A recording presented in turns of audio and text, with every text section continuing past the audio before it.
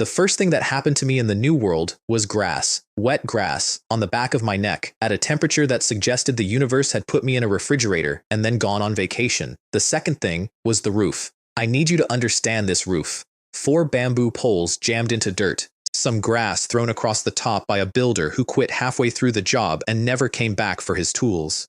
A ring of cold ash where a fire used to be, back when this address had a fire. That was the entire structure. It had more gaps than walls. Calling it a house was generous in a way I was not feeling. Past the poles, in every direction, white.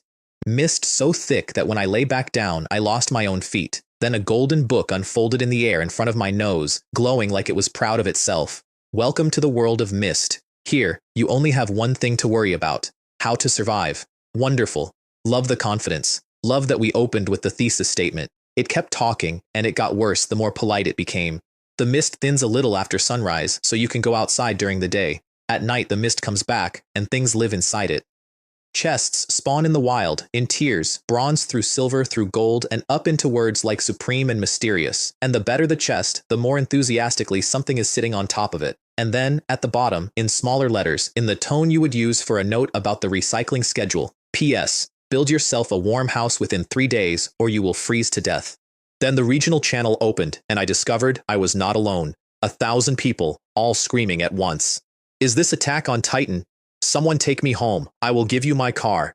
My hands are shaking. Is anyone else's hands shaking? And in between the panic, other messages. Calm ones. A man reporting that his security company had come through together, all 40 of them, and if you wanted to live tonight, you should come to his fire. A woman saying her entire sect had arrived intact and had already started building. And a guy calling himself General Saken, announcing that he had brought 1,000 men with him and would be organizing the rest of us shortly, with roughly 200 people replying "Long live General Saken" inside of a minute. So that was the arrangement. Whatever reached into our world and grabbed us had grabbed some people in bundles, companies, sects, families, entire armies arriving with a chain of command, a supply plan, and a guy whose whole job is morale. And then it reached into my apartment and took me alone and gave me 4 bamboo poles and 2 sticks of wood. Fine. Great. I was going to be fine. I sat up and did inventory, which took 9 seconds because the inventory was 2 sticks of wood, 500 milliliters of water, and a stone axe with a durability rating of 1 out of 5, not 100 out of 500, 1 out of 5. That axe had already lived a full life, and it wanted me to know it. And that is when I noticed the red exclamation mark. It was floating over the 2 sticks of wood. Small, red, patient. I looked at the ash pit, and there was another one. I looked west, out into the mist, at absolutely nothing, at a flat white wall with no features in it whatsoever, and there was a red exclamation mark hanging out there in the blank like a bookmark in an empty book. I focused on the far one, and it opened up and talked to me. Dead tree 40 paces west. Pine cones dry, they will take a spark. And then, in smaller letters underneath, in that same recycling schedule voice, P.S. There is also a cheetah asleep under it. You are welcome to try if you are willing to pay the price of a hand or a leg. I typed into the regional channel, extremely casually, like a man asking about the weather. Hey, anybody else seeing little red marks on things? 1,000 people were talking in that channel. Nobody answered me. They answered everything else. Somebody asked whether the fog was poisonous and got 40 replies in 9 seconds. I asked twice more in different words, and all I got back was a man trying to sell me 1 apple for 100 wood. So the marks were mine. Only mine. In a place that had just told me it planned to kill me, I had been handed an invisible advisor who tags every object in the world with what it is worth and what it will cost me. I did not know yet that it would also make jokes at my funeral, but we will get to that. The fog thinned at sunrise, exactly as advertised, and by thinned I mean it retreated to a heroic 10 meters. 10 meters of visible world in every direction, and beyond that, the wall. 4 directions, 4 red marks waiting for me like a menu. West was the cheetah and the pine cones. West was a no. East offered dry branches, plenty of them, with a swift serpent lurking somewhere in the middle of the pile. East was a maybe. North was grassland, nothing but grass. South said, bronze chest, no danger. I want you to know that I stood there and genuinely deliberated, because a chest with no danger sounds exactly like the sentence a hunting trap would say if hunting traps could talk. Then I went south anyway, because I owned 1 broken axe and half a liter of water, and I was not in a position to be picky. It was a real chest. It really did have nothing guarding it. It sat in the dirt, looking like a prop, and it opened with a click, and inside were 20 pieces of flint. 20 flints. In a world where 1,000 people had just been handed 2 sticks of wood one night and a strong recommendation to stay warm, I stood there in the fog holding a fistful of gray rocks, and I felt the first genuinely good feeling I had had all day, and it was not a survival feeling, it was a business feeling. Because the Golden Book had one more channel, and that channel was a trading floor, and the trading floor at that moment was 1,000 terrified people offering absurd prices for garbage: 1 apple, 100 wood, half a liter of water, 50 wood, and someone, somewhere in that mess, had let slip the single most valuable sentence of my first morning: 100 wood upgrades the shelter into an actual cabin. So wood was the currency, and nobody had fire. I listed 1 flint. I did not list 20. 20 is a warehouse, 1 is a rumor. Then I went to find some trees. The rusty metal axe was under a pile of dead leaves about 300 meters from my poles, and I would have walked over it forever without the mark. Dwarf forged, the hint said, durability 4 out of 5, and slightly apologetic about the rust. I tested the old stone axe first, out of curiosity. 10 swings at a tree with 99 durability, 10 honest swings with my whole shoulder in them, and the tree went from 99 to 89, 10 swings, 10 points. At that rate, I would have been standing there until spring, and even the donkeys on a film crew would have refused the shift. Then I swung the metal axe once, 99 to 44.5, 1 swing, half the tree. I chopped 50 trees that morning, 50. My hands went numb. My back filed a complaint. I came home with 50 wood, 12 vines, and 12 bundles of pine needles. Then the backpack informed me that 10 identical items stack into 1 slot and that I get 10 slots. My entire net worth had to fit into 10 little squares. The serpent found me on the way back. It was in the branch pile east of the poles, exactly where the morning mark had put it, except the mark had updated itself while I was busy. It now read, "The Gale Serpent has just swallowed a frog and is digesting. Attack now, and you will most likely win." That was the moment the cheat stopped being a novelty and became a weapon. It was not a map, it was live. It was watching the world change and telling me when the window opened. I opened it two-handed with the metal axe, twice, and then I was standing over a dead snake with my heart going like a washing machine full of bricks. It dropped snake meat, a gallbladder, a dose of venom, and 1 wind-type beast core, a little swirling marble the size of a thumbnail. The hint looked at it and said, and I am quoting this exactly, "If you cannot cultivate immortality, give up." Extremely helpful. Thank you. 10 out of 10 description, no notes. I ate the gall raw because the mark said to, and because I had reached the stage of my life where a floating book was my only friend. It tasted like a battery that had been left in a swamp, and then a line came up telling me my toxin resistance had gone up by 1, and a whole attribute panel unfolded behind it that I had not known I had. Strength 5 out of 10, agility 7 out of 10, satiety 6 out of 10, everything out of 10, which told me that 10 was the ceiling of a human being and that somebody had built this system expecting things that were not human beings to be reading it. I filed that away and went to rob a squirrel. The dead tree west had a hollow in it, high up, and I cannot climb.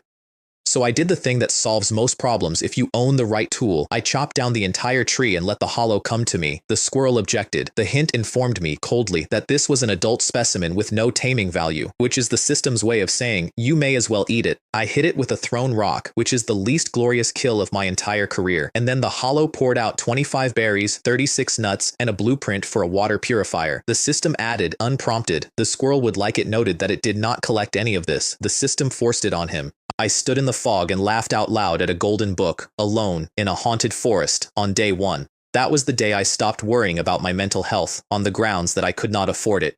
Then the sun went down, and the mist came back, and I found out what my flint was actually worth. Because at sunset, 1,000 people who had been arguing about apples all day simultaneously discovered they could not make fire. The trading channel went from a flea market to a hostage negotiation in about 4 minutes. I sold the 1 listed flint immediately for 100 wood, and 100 wood turned my 4 poles and my grass roof into a real wooden cabin, 20 square meters, 4 walls, a floor, and a door with a lock. The description of the lock said, and again I quote, protects against beasts, thieves, and your best friends. Whoever wrote this system had been through some things. Then the private messages started, and they did not stop. Everyone had watched that flint sell. Everyone had done the math on where it came from. I had 18 left, and by then the price of fire was no longer a price, it was a confession. I sold them in pairs, 10 stone, 12 vines, 3 fish, 20 bamboo, 12 wood, 20 bundles of dry grass. A blueprint for arm guards from a man who was clearly crying while he typed. A blueprint for an animal trap. I built the trap that night out of vines and bamboo and set it by the door, and I lit my fire, and I sat inside 4 walls listening to the wind, and I watched the number in the corner of the regional channel, 1000, then 988. You do not see anybody die. That is the thing nobody tells you about a number in a corner. You just watch it tick, and every tick was a person who had 2 sticks of wood and could not figure out how to turn them into a fire. And before you decide how you feel about me, understand, the game gave everyone 2 sticks of wood. Everyone. Friction fire was available to every single person in that fog from the first minute, and I know that because I nearly did it myself before the chest showed up. I sold them a shortcut at a robbery price. I did not sell them the only road. If a man will not rub 2 sticks together while freezing to death, that is a conversation he needs to have with himself. I told myself that, in my warm cabin, with my door locked. It worked pretty well for a first night. Then I opened the upgrade tree, and it stopped working entirely. The tree laid out everything my house could become. Level 1 workbench, level 1 bedroom, and above them, a stone house, which needed 200 stone, 100 mud, 4 panes of glass, and 4 earth-type beast cores, and which came with a note attached that I read 4 times. Severe cold snap in 3 days. Extreme cold in a week. Wooden structures will not hold, only stone will. 3 days.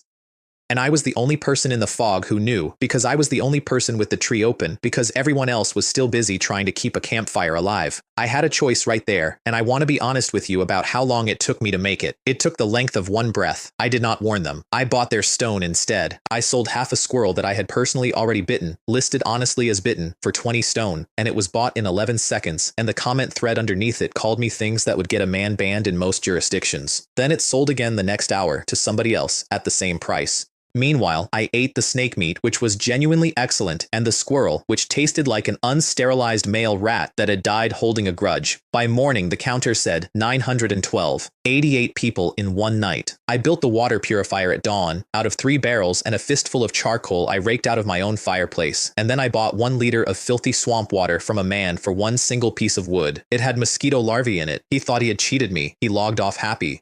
I ran it through the filter and got 900 milliliters of water that tasted like a mountain spring, and I sat there doing arithmetic with a piece of charcoal on my new floor. 1 wood buys a liter of poison. A liter of poison becomes 900 milliliters of drinking water. 900 milliliters of drinking water, at the going rate on a channel full of thirsty people, was worth about 8 wood. I had just discovered that in a world with no clean water, I owned the only tap. I carved 10 bamboo cups, upgraded my straw pile into an actual haybed, and lay down in a locked wooden house at -5 degrees, while 1,000 people, or what was left of them, argued in the dark. And somewhere out past the 10-meter line, in mist I could not see through, something was already walking a slow circle around my house. I did not know that yet either. Day 2 started with a number, 780, 220 people in 1 night.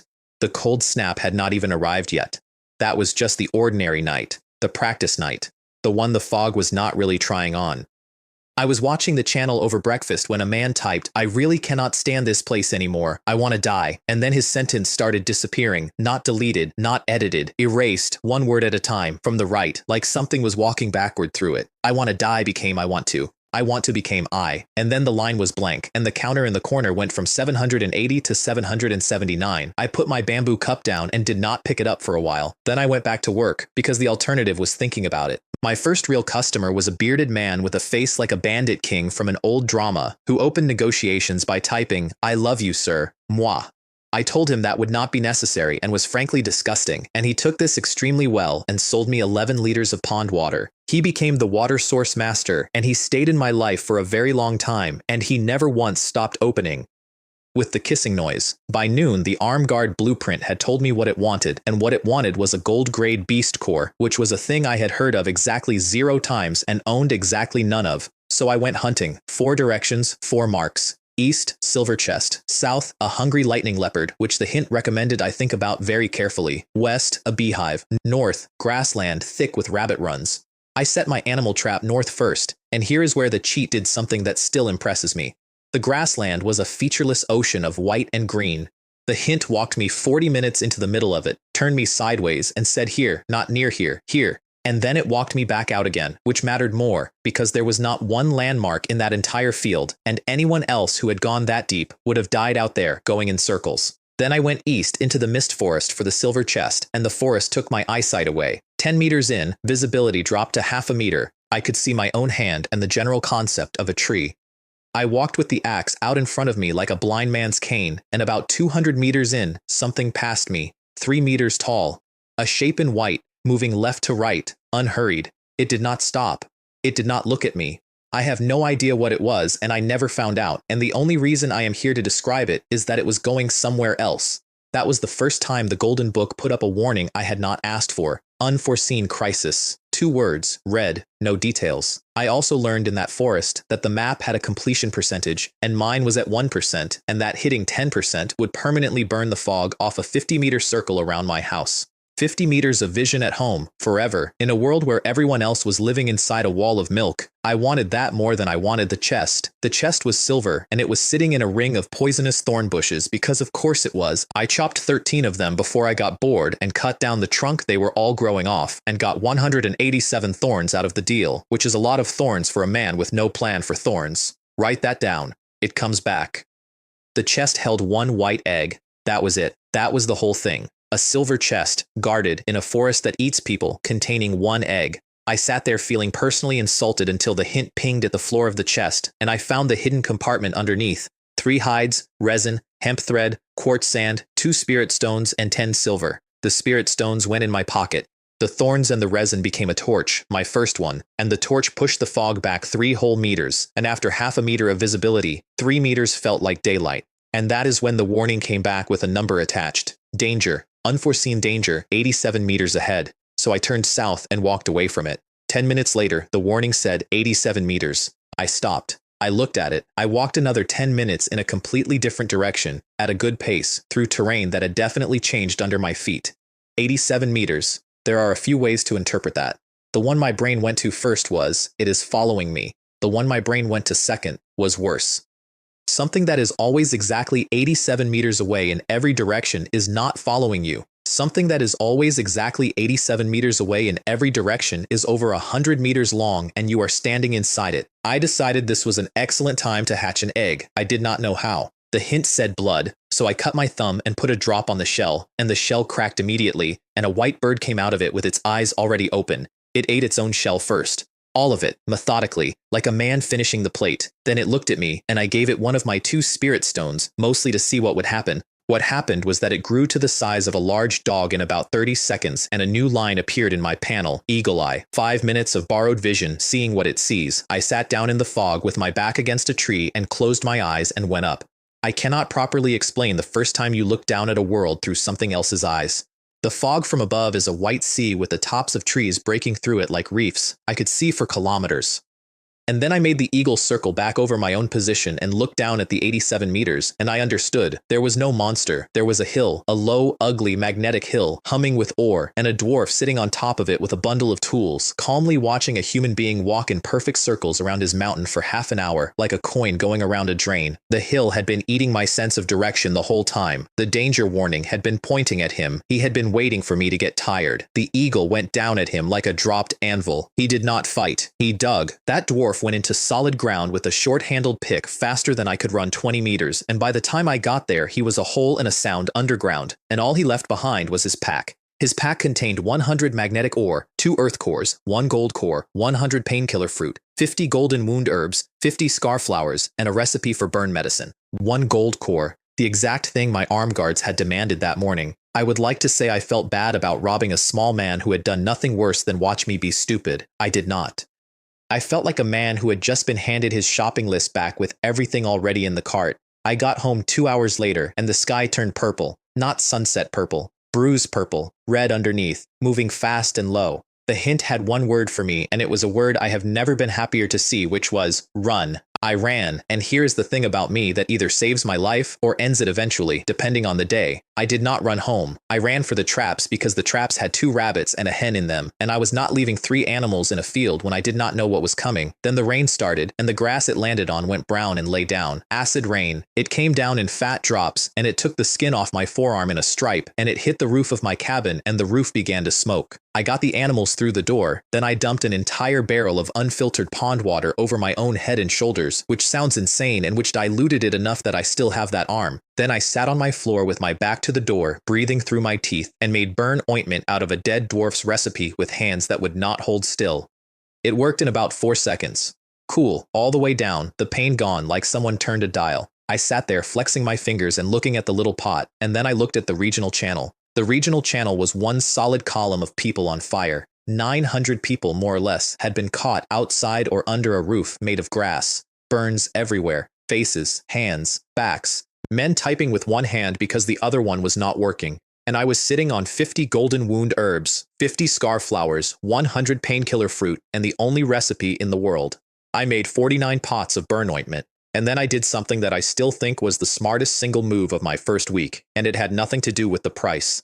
I listed them in 4 different currencies: wood for the guys who had nothing but trees, vines for the guys near the grassland, beast cores for the ones who were already hunting, spirit stones for whoever was rich, because a monopoly does not make money by charging a lot. A monopoly makes money by making sure that every single person who wants the thing has a way to pay for it. They sold out. The comment thread split down the middle like an axe went through it. Half of them wanted the recipe published for free and told me exactly what kind of person I was in exactly what kind of language. The other half were typing things like, "A saint has appeared upstairs, thank you, my hands work again." I blocked the loudest of the first group, not out of anger, but because a customer who screams at the counter slows down the line. The take: 1 metal core, 100 wood, 200 stone, 180 mud, 20 vines, and 20 spirit stones. And one more thing. A man came into my private messages offering a gold-grade beast core, which was the second one I had seen in my life, and he wanted burn ointment for it, and he wanted it badly. His name was He Feng.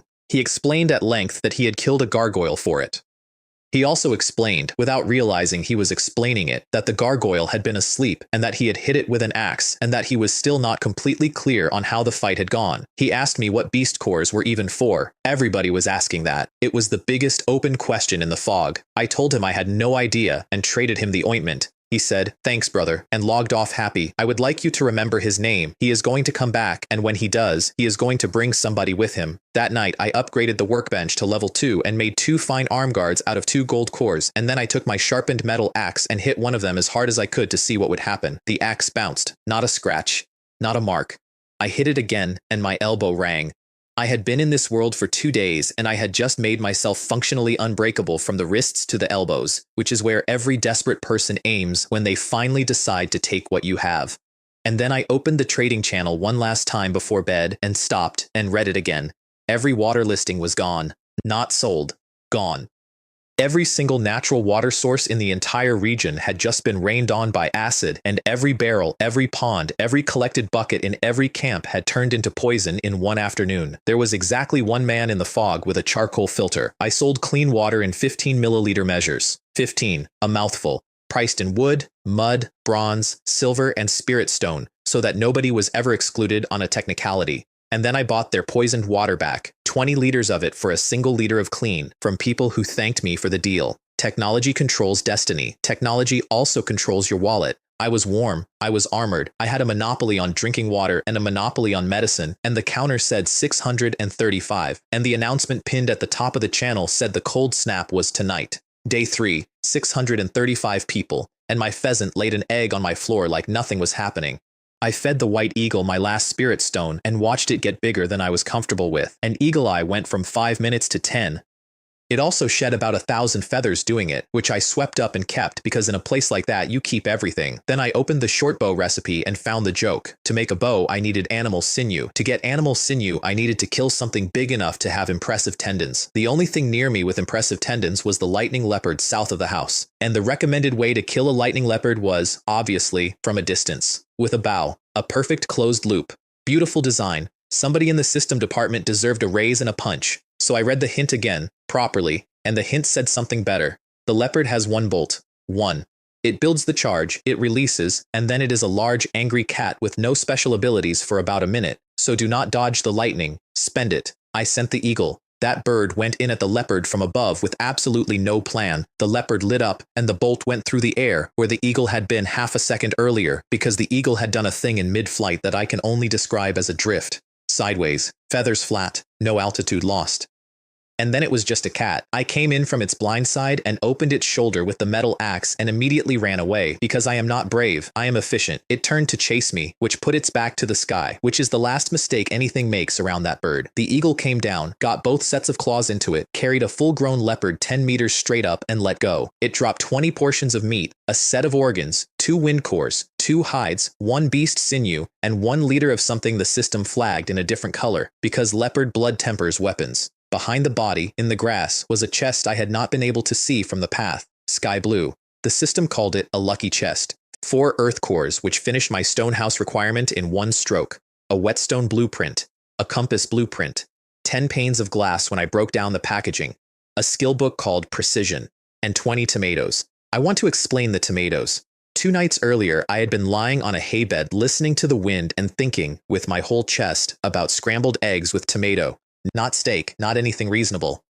Tomato and egg, the cheapest hot dish in the world, the thing your family makes when nobody wants to cook. I had thought about it so hard it was basically a prayer, and there it was, in a box, guarded by a leopard, in a haunted fog. I have never decided whether that was a coincidence or whether the thing running this world had been listening, and honestly I have chosen not to look into it too closely.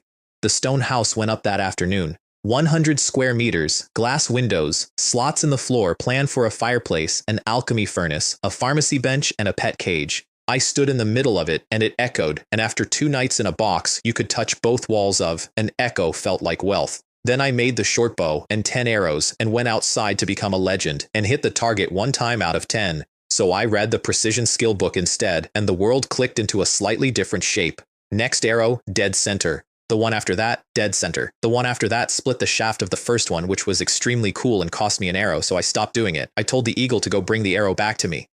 It flew out, picked the arrow up in its claws, then stopped in midair, visibly reconsidered, tossed the arrow up, caught it in its beak, and delivered it to my hand that way, because I had said bring it to me, and claws are not hands. That bird has never once done a stupid thing. It has done many things that look stupid until about 4 seconds later. The whetstone came next, and the whetstone changed the whole shape of my week. Sharp metal axe, critical hit chance, plus 100%. Not more damage. Crits. Every swing. I tested it on the ancient Banyan Grove east of the Mist Forest, where the trees had a durability rating of 9,999, and everybody in the trading channel treated 1 piece of their wood as worth 100 ordinary logs. 1 swing split it top to bottom. I leveled that entire grove in an afternoon. 46 high-grade wood, 396 vines, 365 resin. I was chopping so fast I started copying attack animations out of a mobile game to keep myself entertained, and I would like it on record that the Miyamoto Musashi combo works fine on trees. The bees were the last thing standing between me and the West, and the bees were a problem because they had been feeding on flameflower nectar, and 1 sting from a mutated killer bee does not swell, it burns, straight through. The hint gave me the weakness. They cannot handle poison smoke. So I sent the eagle, whose feathers are too thick for a stinger, to stack a pile of poison thorns and resin under the hive, and then I put a fire arrow into the pile from 90 meters away. The smoke went up into the hive and the swarm came out wrong. Not angry. Lost. They lost the queen's scent in the smoke, and without the queen's scent, a killer bee is just a very confused insect flying in circles until it stops. I got 20 fire cores, a liter of honey, propolis, 75 larvae, raw flame nectar, and 121 charcoal off the bushes that burned down with them. And at the bottom of the hive, groggy and enormous, and no longer surrounded by an army, was the queen. I tamed her. She fit in my palm. And what she gave me was a skill called pheromone control, which does not sound like much until you understand that a queen bee does not fight anything, ever. A queen bee tells other things to fight. Then I came home with a full pack, and there was a woman in my yard stealing my vines. Wine red hair, black dress, absolutely no hurry about it, going through the pile of resin I had left outside because it did not fit in the house. I yelled something about chopping her hands off and went at her, and she was gone before I finished the sentence. Not fast for a person. Fast in a way that threw actual sparks off her heels. Golden boots. She took 20 vines and 15 resin. In the grand accounting of my week it was nothing. But she had found my house, and she had watched it long enough to know when I was out, and she had left knowing exactly how much a man with a stone house and a full backpack is worth. I told myself that if I ever saw her again, I would kill her. I want you to notice that I said that on day 3, in a fine mood, with my hands full of honey. Remember that I said it. That night, I built the fireplace, the alchemy furnace, and a heated pet cage with a fire core in the base, and unlocked the next tier on the tree, which was a villa, 400 square meters, a garden, a greenhouse, a private bathroom. A swimming pool in the apocalypse for no reason at all except that the system knew exactly who it was talking to. It wanted 200 high-grade stone, 1,000 mud, 100 high-grade wood, 20 glass, and 60 beast cores across 3 different elements. I looked at that list the way you look at a mortgage. Then the snow came, and the cold snap arrived, and the counter dropped from 635 to 443 while I was cooking soup. I made tomato and leopard meat in a refined bronze pot. It was the best thing I had eaten in years. Ice formed on the inside of my windows while I ate it. In the channel, a man was describing his toes, which had gone purple, and asking whether that was normal. Another one typed that his fire had gone out and he could not feel his hands, and could someone please tell him what to do, and the sentence stopped halfway through and started erasing itself backward. And then somebody knocked on my door. You have to understand what a knock meant that night. There was nothing alive out there. The mist was solid, the temperature was somewhere below anything a person survives, and every human being in that region was locked in a box hoping their fire held. It was her, the thief. Wine red hair, no coat, snow in it, shaking. Please, I am lost. I will freeze out here. I did not open the door. I stood on my side of it and let her talk, and she talked well because she had clearly done this before, and while she was talking, I got a private message, which I should not have been able to get, because the Golden Book handed it to me the way it hands me everything. It was her conversation with He Feng, my gargoyle customer, her boyfriend. He was telling her to use her looks on the country bumpkin because that idiot fell for the helpless woman routine the last time, and at worst, all it costs is his girlfriend's dignity, and nobody argues with a dead man about the details afterward. And then the hint fired. A woman with bad intentions, metal dagger in the back of her waistband. There is human blood on it. And underneath, in that small, polite font, P.S. But she is quite attractive and she is carrying a lot of nice things, so I might consider it. Hehehe. You are a system. What are you heheheing about? I let her in. I want to be precise about this part, because it is the first thing I ever did in that world that I still think about. I let a grown woman with a knife into my house on purpose. She sat by my fire and warmed up and did the whole performance, the grateful sigh, the hand on the arm, the offer to do anything I wanted in exchange for the night. I said my shoulders hurt from chopping, so she stood behind me and gave me a shoulder massage. And while she was working, with both her hands occupied and her attention on selling it, I took the dagger out of the back of her belt and put it inside my jacket, and she never felt a thing, because a woman who has done this a dozen times is not expecting the mark to be running the con. Then I said something about being tired, and she reached back for her waistband, and her hand closed on nothing. She had about half a second to understand. It was over fast. I am not going to walk you through it. She had a knife she had already used on somebody, and she came into my house to use it again, and when it was finished, she was on my floor, and I was standing there with my heart going and my hands not entirely steady, and the Golden Book, cheerful as ever, offered to merge her magic book with mine. It doubled my carrying capacity, 10 slots to 20. Then it gave me 10 silver, 5 spirit stones, her vines, her resin, her apples, a backpack, a scroll for a portable crafting table, a dagger with 20% bonus damage, and a pair of golden boots. Swift boots. Movement speed plus 100%. Size 36. I wear a 42. They resize themselves to my feet the moment I put them on, which raises questions about the boots that I have never resolved. I dragged her outside because I was not sleeping in a house with a body in it, and I left her about 6 meters from the door and went back in and locked it. Then I looked out the window. The mist moved, not drifted, surged, all at once, the way water moves when something under it turns. And she was gone. In 1 second. Not a sound through the glass, not a shape. Nothing to see at all. Just a single long drag mark in the snow going out into the white, and then nothing. I stood at that window for a long time with my hand flat on the cold glass. Because 6 meters, it came 6 meters from my door, and it did not even slow down, and the only reason I was still standing there watching was that I had been on the correct side of a locked door when it came. It had been out there the whole time, every night, watching the light in my window. I went and put another log on the fire, which helped exactly as much as you would expect. And in the morning, the system pinned an announcement to the top of every channel in the region, and the announcement said, "Tonight is an elimination round. No proper house, eliminated. Not enough wood, eliminated. Not enough calories stored, eliminated." And then everyone who survives gets ranked, and everyone below rank 100 is removed from the game. The system used the word eliminated 4 times and never once used the word killed, which somehow made it worse. 443 people, 100 spots. Here is what a panic does to a market. Up until that morning, the exchange rate on high-grade wood was 100 ordinary logs to 1. That is not a rate somebody decided. That is what the material is actually worth because it has 99 times the durability and it holds a building up. I posted my rates at 3 ordinary wood for 1 high-grade wood and 1 ordinary wood for 1 high-grade stone. The trading channel lost its mind. There were paragraphs. There were people explaining basic economics to me in capital letters. There was a man who wrote 400 words about market manipulation, and then, at the end of the 400, asked whether I still had any left. They all paid, every one of them, because a man who is going to be ranked out of existence at midnight does not need a fair price. He needs a wall, and he needs it in the next 6 hours, and the difference between a fair price and my price is a thing you can only care about tomorrow. 33 high-grade wood, 88 high-grade stone, 100 dead branches, 10 spirit stones.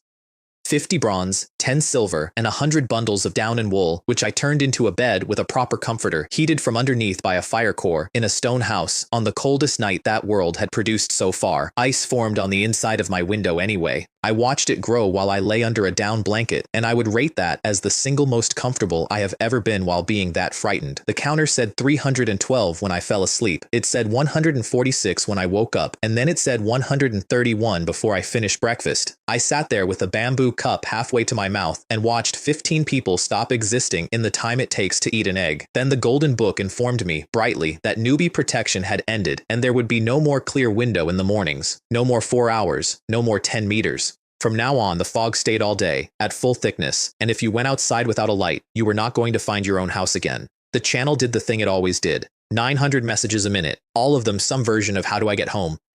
And I sat in my stone house holding a compass blueprint that had come out of a lucky chest 3 days earlier and had been sitting in my inventory doing nothing at all, next to 100 magnetic ore that I had taken off a dwarf who was trying to make me walk in circles. Some days the world just hands you the whole sentence and lets you read it out loud. I refined the ore in the alchemy furnace and made 100 compasses. Then I kept 2 and listed 98, and I did not price them in wood. I priced them in whatever the buyer had that I could not get for myself. That is how I ended up with a 4-leaf clover that grants 5 minutes of genuine mechanical good luck. And that is how I ended up with a power pill.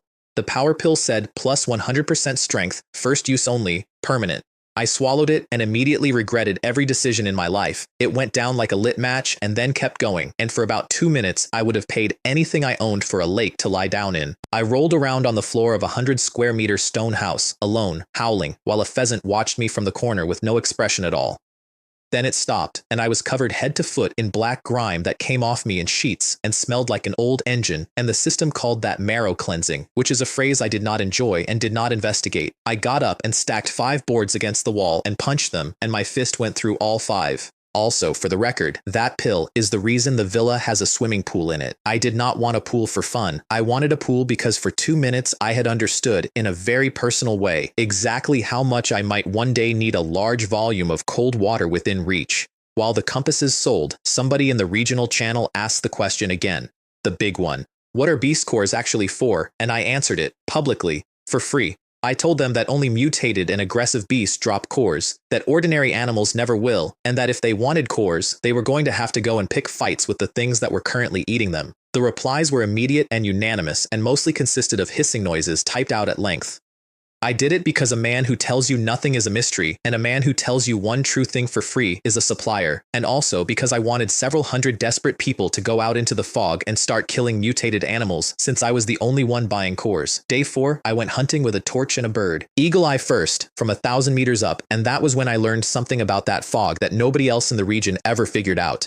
The mist is not even. It is thickest exactly where people live. It pools over camps. It is thin over empty grassland, and it is like poured milk over a house with a fire in it. The fog was not weather. The fog was hunting. I could see about a dozen torchlights inside a 1-kilometer circle around my house. A dozen people left, that close, out of 1,000. South, the mark said dead forest, hidden silver chest. And when I got there, there were 2 chests. 2 identical bronze chests, side by side in a clearing, in a world that had never once given me 2 of anything. I shot the left one from 30 meters. Nothing happened. No reaction, no movement, no sound. So I walked up to it, entirely satisfied with my own cleverness, and put my hand on the lid. You guessed wrong. This is a ferocious, scary box. It came apart into a mouth, a real mouth, with a hinge where the lid was and teeth all the way around, and it went for my forearm, and it got the arm guard, and I want to remind you what happened the last time something hit that arm guard with force. My own critical hit axe had bounced off it. The mimic did not bounce. But it did not get through either, and while it was busy failing, I emptied an entire jar of tree resin into its open mouth and glued it shut. Then I built a fire around it out of dry weeds. That box tap danced. There is no other word. It ran in circles on the little clawed feet it turned out to have, hopping, clacking, absolutely furious and completely silent because its mouth was full of glue, and then it popped open like a clam and stopped. It dropped bronze, a set of fangs, sinew, and mimic meat, which tastes like pig tongue and is honestly not bad. The real chest was the other one. It had 10 spirit stones, a kerosene lamp blueprint, 3 cans of cola, and a package of instant noodles.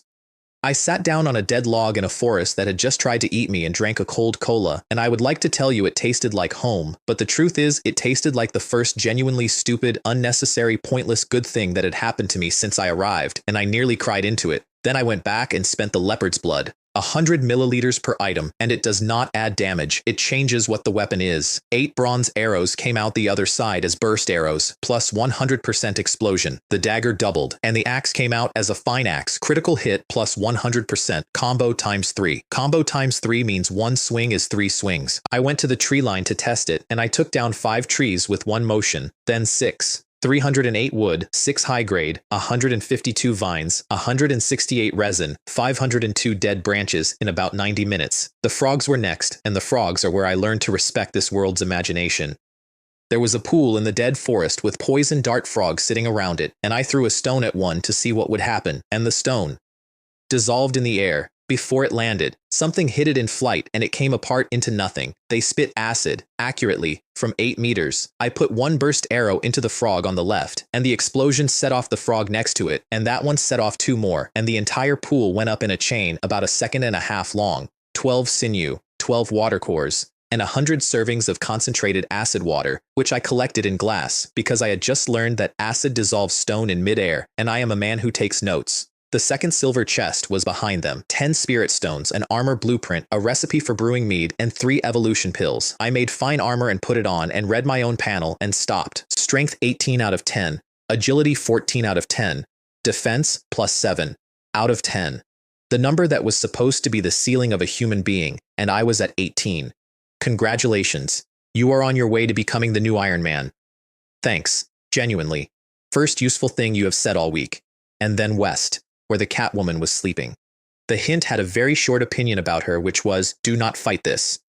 It also said taming was possible, and I had watched her from a distance long enough to know what fighting her would look like, so I did what the hint said. I built a fire in the open where she could see it, and I cooked mimic meat, honey glaze, cumin, and the good salt I had bought off a man who had no idea what he was giving up. It went up into the fog like an advertisement, and after about 20 minutes there was a shape at the edge of my light with 2 ears on the top of it, not coming closer, not leaving. I threw a piece into the air, off to the side, deliberately not toward her. Her claws took it out of the air before it started to fall. I did not see the arm move. I saw the meat stop existing in one place and start existing in another, and I revised my entire plan on the spot, because if that had been my throat, I would not have gotten the blade out. We do not mess with those. So I sat there and ignored her for hours and cooked more and threw pieces further and further in the wrong direction until the wrong direction was closer to me than the fire. Intimacy 1, then 2, then 5. At 5, the system finally told me the number I had been waiting for. Taming success chance, 10%. And failure means she runs and never comes back and never lets a human within 100 meters again. 10%. I burned the 4-leaf clover. 5 minutes of luck, spent all at once on 1 roll of the dice. A golden thread came out of nowhere and wrapped her, and she went straight up off the ground fighting it, and I watched that thread stretch to about the thickness of a hair, and then it thickened again, and held, tamed. 60% loyalty, with a note attached that she was displeased about my use of violence, which, fair. I had about 2 minutes of my lucky window left, so I did the smart thing and immediately walked into the nightmare rat cave. The rats out front were nothing. I punched one into a hole in the wall, and it stayed there. And then the tunnel opened up, and I came out into a valley with sunlight in it, real sunlight, grass, a stone court with hundreds of rats sitting in ranks, and on a raised seat at the far end, wearing a crown, a rat the size of a person, looking directly at me and laughing. There was a shimmer in the air in front of him, a shield, and when I hit it, it rang like glass and did nothing. I have never been so angry in my life. It went up my spine like heat. I got the axe up in both hands and I ran at him. Meow! Right in my ear, loud enough to hurt, and the valley was gone. There was no sun, there was no court, no crown, no shield, no hundreds of rats. There was a cave, and a black crack in the floor of it that went down further than my torchlight went, and my front foot was about half a step from the edge of it. The Catwoman was standing behind me with her ears flat. I did not say anything to her for a minute or so. I sat down on the stone with my back against the wall and let my hands do their shaking on their own time. 60% loyalty. She had known me for 2 hours. She had bitten a golden thread trying to get away from me that same afternoon. The real Rat King came along the wall in the dark while I was still sitting down. He had a spell that blinds pets, and it worked perfectly on both of mine, and he never got the chance to cast it on me because the clover was still burning, and he was too flustered by his broken illusion to aim. I put an arrow through the middle of him. The necklace around his neck flashed and stopped it dead in the air, which is an incredible piece of equipment, and I want you to remember it exists. The arrow dropped to the floor at his feet, and then the arrow, being a burst arrow, did what burst arrows do. The necklace stops one hit, it does not stop the floor. He dropped a spell staff, his crown, that necklace, a set of cores, and his meat, which improves your sensitivity to magic and which I ate immediately without asking any follow-up questions. The necklace was the real prize. 3 deaths a day, refused. 3 times, every day, something kills you, and it simply does not take. The crown was better than the necklace in the way that mattered that night. Charm plus 50%, dominance plus 50%. Because when I got it out of the pile, the Catwoman, who had been ignoring a mountain of fresh, raw rat meat with the expression of a woman being offered a wet napkin, went completely still, and her pupils opened all the way up. I put the crown on, charm plus 50%. She came over and let me scratch behind her ear and went soft and slow and half closed her eyes, and I got about 4 seconds of being the most magnificent man in the world. Then I took it off my head and put it on hers. I did not have to. It was worth more on me. 50% charm in a world where every deal I make is a negotiation is an absurd amount of value to just give to a cat. You have gained the Catwoman's trust. Loyalty plus 20%. I tried to name her Mimi. She looked at me for a while. I named her Dodgy instead, and she accepted that one. And that is how I ended up with a business partner who charges the entire payroll in barbecue. By the way, the two of them did not get along. The eagle could not open its wings inside the rat cave and had spent the entire fight walking, on foot, with visible shame. Dodgy went up a vertical wall in 3 seconds to fetch an arrow off a ledge, came back down, and walked past that bird slowly with an expression I can only describe as an insult in cat. The system, watching all this, offered me a fusion. White eagle plus Catwoman equals owl. Then, before I could even react, it corrected itself. Incompatible. Yes, thank you.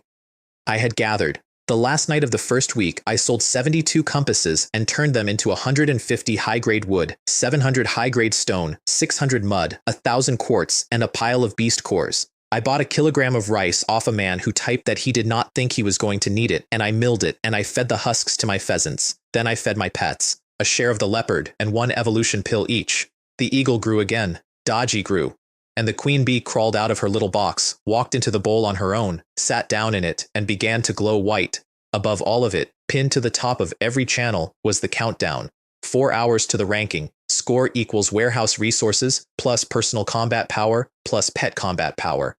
Hehehe. The system typed hehehe into an official announcement about who gets to live. And down in the world channel, a man called General Sakun was making a speech about how his 1,000 soldiers would be protecting everyone who swore to him, and several hundred people were replying, "Long live General Sakun," and I sat in my stone house eating bamboo rice and fried rat king with tomato and egg on the side, and did not type anything at all. 131 people, 100 spots. I was not worried about the 100 spots. I was worried about what happens to a world that has been quietly killing us for a week, on the day it finally runs out of easy ones.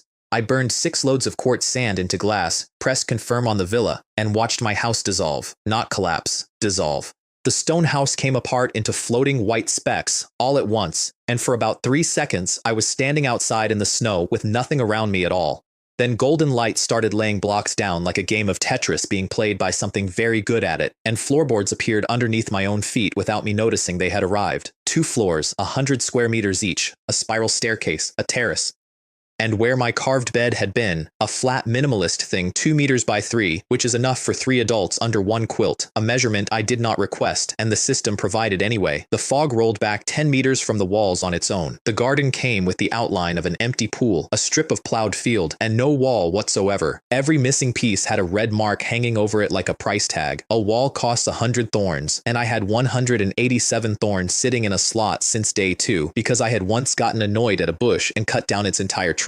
I built a wall of poison thorns 1.5 meters high with a metal sheen on the spikes, and then I built the pool, and the air around the pool went damp within a minute because it was quietly pulling water out of the sky. 100 liters an hour. Undrinkable, but 100 liters an hour. Out of nothing, forever. The pet park went up in the corner.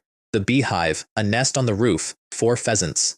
I carried the eagle out there myself, and it did not wake up once, because it had eaten nightmare rat meat and was busy having whatever a bird has instead of dreams. Dodgy was not in the shed.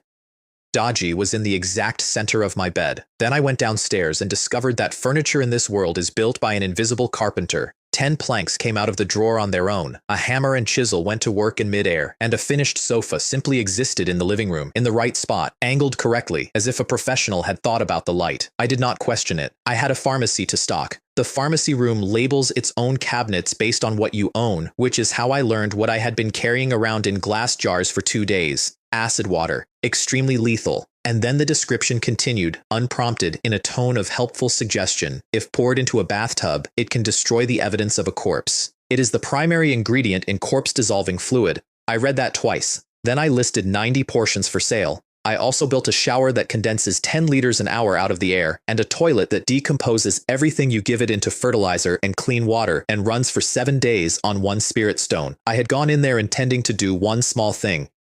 The seat was so comfortable that I ended up doing considerably more, and the whole business turned into white light, and my warehouse pinged basic fertilizer plus 10% plant growth. Then I took the first shower of my life in that world and washed the floor black. I want to describe the economics of the next hour, because it is the single most useful thing I know. I sold the acid water at 10 spirit stones a portion. Fine. But the nightmare rat meat I sold in tenths.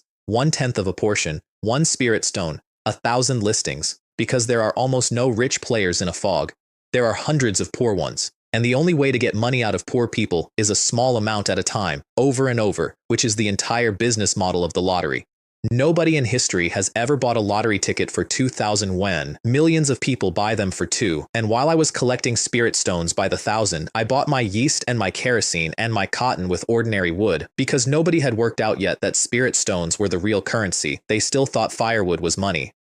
So I collected the thing that mattered at the price of the thing that did not, for as long as they let me. Meanwhile, 4 districts over, General Sakun was doing it his way. He had come through with 1,000 men, and he ran them like a war. An intelligence department that read the World Channel all day and paid informants in other districts. 100 men on timber. Hundreds more hunting chests, all of which he opened personally, and when he learned that beast cores come from mutated beasts, he sent 200 soldiers at a herd of wild bulls with orders to charge. 256 of them died. They killed 6 bulls, 12 beast cores. Then he went to bed convinced he was the strongest man alive, and several hundred survivors chanted his name outside his tent. And honestly, I understand why they did. When the world ends, a man with a plan is the most beautiful thing you will ever see, even when the plan is arithmetic like that. At midnight, a bell rang. Not a system sound. A bell, enormous, from somewhere deep inside the fog, like a giant in a clock tower had leaned into the swing.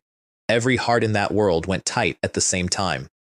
I frowned in my sleep, pulled the pillow over my head, and rolled over. The announcement went up while I was unconscious. Everyone below rank 100 gets 2 options. Option 1, escape all suffering forever, which is a very pretty way of saying deletion. Option 2, become a lord, keep your skills, lose your name, lose your will, and belong to somebody. 10 minutes to decide. And if you cannot choose, the host will choose for you. The ranks scrolled up from the bottom, while people begged strangers to call their mothers and type their home addresses into a channel that does not reach home. First place, Region A, District 7. My name. The channel came apart. It is that unscrupulous merchant, they wrote. The water guy. The compass guy. Of course it is him. I was asleep with a cat in my arms. Second place was Sakun, and I would pay money to have watched his face. His own district had already crowned him first, and his men were chanting before the regional board even posted. Then the board posted, and the system, which does not have a merciful bone in its code, published the full comparison side by side. House level 3, a stone house, against house level 4, a villa.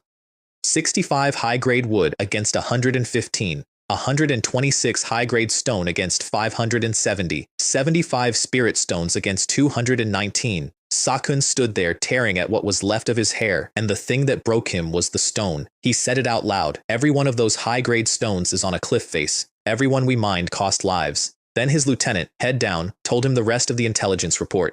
The Lord of District 7 has no team. He is one man. They had worked it out from my sales ledger. 19 flints sold and 1 kept. 49 doses of burn medicine sold and 1 kept. A man with a squad behind him never sells all his meat, never sells down to the last dose, never runs that thin because he has mouths. Only a man alone can liquidate everything. And Sakun sat down and started, for the first time, to suspect that his entire strategy had been wrong, that he should not have been building, that he should have been taking. Remember that thought. It comes back with 1,000 men attached. The purge happened next, and I did not see it, and I found out about it later the way you find out about everything in a place like that, which is secondhand and too late. Sakun's eliminated soldiers had their water confiscated on the way out, so the general's stockpile would not dip. One of them, number 666, said he would rather die than be somebody's property one more time. His friend, number 233, raised his hand and reported him immediately. 666 did not get to finish the sentence. Then the officer explained to the rest of them that betrayal has a price, and that the price is also paid at home when they get back, and that if they chose to become lords under the general instead, the general would personally carry their ashes and their tags to their families. 17 of them chose him, out of dozens. And then the host of this world spoke, and I want you to hear the exact shape of it, because it tells you everything about what we were living inside. I have decided to give more to those who already have more, and to take everything away from those who lack. 20 extra lords to me. Sakun's share stripped entirely. And then the remainder had to be divided between 8 districts, and the arithmetic did not come out clean, and the host said, it does not divide evenly, then we will eliminate 6 more people. 6 people because of a remainder. The world number 1 prize was a coupon that doubles every attribute you have, and when the host went to award it, there was a pause, and then, he is asleep. What a spoil sport. I woke up owning 40 people and having dreamed I was a king being fed grapes. I did not get to enjoy it, because a chunk of my Thornwall was missing. The eagle had upgraded overnight while it slept off the rat meat. Vision 30 minutes now. Flight speed doubled, and a new one. Night vision. I borrowed its eyes and saw the world in heat, which is how I got to look at myself from above as a bright orange man standing in a garden wearing a purple towel. Then the sound of wind went past my ear in a way that wind does not, and something enormous came down on me. Bat wings. A Chinese dragon's head with a beak on the front of it and whiskers trailing back. Red scales, claws a meter long. Daji went into the strike sideways and raked its leg open, and where the blood hit the ground caught fire. I put an explosive arrow into it. The dragon caught the arrow in midair with one claw, which I did not know was possible, and the arrow detonated inside its fist, and the system helpfully informed me that this had produced a minor burn. A minor burn. On a creature whose blood is a fire hazard. I had 1 arrow left, so I stopped shooting and started thinking. I still had the Nightmare Rat King's blood.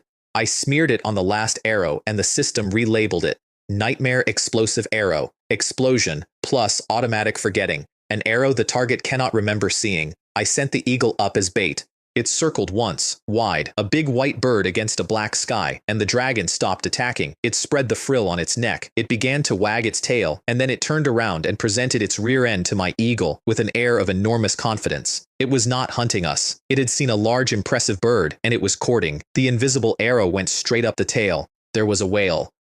I want to be honest and say that I felt a certain sympathetic tightness in my own body at that sound, and I remember thinking, in the half-second before it happened, that from a distance the two of them almost seemed to be enjoying themselves. Then the gas ignited, and the entire dragon went up over my villa like a municipal fireworks display. The harvest was obscene. 356 dragon bones for top-tier weapons, 1,296 scales for armor, 110 fangs with piercing plus 100%, 2 horns, high-grade sinew that adds range, the tail, which is a single perfect resilient piece of bow bone with fire already baked into it. 2 eyes for wand cores, described by the system as a moving eyeball, isn't that cool enough? And 998 portions of scrap dragon meat, which raises cold resistance and, more importantly, raises loyalty. Daji's fur fell off in my hands. I want to be clear that I did not do anything. I was scratching behind her ear the way I had every night, and the coat came away like a shed skin, and standing in my living room was a grown woman with cat ears and a tail and absolutely no clothing. I looked at the ceiling. I told her, at the ceiling, that we would be getting her a coat immediately. I got a coat. I threw the coat. She caught the coat and put it on and gave me a look I can only describe as the look you give an idiot who has finally, after considerable effort, done one correct thing. Then the eagle came back with a fire spirit in its beak. A fire spirit is a red jelly parasite that lives on dragons. The system called it immortal and indestructible, and noted that contact would kill a weak human instantly, and then offered me a fusion. White eagle plus fire spirit equals turkey. Turkey my ass. A featherless bird. Does it not simply look like a turkey? I did not get to argue because the fire spirit melted and poured itself down the eagle's throat on its own. Every feather came off it at once. Then it ignited from every pore and burned on my balcony until there was nothing on the tiles but a heap of ash, and I stood there and did not move because there is nothing you can do about a bird that is on fire from the inside. Then something chirped in the ash pile. A tiny bald chick stood up in it, looked around, and fell over. Reborn. Fire type now. Ignites when attacked, which means nothing without water or ice magic can touch it. The flame burns out in a few minutes, at which point it drops out of the sky and bounces twice, which is a design flaw we have been working on ever since. Also, one piece of red dragon meat fed that bird more than 2 spirit stones ever had. It burped a jet of red flame, gained 10 centimeters on the spot, and grew red down. I threw it up onto the roof to sleep, and it landed in its straw nest, and the nest immediately caught fire. It flapped. It panicked. It pointed at the fire with one wing and looked at me and made a noise that was unmistakably a request for assistance. Deal with your own problems. If it burns down, you are sleeping in the dirt tonight. So it opened its beak and sucked the fire back in, all of it, like a magic gourd from an old cartoon. Then it settled into the unburned straw and went to sleep. I have owned that bird for a long time now. It has never once needed me. Downstairs, somebody sneezed. Dodgy went down the staircase like water going down a drain, and I went after her at a dead sprint, entirely because I did not want anyone to see my cat before the coat situation was resolved. There were 40 people standing in my living room, modern clothes, stone axes, torches, and all of them at the same time went down on one knee. Greetings, Lord. We are your lords. The rules came up on my panel while I stood there in a towel. They cannot refuse work, but if I starve them, overwork them, or give inhuman orders, loyalty drops. Below 50%, they run. Below 20%, they do not run. Starting loyalty, 60%. I told them to stand up. Then I told them men on the left, women on the right. One of them stayed in the middle and asked which side the transvestites go on. Men left, women right, transvestites in the middle. Later on, we will see which side needs the help and you can go there. I am not a brick. You cannot just move me wherever I am needed. Lord number 001. Gender, none. Special ability, foresight of danger, ideal for map exploration. Loyalty, 59%. It had already dropped a point. From the joke, mine. I learned something about them within about 4 minutes, and it changed how I ran that entire territory. They had kept their skills. They had lost everything else. The hunter started telling me he had hunted with his grandfather since he was a boy, and stopped in the middle of the sentence and said, "Wait, do I have a grandfather? Why can I not remember who he was?" Their memories were a mosaic with the tiles pulled out. The skill was razor sharp. The person the skill came from was gone. They did not have names, so I gave them names. The cook, number 4, asked me for warehouse access so she could equip the kitchen herself, which is the single most competent thing anyone had said to me all week. I named her Chu Si, which is a pun on kitchen number 4, and which she liked, made her head of the kitchen, and gave her the keys. 60%, 65, 75, in under 2 minutes. The people are extremely easy to fool. I wrote that down at the time and I want it in the record because I'm going to sound better than that later, and I did not start out better than that. Then, Lai Wu on hunting, Yao San on herbs, Shi Liu on stone, Wood 8 on timber. Wei Qi on the guard rotation, whose special skill was listed as staying up all night to cultivate immortality. Steward on the household, Healer, number 11, on surgery, 8 squads of 5. I built the kitchen outside the villa on purpose, with 2 doors, one to the yard for carrying game in, and one straight to the dining room, and I want to be honest about why. It was not logistics. It was that with cooks chattering all day, a grown man in the next room has to either listen or pretend not to, and both of those are exhausting. Then I looked at what a manor costs and nearly went blind. 10,000 mud, 1,000 high-grade stone, 2,000 vines, 200 spirit stones, 5 kinds of beast core in the hundreds. So I built a dormitory instead. 4 floors, 48 rooms, canteen, and rec room on the ground floor. 48 is enough for 40 people with 8 left over for the Lord's children, which I said out loud to myself in an empty room and then laughed at for longer than was reasonable. And then the build failed because I was 9 earth cores short. That is when a man calling himself Sun Wukong sent me a private message.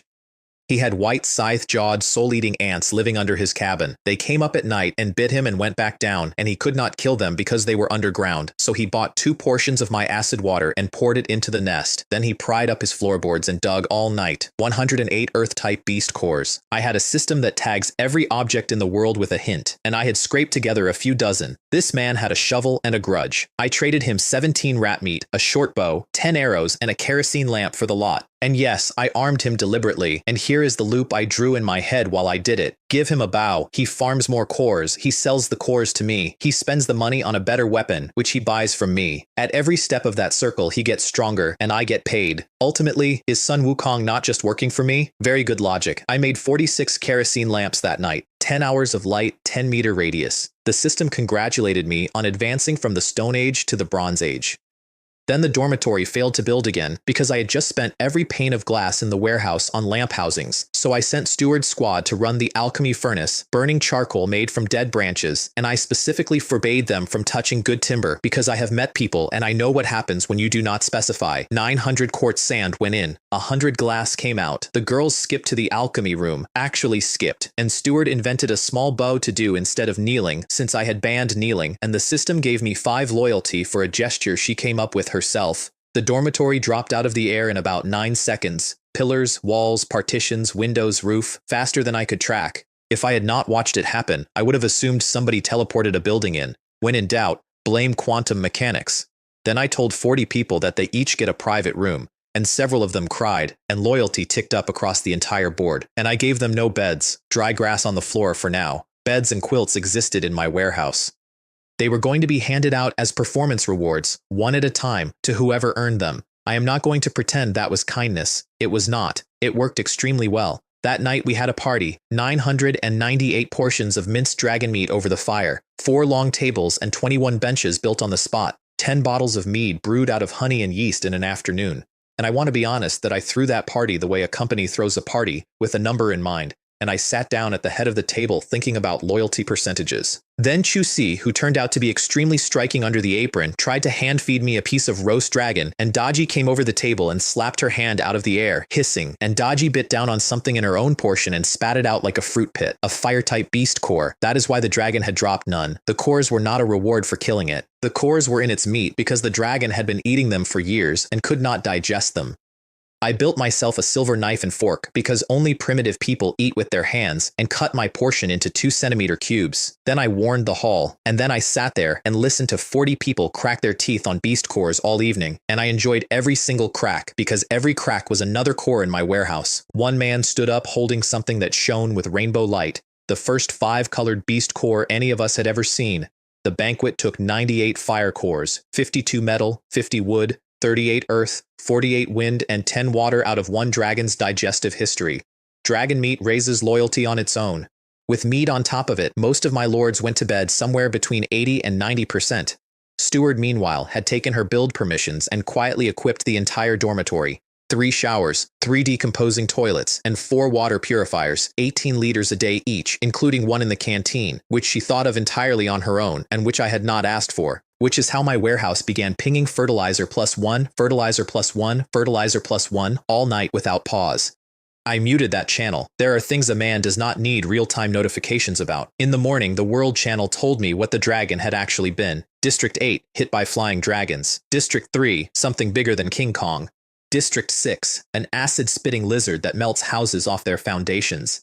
And a confused man in my own regional channel typing that he was from District 7 and nothing had happened here at all, which was true, because our dragon had already been dead for 6 hours and we had eaten it. Pinned at the top, this wave of attacks is my first gift to the lords. Uneasy lies the head that wears the crown. The casualty reports came in all morning. A man whose hand froze and came off, a girl taken off a roof, and one lord who died when a fire dragon's breath ignited the methane in his outhouse, which the channel memorialized with the phrase exploding poop plus 10,086, because people are people right up until the end. And then, congratulations to the Lord of District 7 on becoming the world's first dragon slayer. Although the methods were somewhat despicable and, frankly, difficult to watch, I got a title and a golden shield medal with a knight running a spear through a dragon on it. +2 courage, +2 magic resistance, and dragons fear you. I bid it to check whether it was real gold. It was. It has my tooth mark in it. I am keeping it, because when I get home, that thing is worth something to somebody. The whole World Channel then begged me for the method, so I told them the truth. First, you need a giant eagle.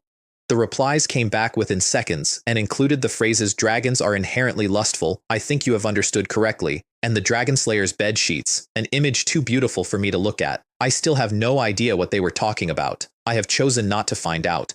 By then my lords needed gear, and gear needed backpacks, and the intermediate backpack holds 1,000 units, where a unit is a bundle of timber, 20 to 30 tons on one person's shoulders. No wonder they build it around a wind core. Anything less and the weight turns the wearer into paste. I needed 20 of them and had materials for one, so I sold kerosene lamps. Regional channel first, always.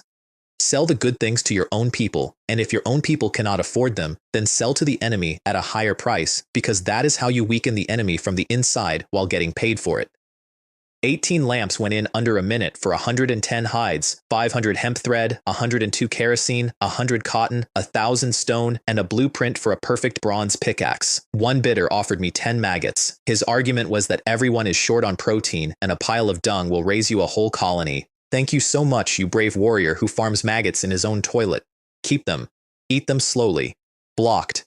And every single time I haggled, a counter went up in the corner of my vision. Shady merchant attribute, +1. The description said that no merchant is without cunning, and that each point increases the buyer's trust in you. The buyer's trust in me. Going up. Every time I take somebody apart. It maxed out 3 hours later and turned into a passive skill, and the passive skill was called, I will fool you until you are crippled. Once the target falls into your verbal trap, they believe you unconditionally. Even if they begin to doubt you, the promise of the reward pulls them back in. And then a PS. To raise the success rate, remember to give your opponent a little something first. In my old world, that is the #1 skill of a man who runs a pyramid scheme. It fired for the first time about 40 minutes later on a man who deserved it. Sawkins' lieutenant came into my messages trying to buy the kerosene lamp blueprint. When I would not sell, he tried the actual trick, which was well built. The Lord system lets players in the same region locate each other. So he offered to join my region as a gesture of good faith, and then naturally, we would be able to find each other. Sir, that is infiltration. You have described infiltration to the person you are infiltrating. So I made a counteroffer. Put everything you own on the trade window, so I can see what your general actually has. Nobody presses confirm. Just a look. They discussed it over a hand-rolled cigarette of wild tobacco, and the reason I know they had cigarettes is that the general's temper without them had gotten men executed for frowning. And the lieutenant said the thing that closes every trap in history, you cannot catch a wolf without risking a cub. Show him the saltpeter, it is worthless to us. And the second he reveals his location, everything he owns is ours. So they laid the entire warehouse on the table, and my new passive skill quietly put the word drawing into that man's head where the word blueprint should have been. He confirmed, 1 kerosene lamp picture, in exchange for 1,000 saltpeter, 1,000 sulfur, 200 stone, 15 wind cores, 40 fire cores, 14 water cores, 400 bronze, and 50 silver. A child's crayon drawing of a lamp landed in his warehouse. You lied to me. Give me back my things right now. The other party has enabled friend verification. You are not yet their friend. Please send a friend request first. He sent that message 3 times. I got the same automatic reply 3 times. By dawn, I had 25 intermediate backpacks and 15 perfect bronze pickaxes, which double as weapons, because when it comes to weapons, the longer the better, and a pickaxe is considerably longer than an axe. I dumped the entire pile on the canteen floor in front of 40 people who had woken up owning nothing but a private room and some dry grass. They went straight for the bows, every one of them. What man does not love archery? Chusi had already replaced her school uniform with a navy and white maid outfit, which she had built herself overnight out of my warehouse, and she was kneeling to hand me each item off the pile like a ceremony. I looked at that for a second, and then ordered the entire kitchen team into the same uniform, because if we were doing a bit, we were doing the bit properly. Shi Liu's 10 miners got 10 backpacks and 5 pickaxes, the hunters got bows, Wood 8 got a bow and nothing else, and Wood 8 is built like a door, and Wood 8 detonated. Does the Lord think the timber team is inferior? We cannot chop trees by hand. 40 people went quiet, so I took my own axe off my belt and gave it to him. Dwarf forged, whetstone sharpened, blood tempered. Critical hit chance 100%, combo ×3. The best tool I personally owned. His eyes went out of his head. He held it like it might change its mind. Then he looked at his 4 crewmates and looked back at me and said in a much smaller voice, Lord, do we only have the 1 weapon? 1 is enough. You chop, they carry. And Li Wu, captain of hunters, got nothing at all. The canteen laughed. He stood there taking it. Then I called out number 001, the one with no gender who had cost me a loyalty point on day 1, and I named him Ivankov, and I put a sharp dagger in his hand. The system caught fire. Ivankov's talent has awakened. Dangerous smell. A scout who can smell danger before it arrives. Li Wu was so happy he forgot he was being laughed at. Wood 8 was not going to let that go and spent the next 10 minutes shouting, "You are the captain and you do not have a weapon," across a crowded room until the whole canteen was shouting it with him. That is when Chu Si stood up. She had been kneeling to hand out equipment for the better part of an hour, and both her legs had gone completely dead, and she went forward instead of up, and on the way down she grabbed the only thing within reach, which was my trousers. 40 lords, 1 rip, no survivors. The miners looked at me. Then they looked at the wooden handles of their pickaxes. Then they looked at me again, and one of them said, with real feeling, that the Lord truly is better than other people at absolutely everything, and the whole timber crew agreed with him at length. The women covered their eyes with their fingers spread wide enough to drive a truck through. "Lord, shall I help you put it back on?" "Get out." I left, and behind me, 40 adults knelt in the direction I had stormed off in and shouted, "Thank you for the reward, Lord. Thank you for the head of household t-shirt," and loyalty went up across the entire board, and 3 separate miners awakened a talent called miracles happen with great effort. I have never gotten a better return on any single asset in my life, and I would like it noted that I did not choose to spend it. The bow took most of the morning, high-grade sinew, the dragon's tail as the bone, and a 5-colored beast core to bind it. Range, 500 meters. It came out shaped like a dragon in flight with its wings spread, deep red and scaled, and the head holds the arrow in its open mouth. The 5-colored core had split itself into 2 eyes above the head, and those eyes get brighter the further you draw. Draw weight, north of 100 pounds. Without the power pill, I would not have bent it at all. 40 people came out into the garden to watch the first shot. I drew it all the way, the eyes lit up like a furnace. I loosed, and the arrow exploded about 8 centimeters from the bow. Complete silence. 40 lords frozen mid-applause with their hands apart, and then Chu Si, who has a gift, said loudly and confidently that the bow was simply too strong and the arrow too weak, and so the arrow had broken. Well reasoned, supported by evidence. Somebody give that woman a raise. Enchanted arrows cost 1 beast core and 1 spirit stone per 10, and arrows are a consumable, which means every shot I take costs more than most players earn in a day. I made 10 fire and 10 wind and felt each one. The fire arrow is red, with a fire core seated in the head, and when it goes, the dragon's left eye burns red. In daylight, it crosses the sky like a meteor. Under a tenth of a second to a target 90 meters out, it shattered the boulder I was aiming at. It also set fire to everything within 10 meters of the boulder, including my poison thorn fence. I should have known better than to practice archery inside my own house. The lords ran for water with genuine discipline for about 4 seconds, then the plan degraded. "What are you doing with a bucket? That is too slow. Use your urine." "How much of it do you think I have?" Somebody was already unbuttoning when I got there and made him stop. "We are a civilization. We have a pool." Then a shadow went over the entire crowd and the lords scattered because a giant burning bird was coming down off the roof. "Fire boy, go, suck out the fire." That eagle landed in front of a wall of burning thorn, opened its beak, and inhaled. The flames went into it in a single stream, and the fire, having had its fire element removed, simply stopped existing, not doused, deleted. The lords applauded the bird. Then they turned around and applauded me for owning the bird, which is the correct order of operations. Then the bird went up and started flying like a man walking home from a wedding, weaving. Losing altitude, correcting too hard. I borrowed its eyes to see what was wrong, and I got one thought back, very clear. The smoke is poisonous. The fence was made of poison thorns. My eagle had just taken an entire burning poison hedge into its lungs. So the white eagle got intoxicated from smoking too much. That is fine. We will quit smoking. Then it dropped into the crowd, staggered upright, and looked at me with an expression of building horror. "Master, get out of the way. I cannot hold it in anymore." What followed was a rapid series of emissions, each one carrying a spark, and on the third one, the whole exhaust stream ignited.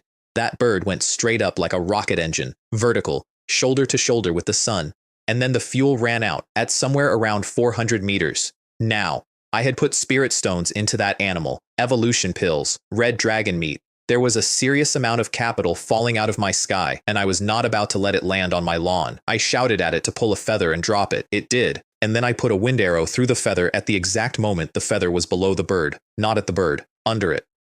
Because a feather drifts up and a bird falls down, and if you want to catch something with a tornado, you have to give birth to the tornado underneath it. It worked. The twister took that eagle up and held it there for 5 minutes, and then it ran out, and the bird dropped straight into my swimming pool, where it dried itself off by setting itself on fire again. I stood at the edge of the water watching a bird roast itself dry and said out loud that it was cooking rather nicely, and that a bird like that could probably be used as an oven, and that I had lately been craving something baked. A cake, some cheese. That eagle has not stood close to me during a meal since. At sunrise, the map had changed. Not the fog, the land.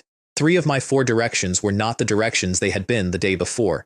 East, 2,000 meters out, a gold chest guarded by tree spirits, with a note suggesting I try fire arrows. West, where there had been a forest, there was now a gray matter mining area, full of every ore in the world and infested with goblins, with a note that at my current strength I could still put up a fight. South, primeval forest, low danger, small game and herbs. North, where the grassland had been, there was a snowfield with a platinum chest on it, a giant yeti standing over it, and vicious snowbats overhead. A forest had become a mine. A grassland had become an ice plain. Overnight, the Lord's War was not just ranking us, it was rewriting the board underneath us. I sent Yao San's herb team and Wood 8's timber crew south with a hard 3-hour turnaround and 2 lookouts per group, and I took the hunters and the miners west. They walked out of the gate like children on a school trip. Somebody was singing, and my left eyelid started twitching. There was no hint, anywhere. Not a mark on the road, not a mark on the tree line, nothing. Meow! Dodgy, who had disappeared all the previous night and refused to discuss it, planted herself across the path and would not move. 40 people stopped behind her. She sat down. She licked one paw, slowly, taking her time about it, entirely aware that she had an audience. Then she reached out one pink pad and extended the claws that can go through sheet metal, and the claws came off. At the root, sheared clean, by something in the empty air, with a cut like a laser had done it. There was a wall across the road. It had no color, no sound, and no surface, and my cheat, which tags every dangerous thing in the world in red, had nothing to say about it at all. That was the first time I understood that something in this world could turn my eyes off. I sent a fire arrow into it. The arrow vanished in midair, and for about a tenth of a second, there was a ripple where it went, like a stone dropped into jelly. So I shot a wind arrow half a meter short of it instead, because a tornado is the one thing that has no body to cut. It is invisible, it is intangible, and a blade has nothing to bite. The barrier lit up in slow rings, wobbling outward, while the tornado ground against it and refused to die. Half the twister disappeared into the wall, the other half kept turning, not destroyed, hidden. The wall was not deleting things, it was swallowing them. And while I stood there watching those rings spread, I found the flaw. 500 meters to the left, there was one patch that never rippled. The waves went around it. Spatial barrier, a barrier capable of cutting through everything and also of containing everything. Spatial rift. Pass through here, and you will not be cut. It would not be an exaggeration to say that thing had been built specifically to trap me. I still have no idea who built it. Through the rift, the mine was everything the hint promised. Iron ore, black iron, magnetic ore, seams of it in the walls, and 3 things lying in the open that were not ore. A goblin's helmet, defense plus 100%, in a shade of green you could see from orbit. A goblin's steel pickaxe, mining speed plus 100%, demolition plus 100%, and a pile of goblin excrement, fresh, which the hint identified as a reagent that turns ordinary mud into high-grade mud. Shi Liu, go and collect that. He pinched his nose and did it, because he had to, and he came back with the expression of a man rehearsing a complaint. So I gave him the helmet and the pickaxe as compensation. The rest of the crew took this extremely badly. If I had known shoveling a pile of that would get me an artifact, I would not have shoveled it. I would have eaten it. Shi Liu put the bright green helmet on and paraded in it, and his own team spent the next 10 minutes telling him how beautiful it was, how very green it was, how it suited him so well and had such a nice color, which in our language is the oldest joke there is about a man whose wife is up to something. He did not care even slightly. Survival first, color later. I respect that man. Then he took one swing with the steel pickaxe, and the wall came off in 23 portions of iron ore with a noise like a demolition charge. The goblin came about a minute after that, 1 and a bit meters tall, bald, green, thin as a starved child, with a wrinkled old man's face and ears down past its shoulders. The hint said extremely agile, and then said the reason we were all still alive. It had lost its weapon. It went for the weakest-looking lord in the group, and that was a lie. It cut left at the last second, and its real target was Shi Liu because Shi Liu was holding its pickaxe and it wanted the pickaxe back. Dodgy was faster. She put herself in front of the big man and raked the air where nothing was standing, and something screamed, and something green hit the floor. I put a wind arrow into the scream. The tornado formed inside the body. I am not going to describe the result beyond saying it was quick, and that the sound reminded me of throwing a bucket of crayfish into a washing machine. It dropped 100 portions of goblin meat paste, which the system described as dry, similar to old sow meat, slightly sour, and carrying agile strength, suitable for lords or pets. 2 earth cores and 2 long teeth. Looks like Chu Si is making dumplings. I sent the eagle over the whole mine and it found nothing else, so I left Shi Liu's 10 there to dig and took the hunters east. And about 4 minutes after we walked out, several boulders on the far side of that mine shifted, and a dozen goblins in red and green caps climbed out into the open with steel pickaxes in their hands. I did not know that. Neither did Shilu. East, 2,000 meters out, was the most beautiful place I had seen since I arrived. Green lawn, real grass, 6 or 7 trees 3 meters thick with long willow roots swaying, an afternoon light in the leaves, and sitting in the middle of it in the open, not buried, not guarded, not hidden, a gold treasure chest. Lai Wu started to walk his team onto the grass, and Ivankov grabbed his arm.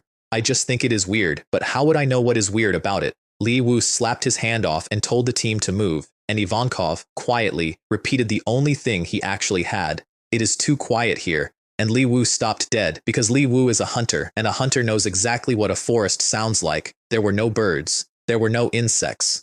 There was nothing moving in the undergrowth. 6 huge, healthy trees, full canopy, and not one living thing had made a sound since we arrived. Then a sparrow landed on the lawn. The nearest tree flicked out a root, wrapped it, opened a black hole in its own trunk, and dropped the bird in. Then the hole closed. There was a wet crackling for a few seconds, and then there was nothing again. Lai Wu went down on one knee and offered his captaincy to Ivankov on the spot. I did not accept that. I split it. Ivankov scouts, Lai Wu commands. A man who can smell danger and a man who can act on it are 2 different jobs, and I was not going to lose either one to a promotion. Then the trees spoke, directly inside our heads, in the gentlest voices you have ever heard. Humans, we have done nothing to wrong you. Why do you attack us? I said I only wanted the gold chest. A gold treasure chest? What is that? And they meant it. They could not see it. They could feel a surge of energy in that spot, and nothing else. And I want you to understand what that told me, because it is the most useful thing I learned that week. The chests are invisible to everything that is not a player. All of them, everywhere. Every prize in this world is sitting in the open, and the natives are walking past them. Take whatever you desire, only do not disturb our peace. Lai Wu stepped onto the grass, and red marks bloomed across the entire lawn like a rash. Tree spirit vines. Once entangled, the fate is worse than death. You absolute liar. You have no ethics whatsoever.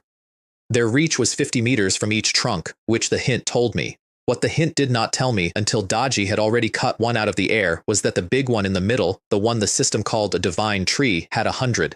The vine she cut down turned out to be an enchanted vine, which drops only from sacred trees, is used in enchanted weapons, and is extremely rare. I picked it up while she was still hissing. Then I put a fire arrow into the nearest trunk, and they showed me what they were really made of. The trunk holes opened and sprayed water, and drowned my arrow instantly, and the hint told me what the water was. Life Spring. Contains abundant psionic energy, extends lifespan, raises elemental affinity. A treasure capable of turning a mortal into a mage. They were putting out fires with something people would kill each other for, which meant 2 things. Fire was their real weakness, and they would spend a fortune to stop it. So I built the arrow to end them, using the last of the Nightmare Rat King's blood, Nightmare Fire Arrow, instant cremation, automatic forgetting. And then, because they were watching me, I palmed it. I knocked the Nightmare Arrow where they could see it. I drew, and as I drew, I swapped it for an ordinary enchanted fire arrow, and I sent that one. They emptied themselves at it, all 6 of them at once, a wall of life spring in the air, so much of it that a rainbow formed over that lawn with no sun anywhere in the sky. Then I shot the real one, and nobody in this world remembers seeing it. The tree caught fire from the inside. It had no mouth, so it could not scream. It shook like a sieve instead, and its leaves came down in a solid rain, and it went from a magnificent spirited young tree to a bald middle-aged one in about 40 seconds, and its brothers turned their water on him, not on me. On the fire in him, because they could not remember where the fire had come from, and he was the only thing burning. They ran dry, and then they caught 2. They were so worried about each other that they were visibly going bald while they burned, which is the single most human thing I have ever watched happen to a plant. It took half an hour. The eagle went in and drank the embers before I set foot on the ash. The gold chest had 100 spirit stones, a blueprint for a premium dragonbone knife, a temporary agility scroll, and 10 gold, and a skill book called Slide Tackle. As long as you are holding a knife, your slide tackle succeeds 100% of the time. Whether your opponent is a lion or a tiger, 1 slide tackle will tear it apart, usable once every 24 hours, and 4 instant noodle seasoning packets. Did you notice that the instant noodles you found last time had no seasoning packet? To make up for my mistake, I have decided to give you double. Enjoy. This system is inhuman. In the middle of all that ash, still green, was a tree about 1 meter tall. Everything around it was carbon. It was untouched. I brushed it off, and it was translucent, like a tree someone had carved out of jade, and warm to the touch, and alive. I put my hand on it, and I left my body. I do not have better words for it. I felt the roots pulling energy up out of the ground. I saw the worms in the soil under the ash. I watched a column of ants moving house. I could see the fire elements still drifting in the air and every individual flake of ash hanging in it. I looked up through the fog and I saw the sun, actual sunlight, above the ceiling of that world, which I had not seen in a week. I saw my own villa from outside, from the air, with Chu-Si carrying a bucket across the yard, and then I thought about the mine, and I was at the mine, instantly. I saw the spatial rift from the inside as a crack of white light through the world, with everything unexplored around it, flat and gray and blank, like a map nobody had filled in. I went through it. Shi Liu's 10 were digging, and more than a dozen goblins with steel pickaxes were walking up the tunnel toward them. Then the tree took me down, under the mine. There is an entire world under that mine, carved caverns going down and down, hundreds of them, tunnels with tool marks on the walls, and at the bottom, a stone palace, and on a seat in that palace, a goblin holding a jeweled scepter, small and wrinkled and very old, who honestly looked a great deal like Yoda, flanked by 3-meter red goblins with muscle on them like cargo netting, holding spiked clubs, and Yoda's head snapped around. He felt me.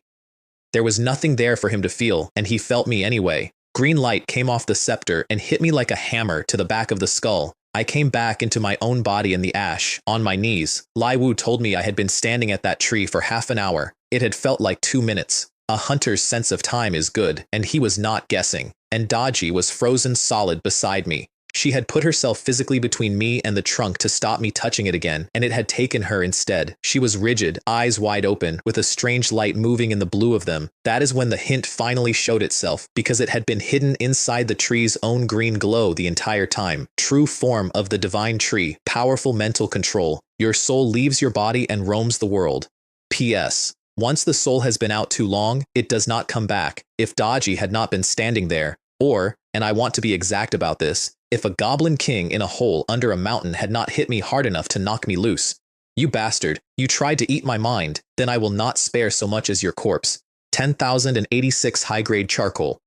108 wood-type beast cores, which are the rarest kind there is. 666 life spring crystals, being the essence left after the spring boils dry, which the system rated as better than drinking the water. 99 portions of sacred tree, impervious to water and fire, usable in artifacts at every rank, and a 5-colored core. I carried Daji home myself. She woke up in the cart about 10 minutes out and pretended the entire thing had never happened. And the whole way back, I kept thinking about the little old goblin on the stone seat, in the dark, under my new mine, who had turned his head at something that was not there. He had felt me, which meant he knew somebody was looking, which meant that by the time I got home, he had already started counting. The second I put the little jade tree in my warehouse, Daji came back. Just like that. She unfroze, tilted her head at me, and had absolutely no memory of anything. And then the rest of it landed on me all at once, because if the soul walk had been real, then everything I saw on it was real. The sun above the fog was real. The map with the blank gray edges was real. And the dozen goblins walking up the tunnel towards Shi Liu were real, and I was 2,000 meters away. Here is what was happening in that mine while I ran. The goblin patrol came around the bend, saw a bright green helmet bobbing along above the rocks, and relaxed. They started chatting. They walked over casually, the way you walk over to a coworker. Because Shi Liu was wearing one of their helmets. He kept hearing bird song he could not place. He mentioned it twice. He said it sounded like a bird, but not a bird he knew, and he kept working, and behind him a voice said, in perfectly clear words, "That is not a bird. That is a goblin." 20-something goblins. 10 miners who had watched a single goblin nearly kill them that morning.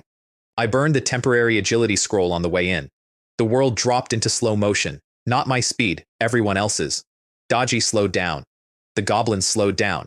I had 30 minutes of being the only thing in that mine moving at a normal rate, and I spent the first 9 seconds of it putting 3 wind arrows into the tunnel. 2 went through raised pickaxes and the goblins holding them. The third one I did not aim at a goblin at all.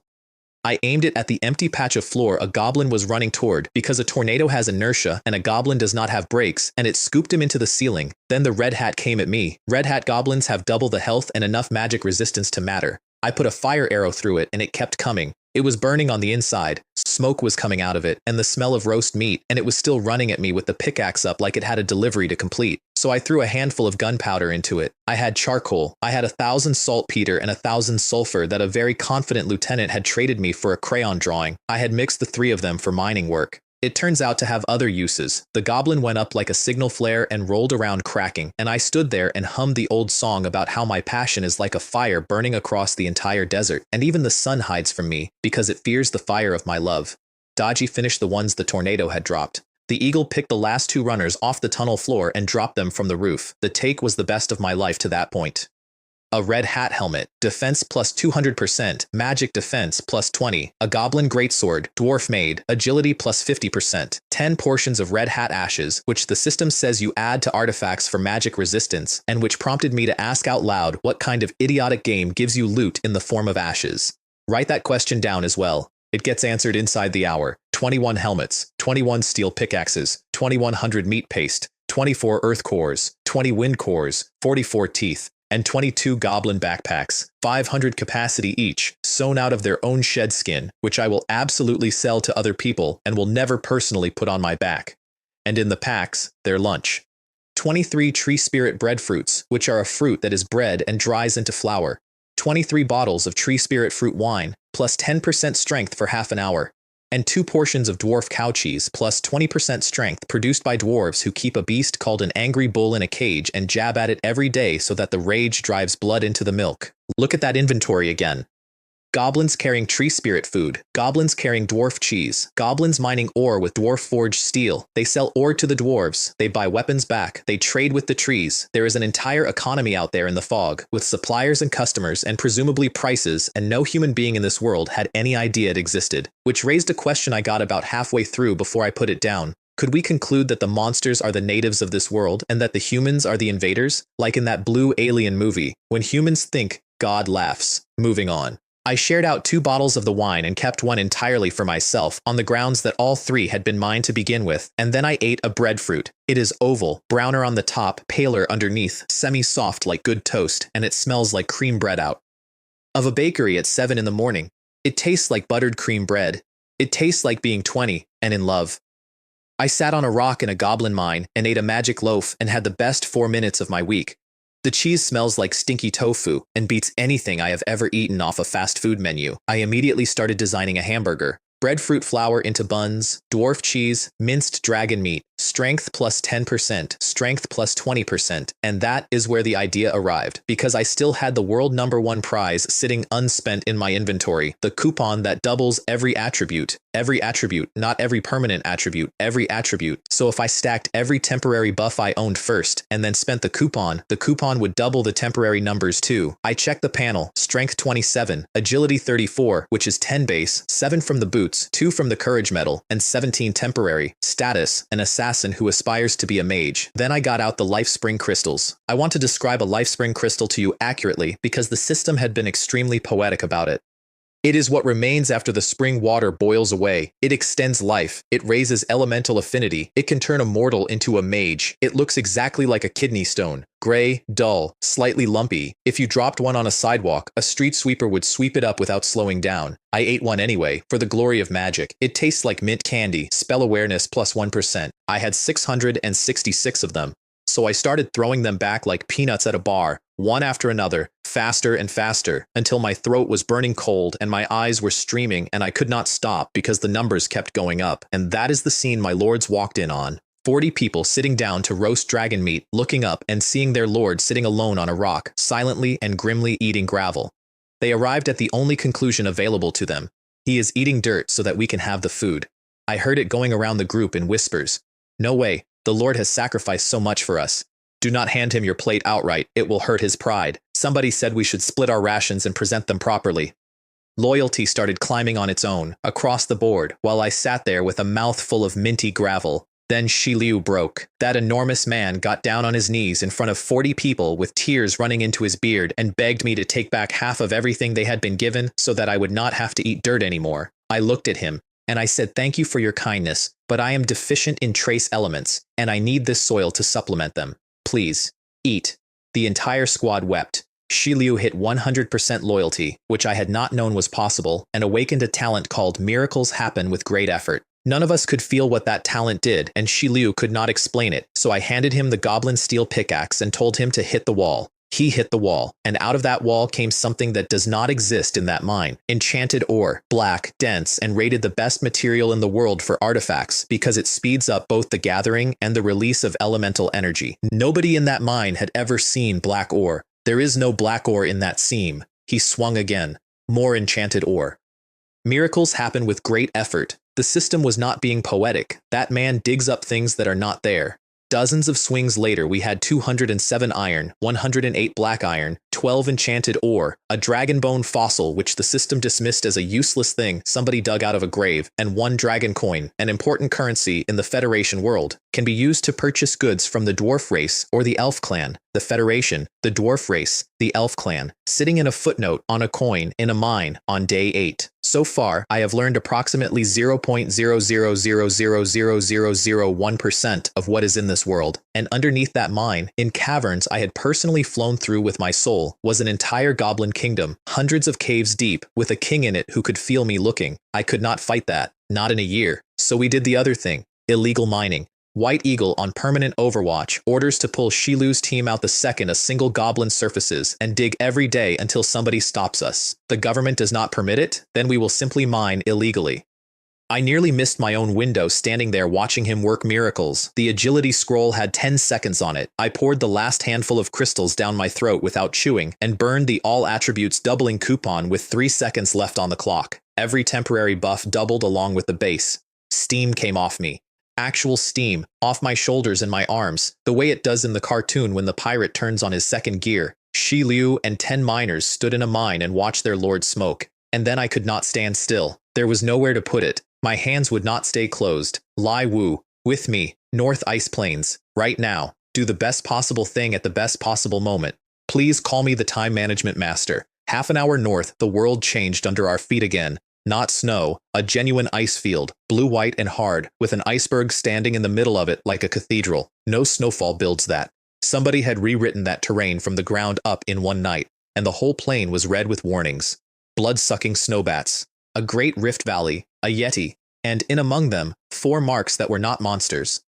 The player whose body is barely cold, a player who died with their eyes wide open. The Lord has wandered into this place by mistake. The kerosene lamp has been extinguished. I dug the Lord out. He was curled up small, the way people curl up, purple, in a blue military uniform with an insignia I did not recognize and knew for certain was not from my country. I did not know his face. I did not know his name because he did not have one anymore. I left him where he was because another snowfall would bury him properly and I had nothing better to offer, and I took his kerosene lamp because he did not need it and my people did. That is the whole scene. I have thought about it more times than I expected to. I also made a rule on that ice. No wind arrows. Not one.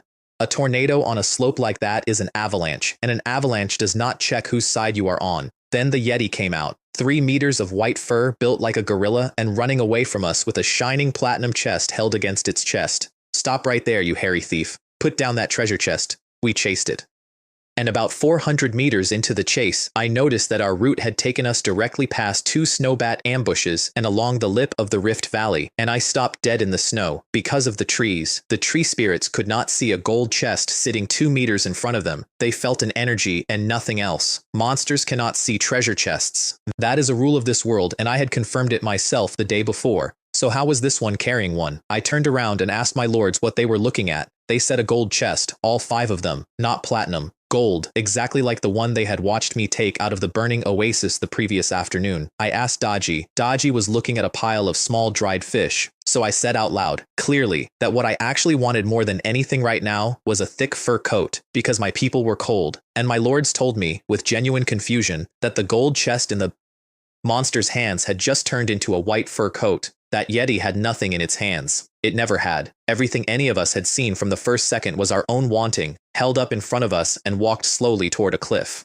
I said that out loud too, and the illusion came off, and the thing standing in front of us with empty hands got very angry. It roared, and the entire ice field woke up. The snowbats came out of the ground, kite-sized, pure white, with nothing on them but red eyes, against a pure white plane, in the air, at speed. Dodgy went effectively snowblind in about 6 seconds. She was swinging at afterimages. She gave up on her eyes and started hunting them by smell, which slowed her down enough that they started getting through. And I remembered the ashes. What kind of idiotic game gives you loot in the form of ashes?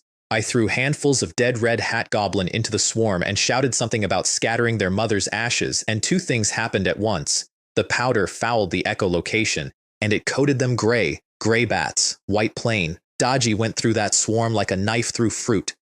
27 water cores, 12 earth cores, 32 portions of bat meat that the system rated as edible with a 1% chance of mutation, 64 eyeballs which raise cold resistance, and 64 poison fangs. The Yeti drilled into the snow and was gone without a track, which I did not like at all. It left exactly one thing behind, so faint I nearly walked over it. A phantom snowflake, a transparent flower shaped like a snowflake in 3 dimensions that grows only in permanent ice, listed as an excellent material for hallucinogenic artifacts, extremely rare. Everything that thing owned was about making you see things, including, apparently, its flowers. The platinum chest turned out to have never been hidden at all. It was simply on the other side of the mountain, in the open, the way everything in this world is in the open if you are the only species that can see it. Dodgy drew a circle in the snow around my 5 lords with her tail and both front paws, very deliberately, and sat down inside it. Inside this line is mine. Nobody move. My agility was 68, 6.5 times a normal person, so I went up the slope alone.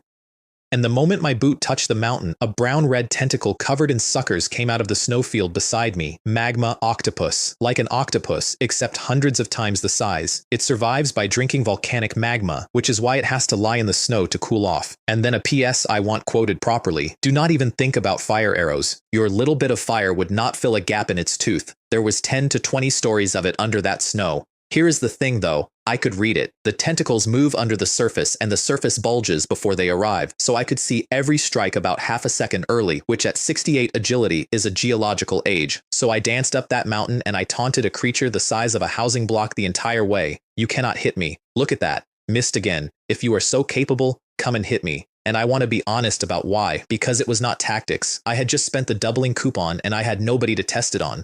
The bats were useless for that because they had no sportsmanship, ganging up in the hundreds on a boy in his early 20s, and I could not cut loose around my own lords. I had been given a new body, and there was finally something big enough to try it against. It grew 3 fresh tentacles, 10 meters each, and still could not touch me, and then it stopped trying and started hauling its actual body up out from under 100 meters of snowfield, and I decided the science portion of the afternoon was over and ran for the chest. Platinum chest. Best haul of my life. A crafting blueprint for a skillbook copier, a fragment of the area map of Mistworld, a blueprint for a compressor, 100 spirit stones, a spellbook for the grand fireball technique, 10 platinum, and the dragon-slaying blade, enchantable, 999 damage per hit, with a note attached that if your opponent is arrogant enough to display a health bar, you can simply whittle them down. Enchanting costs 30% of your mana. Then the octopus finished surfacing, and I looked back at it properly for the first time. From a distance, it looked like the sun had come up on a snow-capped mountain. It exhaled, and the snowfield in front of me went from ice to bare rock in one breath, all the way down to the limestone. And limestone, it turns out, is full of holes. Fire behind me, octopus in front of me. So I jumped into a hole. It was not a hole. It was an anthill, a whole system of interconnected lava tubes running under that mountain in every direction, warm, dry, and completely unmapped. I sat down in the dark to build the copier because I am incapable of being in danger without also doing a project. The skillbook copier is a cheat tool for copying skillbooks and nothing else. No scrolls, no maps, no blueprints. 2 sacred wood, a 5-colored core, platinum, 10 snowbat eyeballs, and 10 spirit stones to build, and then 10 more stones for every 10 copies. 1 spirit stone per skillbook. That is cheaper than photocopying exam papers at the school gate. It is a wooden book 10 centimeters thick with platinum corners, and when you open it, there is a recess the size of a sheet of paper, and above and below that recess are 5 red eyes. They roll around independently, and when I opened it, all 5 swiveled at once and stared directly at me. The eyeballs are the scanner, the groove is the glass. I have made peace with this. The copies come out labeled as fake, and every fake has one line the original does not, cannot be copied. Which is perfect. It means I can sell skill books forever, and no customer can ever become a competitor. I own an infinite skill press that runs at 1 spirit stone a page. The compressor is a Dragon Ball capsule. 100 portions of anything become 1 capsule, restorable at will, and the system described it as a multiple award winner at the Lifestyle Festival, which I did not ask about. I immediately tried the obvious exploit. Hundreds of capsules inside a backpack equals an infinite backpack. Items cannot be placed inside other items in your spatial storage. Yes, fine. I had to try. Then I printed 10 fake copies of the Grand Fireball spellbook and read one, and became a beginner magician and cast my first spell in my life. It came out like a lighter that has run out of gas.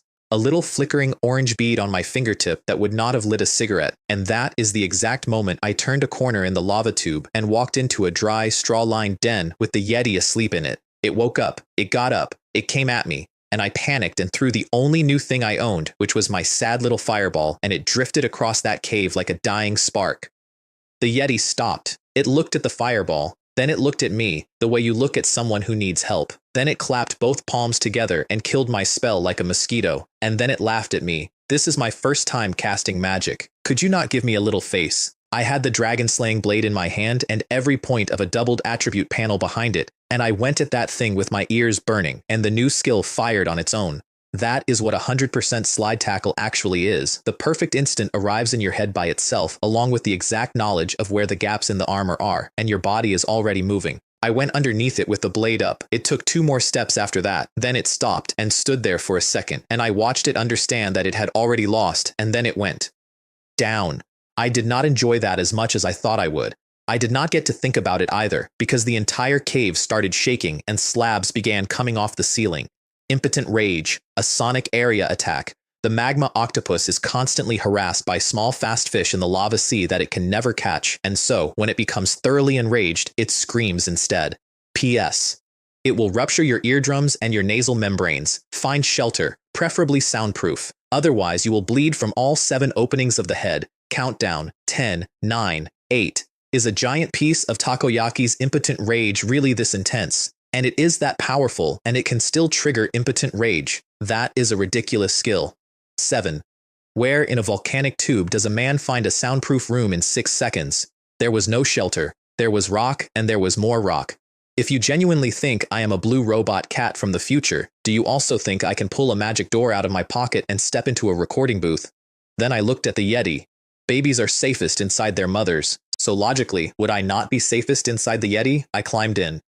I pulled the hide closed over me and packed both my ears with fur and put my head down. The sound arrived like a needle. Fingernails on a blackboard, glass grinding on glass, a metal window frame dragged across concrete, all of it at once, and all of it inside my skull rather than outside it. Something warm ran out of my nose and I could not hear myself shouting. When it stopped, I crawled out, and the Yeti did not have a head anymore.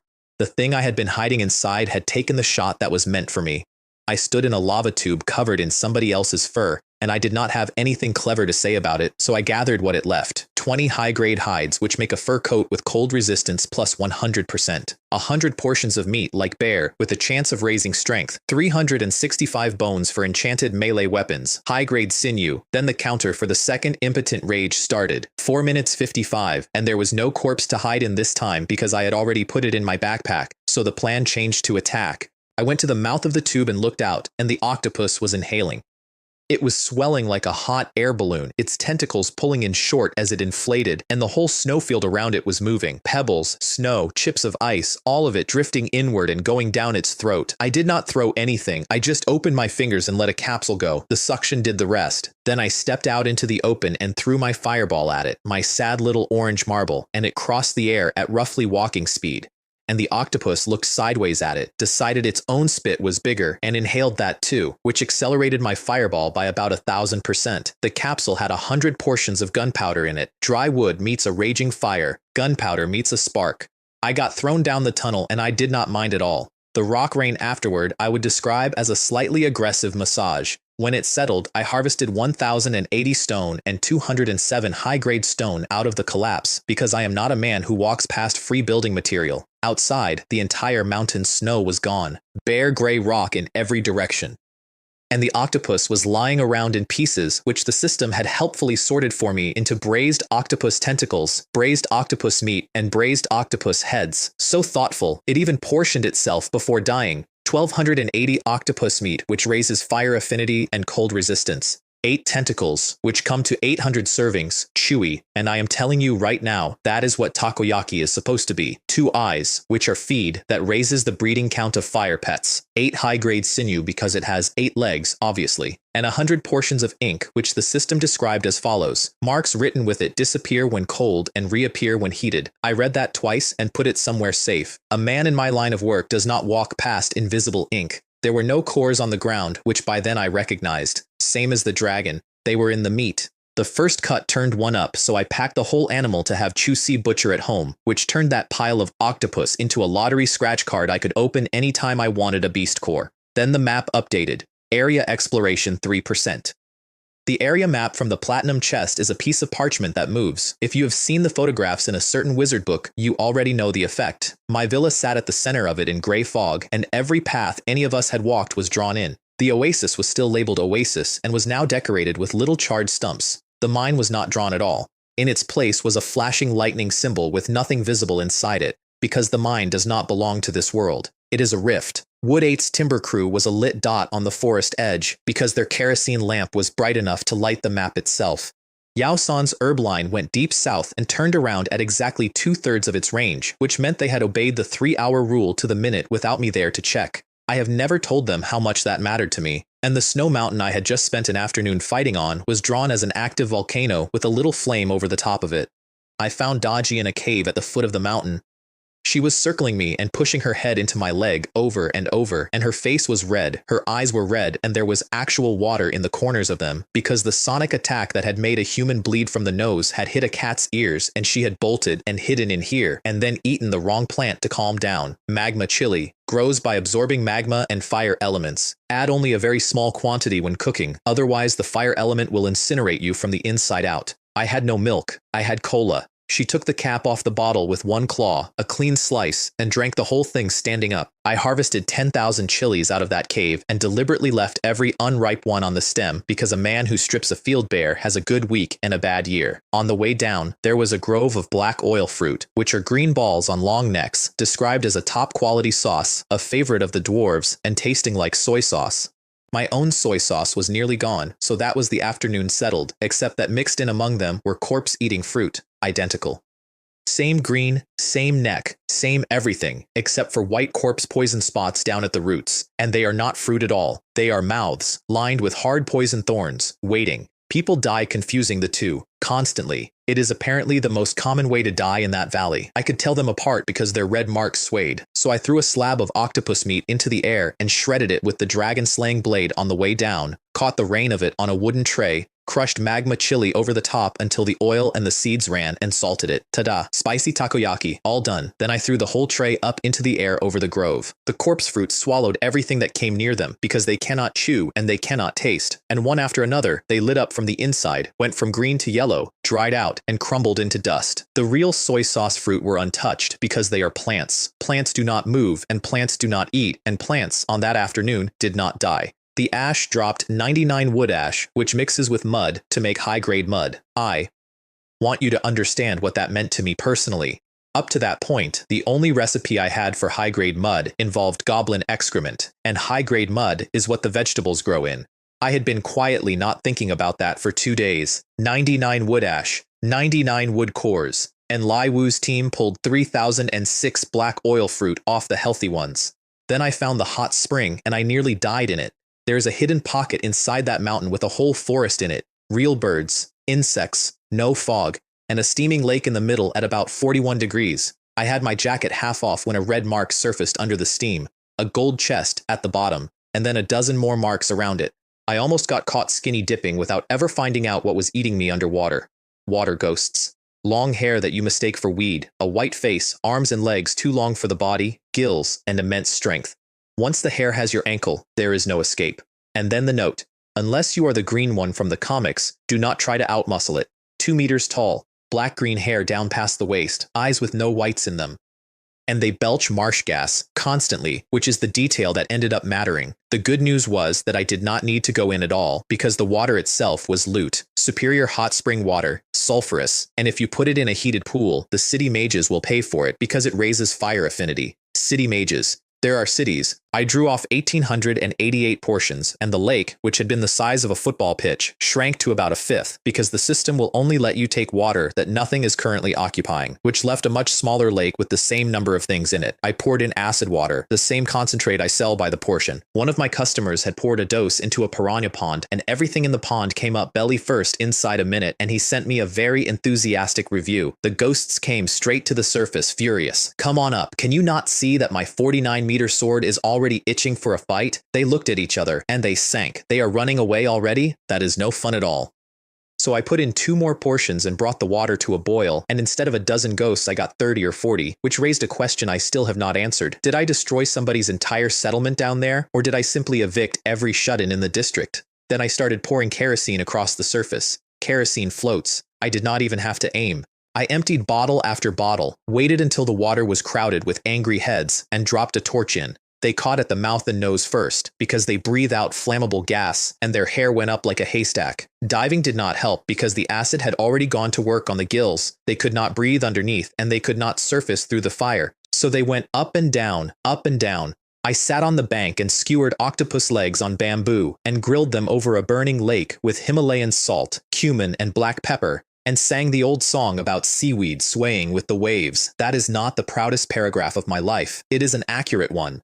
Lai Wu came up the bank to report 3006 black oil fruit, and while he was reporting, one bald and thoroughly burnt water ghost dragged itself out of the shallows and started toward us. I could not be bothered. Why use the dragon slaying blade on a ghost? So I printed a copy of the slide tackle skill book, handed it to Lai Wu, and lent him the sword. That man read it, looked at the weapon in his hands, looked back at me with his eyes full, and charged like a groom who cannot wait to carry his bride over the threshold. The two of them ran at each other across the sand like a couple meeting in the middle of a bridge in an old legend. And Li Wu went into the slide first, flat on his back, blade up, a delicate flower awaiting the ravages of the water ghost. It worked perfectly. It also worked from directly underneath. He came up spitting and scrubbing at his own face and making a noise I will not attempt to spell. I threw him a bottle of clean water. And wash the dragon-slaying blade before you hand it back. What a water ghost is worth, it turns out, is a great deal.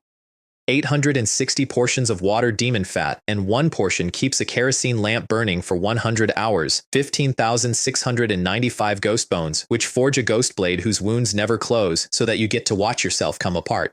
4,300 water ghost silk, which makes rope, and which the system noted can also be used for hanging ropes, with good results. Thank you. Nobody asked. 86 ghost fangs, good for tetanus, hallucinations, and arrowheads, and 86 ghost claws. A claw that automatically grabs things. You could even make a doll catcher. I think it would also make an excellent ghost claw chandelier. Very atmospheric. Is this system so bored that it is designing claw machines now? The gold chest was still at the bottom of a lake that I had personally filled with acid, kerosene, fire, and the remains of 40 ghosts, and I was not going swimming in that. So I braided a cord out of water ghost hair, tied a ghost claw to the end of it, and played the crane game. The claw is a blue-purple withered old man's hand with long black nails, and it opens and closes at the air on its own while you are holding it, which does not get less unsettling. Miss. I pulled up a rock and kept the rock because even a mosquito is meat, and I had worked hard for that stone. 81 drops, 81. And every single one was just a little bit short, in exactly the way the machines at the mall are always just a little bit short. And I got genuinely angry, out loud, at the bottom of a mountain, about the manipulative design philosophy of a lake. Then Daji yawned, and I looked at the clock, and there was under half an hour to sunset, and 20 minutes of that was the walk home. And the answer arrived. I have precision. I have 100% accuracy skill burned into my head. Why am I playing a claw machine? I tied the claw to an arrow, borrowed a plain short bow off Lai Wu because the dragon bow detonates ordinary arrows, and hooked the chest handle on the first shot from 30 meters. Look at that. I got the prize. Congratulations, Lord, said my lords out loud, while very obviously thinking, then why did you spend half an hour on the claw machine? They had not been idle either. While I was fishing, the bored ones had harvested about 1,000 sweet flowers, where the root, the stem, the flower, and the leaves are all sugar, 1,000 times sweeter than the white kind, and Ivankov had stopped them from clearing the field so that it would grow back. I did not teach him that. Nobody taught him that. The chest was blueprints, which is the best possible chest, a water source detector, dragon armor, a blinding spell, a pattern for a self-heating fur coat, a recipe for enchanted poison arrows, 100 spirit stones, and 10 gold. Blueprints are reproducible. 100 spirit stones are 100 spirit stones. A blueprint is every spirit stone I will ever make from it. And the water detector was the one that mattered, because I was no longer a man with a filter. I was a man feeding 45 people, and my entire water supply came from a bearded stranger with a kissing habit, and if he ever died, we died about 4 days later. Then Daji stopped me again on the ridge above the ice. There were 200 yetis on the plain below, standing in a ring. In the middle of the ring, 2 enormous males were beating their chests at each other, and off to one side, watching, was a smaller one whose fur was so white it seemed to be lit from underneath. The battle for the Yeti Queen. The strongest males fight. The winner takes every female in the tribe and the right to breed with the queen. P.S. The males who lose are permanently expelled from the race and must survive alone. So that is what the one in the cave had been. The one that laughed at my fireball. A loser, living alone in a straw den, in the dark, because he came second once. 25 minutes to sunset, no route around them, and 200 of them. I turned to Li Wu and told him I would lure them away, and that he was to take everyone home. My lords went down on their knees in the snow, crying, and Li Wu said that he would remember for the rest of his life what I had done for them. Here is what was actually in my head. A dead lord is wasted manpower, and if the Yetis did not take the bait, I was going to wave goodbye and leave at 68 agility, because as for sacrificing myself, I never considered it for 1 second. I did not correct them. There is nothing inherently wrong with a beautiful lie. As long as everyone ends up happy, that is what actually matters.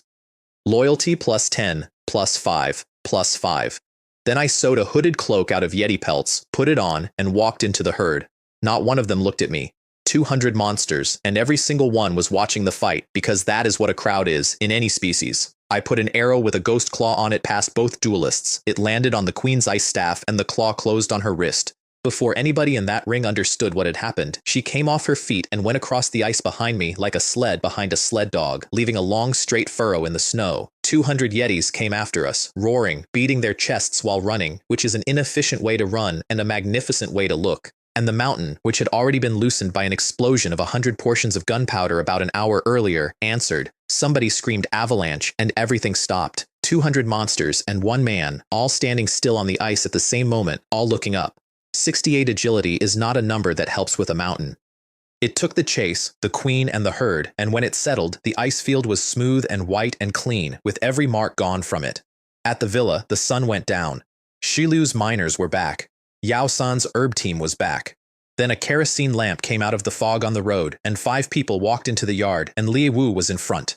5. Where is the Lord? Where is Lady Daji? He told them what happened on the ice. And then the entire manor went and stood at the gate, all of them, holding on to each other, in the dark, with the fog thickening around the wall, looking at a road nobody could see. Chu Si reheated dinner 3 times, and Steward did something extravagant enough that she was clearly braced to be shouted at for it. She burned kerosene lamps by the front door, several of them at once. Lamps that cost me materials and cost her a scolding, lit and left burning at full for hours, on the theory that the light might carry, like the beam of a lighthouse, and gently guide the Lord home. 10 hours after sunset, the lamps burned out. Steward started to say, Lord, perhaps he has, and Li Wu knocked her hand away and told her to shut her mouth, and that if she said one more word, he would deal with her himself. I was under the snow. I could not tell which way was up. Everything was white and packed, and there is no gravity signal when you are wedged. So I did the trick from the survival shows and spat. The spit went down and to the left, which meant I was lying crooked, which meant up was the other way. I dug. And about a meter in, I hit something hard, and stabbed it, and the blade came out red. I pulled it down into the hollow I had packed out for myself. It was the queen. Every drop of blood in her was gone. She was a husk. She had not frozen. Nothing that lives on that ice freezes. Something had come along after the avalanche and drained her while I was unconscious 2 meters away. My magic book said it was past 5 in the afternoon. I had lost more than 3 hours. Extremely dangerous. The monster in the mist is nearby. Do not make a sound. Do not make any noise at all. So I lay still in a hole in the snow next to a dead queen, and I built a coat, silently, because I had a pattern and nothing else to do with my hands. Self-heating fur coat, warm as spring, holds down to -30. 2 high-grade hides, 430 water ghost silk, 1 fire core, and the fire core came out of the octopus, because that pile of meat is a blind box you can open anytime you need one. It came out as a white hooded trench coat, mid-length, and putting it on felt like being wrapped in heat packs. And I lay there in the dark, under a snowfield, next to a drained corpse, with something walking around above me, and started costing out how many I could make for every lord and every player in my district before the extreme cold arrives. Then I heard myself. At a time like this, what are you still thinking about? The instincts of a merchant genuinely do damage to a person's mind. Then I decided to build in an insurance fee and got on with it. You are lucky. The monster in the mist has just left. This is your best chance to escape. Otherwise, when true night falls, the truly terrifying ones will devour you completely. True night, as distinct from this. So the thing that drank a Yeti Queen dry was the appetizer. Outside was black, not dark. Black, with a lamp in my hand doing nothing. I got about 40 steps before I tripped over another Yeti. Drained, no wounds on it, no sign it had fought anything. Then another one, then another. Red arrows came up in my vision pointing me along a safe route, and that entire route was paved with them. Mummified yetis in the postures they died in. Eyes open at something none of us saw. One frozen mid-stride, still running. Two of them holding on to each other. That was when I finally understood the rule of that world. Everything has a den. The rabbits have burrows. The pheasants have roosts. The yetis have caves. The lightning leopard I killed on day 3 had been half torn open before I ever found it, and had only just escaped whatever did that. Everything out here has somewhere to be at night, and everything that misses curfew ends up in a row along a road. I looted the entire road. 20 high-grade hides, 365 bones, sinew and cores off every one of them, and I did it fast and I did not feel good about it. I also made a note, and I want it in the record because it is the only genuinely important thing I learned that night. My cheat is not reliable. It screamed danger 87 meters ahead on a loop, while 2 dwarves walked me in circles around a magnetic hill. It said nothing at all before the avalanche. Not one word. Relying on other people is unreliable. In the end, a man still has to rely on himself. Extremely dangerous ahead. Take cover immediately. The mist monster has returned. If you do not hide in time, you will die as horribly as the yetis did. And I looked around at a completely bare snowfield with nothing on it in any direction. Then something sighed behind me, and the fog came in like a tide coming up a beach. My kerosene lamp's 10-meter circle closed to under half a meter. I could not see my own hands. There was just a dim glow somewhere inside the silk, and the cold changed. It was not weather anymore.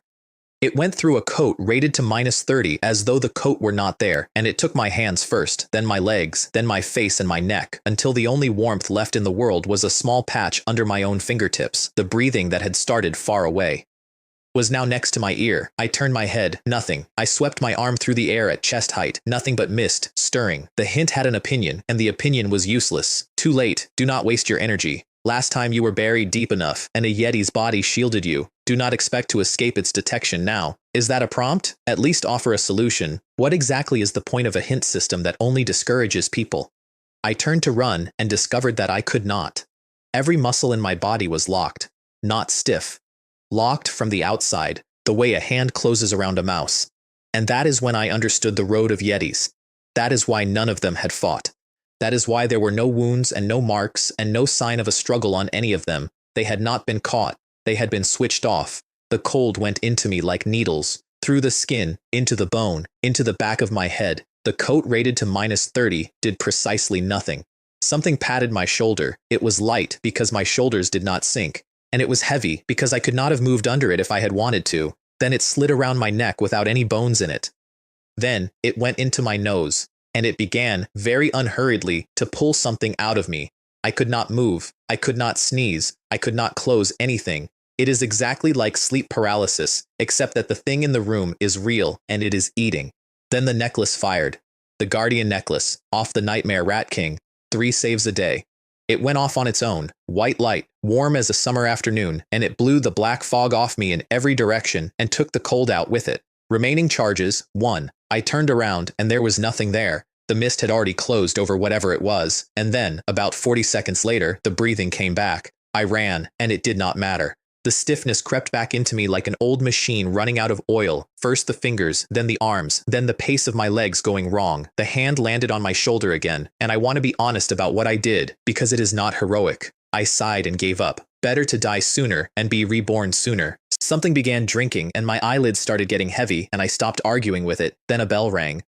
A clean brass bell close by, the kind of clear, pleasant tone your phone uses for an alarm, and the thing on my back roared, not at me, at the bell. It was frustration, it was pure outrage, and then it backed off because whatever owns that bell is not something it is willing to cross. Out of the fog came a dim yellow light, like the sun trying to get through heavy cloud. Then the shape under the light, 8 spider legs, a neck several meters long, and on the end of the neck a round head that glows like a lamp, and underneath the lamp a mouth full of jagged teeth with enough room behind them to take a grown man without folding him.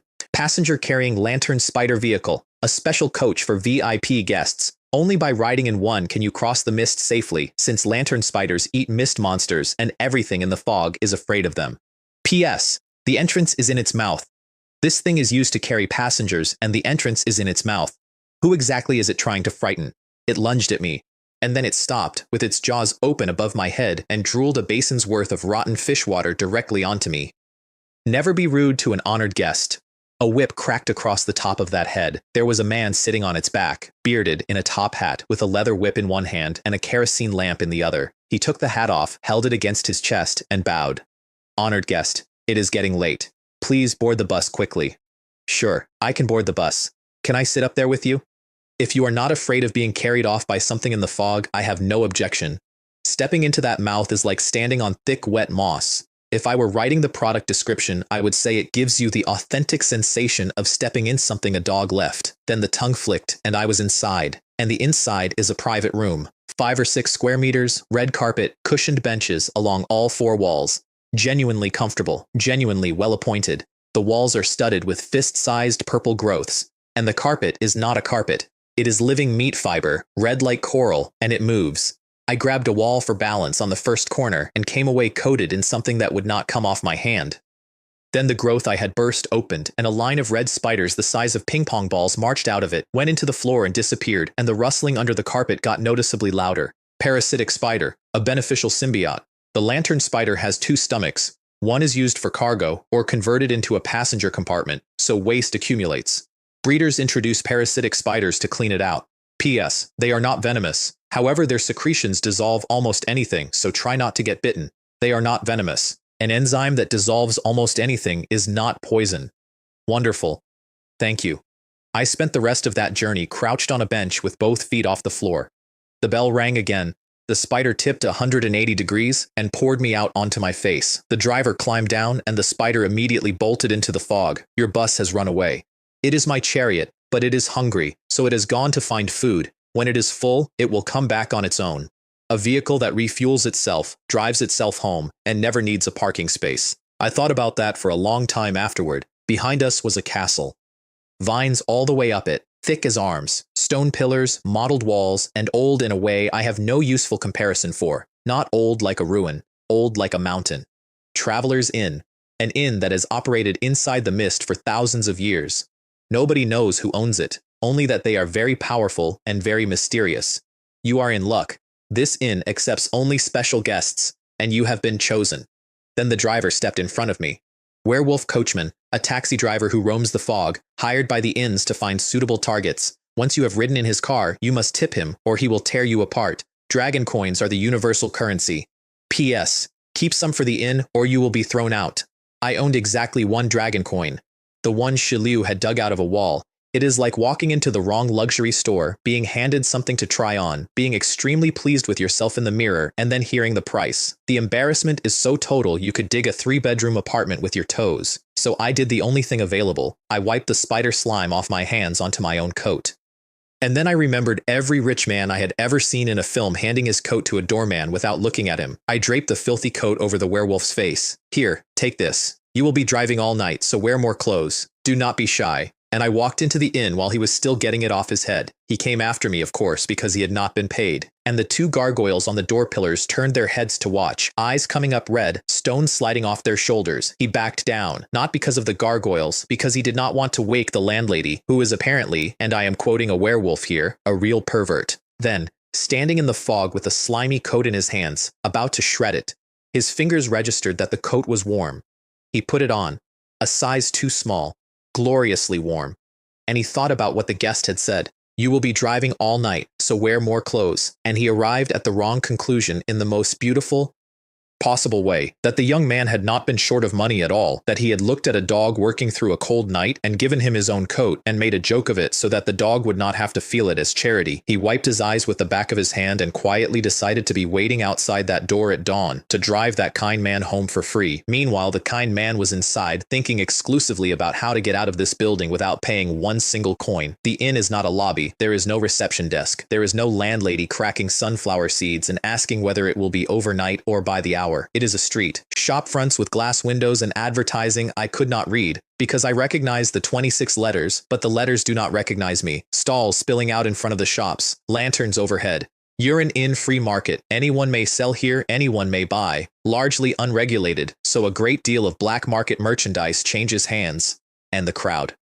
Dwarves, short and long-nosed and pointy-chinned, exactly like the 2 who walked me in circles around a magnetic hill, each one with the face of an ill-tempered monkey. Figures in black cloaks with nothing visible under the hoods, goblins with no hats on, bare green scalps out in public, and humans, dozens of them, dressed medieval, dressed in plate armor, dressed in something with lights on it, and one in a t-shirt and shorts. If I had not been absolutely certain I was in Mistworld, I would have assumed I had wandered into a convention. I walked the market twice before I did anything, because I was 1 dragon coin poor and information was free. A tree man was selling grass cakes, which are meat grass and cassava powder baked flat, 10 for a coin, with whole blades of grass still sticking out of the broken edges. The description ends with the phrase, aside from filling the stomach, it has absolutely no flavor whatsoever. Business was excellent. A dwarf bought 100. There was a powder stall. Powdered venomous lizard for antidotes and curses, phantom pollen, a pinch of which causes severe hallucinations.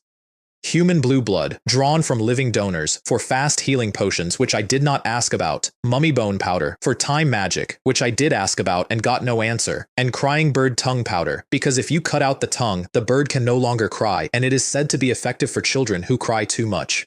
I moved along, and there was a skill scroll stall, on a mat, run by a one-eyed old woman in a black cloak. Alchemy, described as equivalent exchange, with a note that there are always people who want to get rich quickly. A color-changing spell, something called soft and limp, listed as an essential spell for any housewife. A useless freezing book.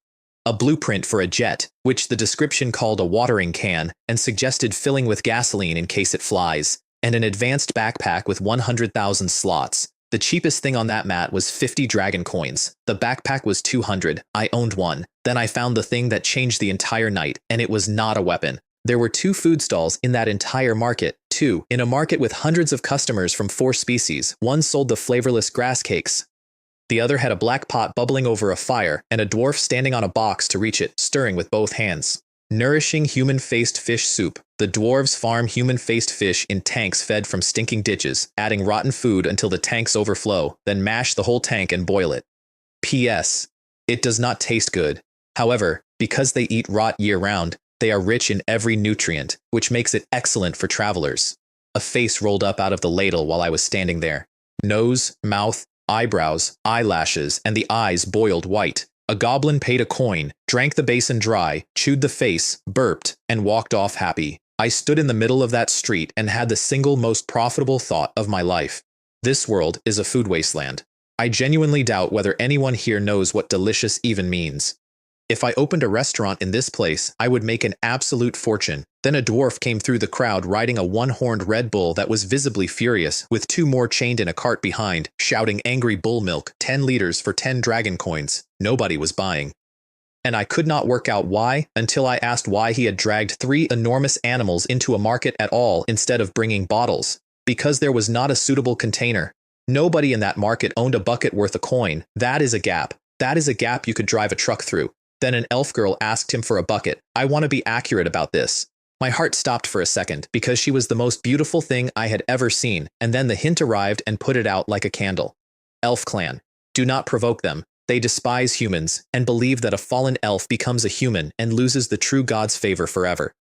P.S. Elves can deceive. You will be fooled by the surface. They are not as simple as they appear. She reached up and patted the bull on the head to calm it down, and I caught the faint wisp of smoke coming off her palm and the way the fog went over the animal's eyes. Peaceful pollen. Elves plant it around their homes because they hate war. Anyone who enters the cloud becomes calm. P.S. Prolonged exposure leaves a person permanently placid, never able to become excited about anything again. So if a man fell in love with an elf, that would be functionally identical to taking up a certain martial arts manual that requires a very specific first step. The dwarf's objection was purely commercial. Do not drug my angry bull. If it is not angry, the milk tastes wrong. And with you standing there, travelers cannot tell whether they are looking at you or at my milk. The milk stopped selling entirely the moment she left, and I went and found the tree man who was packing up his herb stall. There is no concept of a transfer fee in that world. I asked to take over his pitch, and he was baffled by the question. I rented this stall for 1 dragon coin, and it is mine tonight. Why would I give it to you? So I reframed it. If I spend 1 dragon coin buying your herbs, then you have your rent back and you have lost nothing. And you lend me the stall. It counted on its vine fingers. It checked the arithmetic twice. It concluded that it had indeed lost nothing. And then it said, out loud, with enormous satisfaction, no wonder they say tree men are the most intelligent beings in the universe. What it had actually sold me was its remaining trading hours and its entire stock for the price of its rent. The stock, incidentally, was vanilla berries, described as the best seasoning for delicious food, and cream melons, which are full of soft cream filling, are not sweet, taste like lard, are utterly unpalatable, have no nutritional value, and have always been unpopular. Hold both of those in your head. They come back. The stall was a metal plate on 2 stones, so I lit a fire under it, and now it was a teppanyaki grill. I sliced magma octopus thin so it cooks fast, and thin because thin slices are how the hidden cores fall out. Then I skewered 100 sticks and started grilling. The dwarf at the next stall sneered at me. You are not seriously trying to make money selling that 10 skewers for a coin? Because in that market, 1 coin is 1 meal. No, 1 dragon coin per skewer. You are a robber. Nobody will buy at that price. Then a man in a tuxedo and a bow tie came down the street with a waxed mustache and told me my entrance fee was unpaid and that I should pay now or leave. I told him to be quiet for a minute and that I had said I would pay. The market physically backed away from me. The ore dwarf 2 stalls down grabbed the 4 corners of his mat and simply ran. Urine in Butler, also a werewolf, an evolved one, whose claws are comparable to those of a certain famous mutant, holds absolute authority within the inn. P.S. From the past to the present, anyone who angers the butler suffers a fate worse than being lost in the mist forest at midnight. 5 claws came out of the back of his hand, and the market went so completely silent that the only sound left in the entire street was the sizzle of my hot plate, which meant that every single eye in that market was now pointed at my skewers. Since you have not paid, you are not my guest. You have disrespected me. I can only apologize with your heart. My heart is not as tasty as this. Would you like to try? The raised claw stopped in midair. He sniffed, and then he could not stop sniffing. He stood there frozen in an undignified half-strike, too proud to lower his hand and physically unable to walk away from the smell. Then he took one. Delicious. It is so delicious. The cumin and the pepper had come up to temperature by then, and the smell went out across the whole market. Elves twitched their noses. Dwarves and goblins drooled where they stood. The pigman's grass cake fell out of his hand, and he did not notice. 2 dwarves pooled their money for 1 skewer and then began arguing about who would taste it first. So the elf girl drifted over, waved one hand gently in their direction, said that seeing how troubled they were, she would try it for them, took it out of their hands, and ate the whole thing. Her eyes went completely round. How can there still be such a wonderful feeling in this world?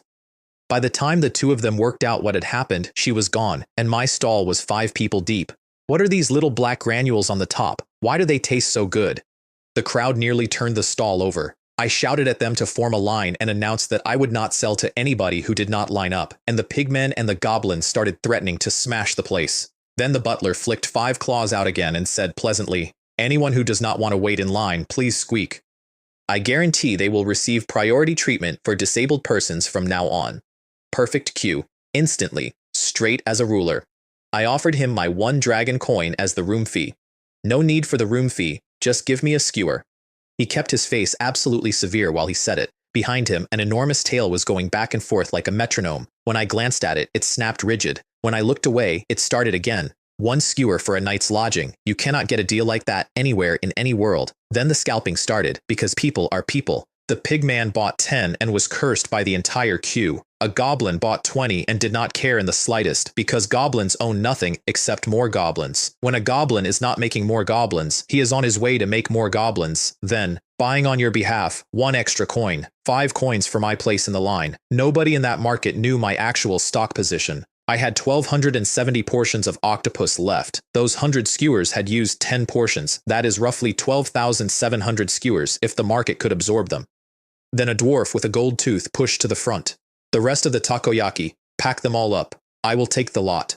70 coins for 67 skewers, and he threw in 3 extra to thank me for my generosity, which was very charming of him, and which he did because he had already worked out that he would resell at 3 coins each and become the only supplier of octopus skewers in the fog. So I took out 10 more portions and calmly started skewering. How do you still have more? Why did you not tell me? You did not ask. He bought 100 more. Then I produced 99. 99 specifically. Because nobody invents an awkward number like that unless they are clearing out the last of the stock, which is exactly why I chose it, and my passive skill lit up with a 10-minute timer on it. He bought all 99. And then I said, by the way, I found a few more in the corner of my backpack. Do you still want them? That dwarf came very close to having a medical event on the spot. The queue was openly laughing at him. And then somebody in the crowd remembered out loud how large a magma octopus actually is, and the entire market turned and looked at him with genuine pity.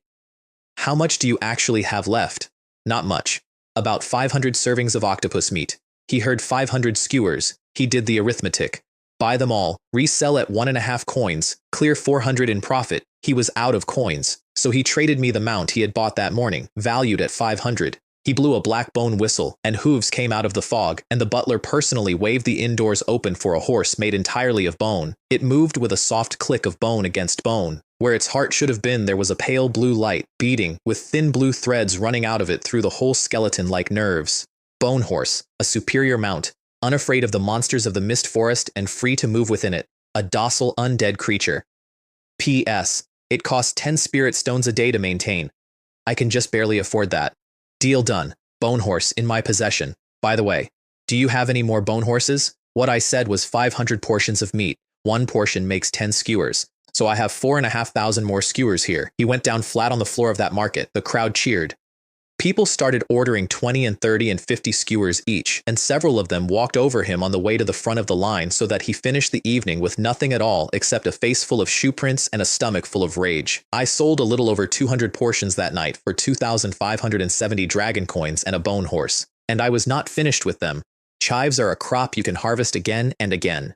I took a free skewer over to the scroll stall and squatted down in front of the old woman in the black cloak. Hey, beautiful, this one is on the house. Could you sell me that useless ice spellbook at a discount? She looked up. One front tooth, no pupils, and a smile, the kind an old witch does in a cartoon, which was considerably worse than her scowl had been. She gave me the discount anyway. It has been unwanted for a long time, she said. It would be good for it to find a home. I put 50 coins down without haggling, which for me is a medical symptom, purely to get out from under that gaze. And then her hand closed on my arm. It was like being held by a block of ice. I pulled. I put my whole doubled attribute panel into pulling, and I did not move it a millimeter. Oh, you even carry a protective magic item. It seems you come from a prestigious family. Do not panic. You will not do anything to me. The guardian necklace off a Rat King was the only reason I was still standing in that market, and my prestigious family is entirely fictional. I invented it on the spot by having a magic item. What she actually wanted to say, after all that, was this. You cannot return a spellbook bought at this stall, no matter how good or bad it turns out to be. Understand? I understood. I left, and only then did the hint arrive. The Witch of the Wilds, the most dangerous being of all the races. Once she takes a liking to you, she may turn you into her servant and keep you serving her forever. Never provoke her unless you are certain of your safety. This damn system never speaks first. It always waits until I have already been frightened out of my skin. I had walked over there, planning to buy her entire stock and run it through the copier until I owned every spell in the fog. I dropped that idea entirely. She caught me looking back at her and smiled at me again, and I studied the floor. I copied the freezing book once, quietly, in a corner, because mass piracy could wait until I was several kilometers away. Then I learned it. Frost came off my fingertip and spread over my whole hand like a white glove, and that is all it did. When I tried to throw it, one snowflake drifted to the ground. No wonder they call it the useless freezing spellbook. It is good for chilling beer. Then I put my hand on a piece of octopus meat. It went solid instantly. Not cold, solid, and it hit the iron plate like a rock. That is not a combat spell. That is a liquid nitrogen flash freezer in the palm of my hand, and I stood in an inn that has existed for thousands of years, in the middle of a fog that eats people, and started costing out ice cream, milk tea, and popsicles. Damn it. Where does this corporate wage slave instinct even come from? 10 liters of milk, please. 20 dragon coins, said the dwarf, without looking up from his newspaper in which the photographs were moving. Have I somehow ended up in a world of wizards and non-wizards? You advertised 10 for 10. This is my cow. This is my milk. I can sell it however I like. You humans are always stealing our business. You just made a great deal of money tonight. What is wrong with sharing? I am only asking for 1 extra coin. You are weak, therefore you are right. I put down 200 coins and bought all 10 buckets in one go, so that the price could not move again while I was standing there. And I made a private note of the kind I keep very carefully, that a man who squeezes an extra 100 out of me will be repaying 200 within the hour. He milked all 3 bulls dry to fill the order. By the end of it, the angry bull could not even manage to be angry. I built 10 more buckets. I traded 10 wood on the player channel for 100 bamboo, and turned the bamboo into 1,000 cups. The market watched me do all of this with total confidence that I had lost my mind, because they were broke and they were full. One of the pigmen had actually taken out a loan to buy more skewers, and then the milk dwarf, after the sale had closed, said, "Oh, I almost forgot. Angry bull milk keeps 10 hours at most before it spoils. Hehehe. He needed one. That is fair. I would have done the same. A cream melon, cut open, is unwhipped liquid cream. Rich, milky, and completely unsweetened, which is exactly why nobody in that world wanted it. One melon into each bucket. Then the vanilla berry, which is dark brown, and which filled the entire street the instant I broke the skin on the first one. My neighbors sniffed at the air, identified it immediately, and dismissed me. Wonderful smell, no flavor. The orcs make perfume out of it, and the elves make tea from it, but nobody eats it. He has combined 3 things that all smell amazing and all taste terrible. He is finished this time. Then I poured 20 milliliters into a bamboo cup and started shouting, "Free drinks, a digestive beverage, to thank you all for supporting my teppanyaki. 1 cup each, first come first served." The 2 dwarves who had mocked me loudest were standing closest to the stall, and they took the free samples for the only reason anybody takes anything free. Then they went down on their knees. It tastes 100 times better than the holy water from the holy spring. 1,000 times better. That is the best advertising money cannot buy, delivered by the exact 2 people who had spent an hour telling the market I was a fool. I handed the butler a full cup for crowd control purposes. He accepted it with enormous dignity, held it at arm's length, and then his nose betrayed him. He licked it. He barked once, involuntarily. He drank the entire thing, and then he burped in the middle of his own crowd control announcement. "Anyone who does not line up, get out of this market immediately. Hick."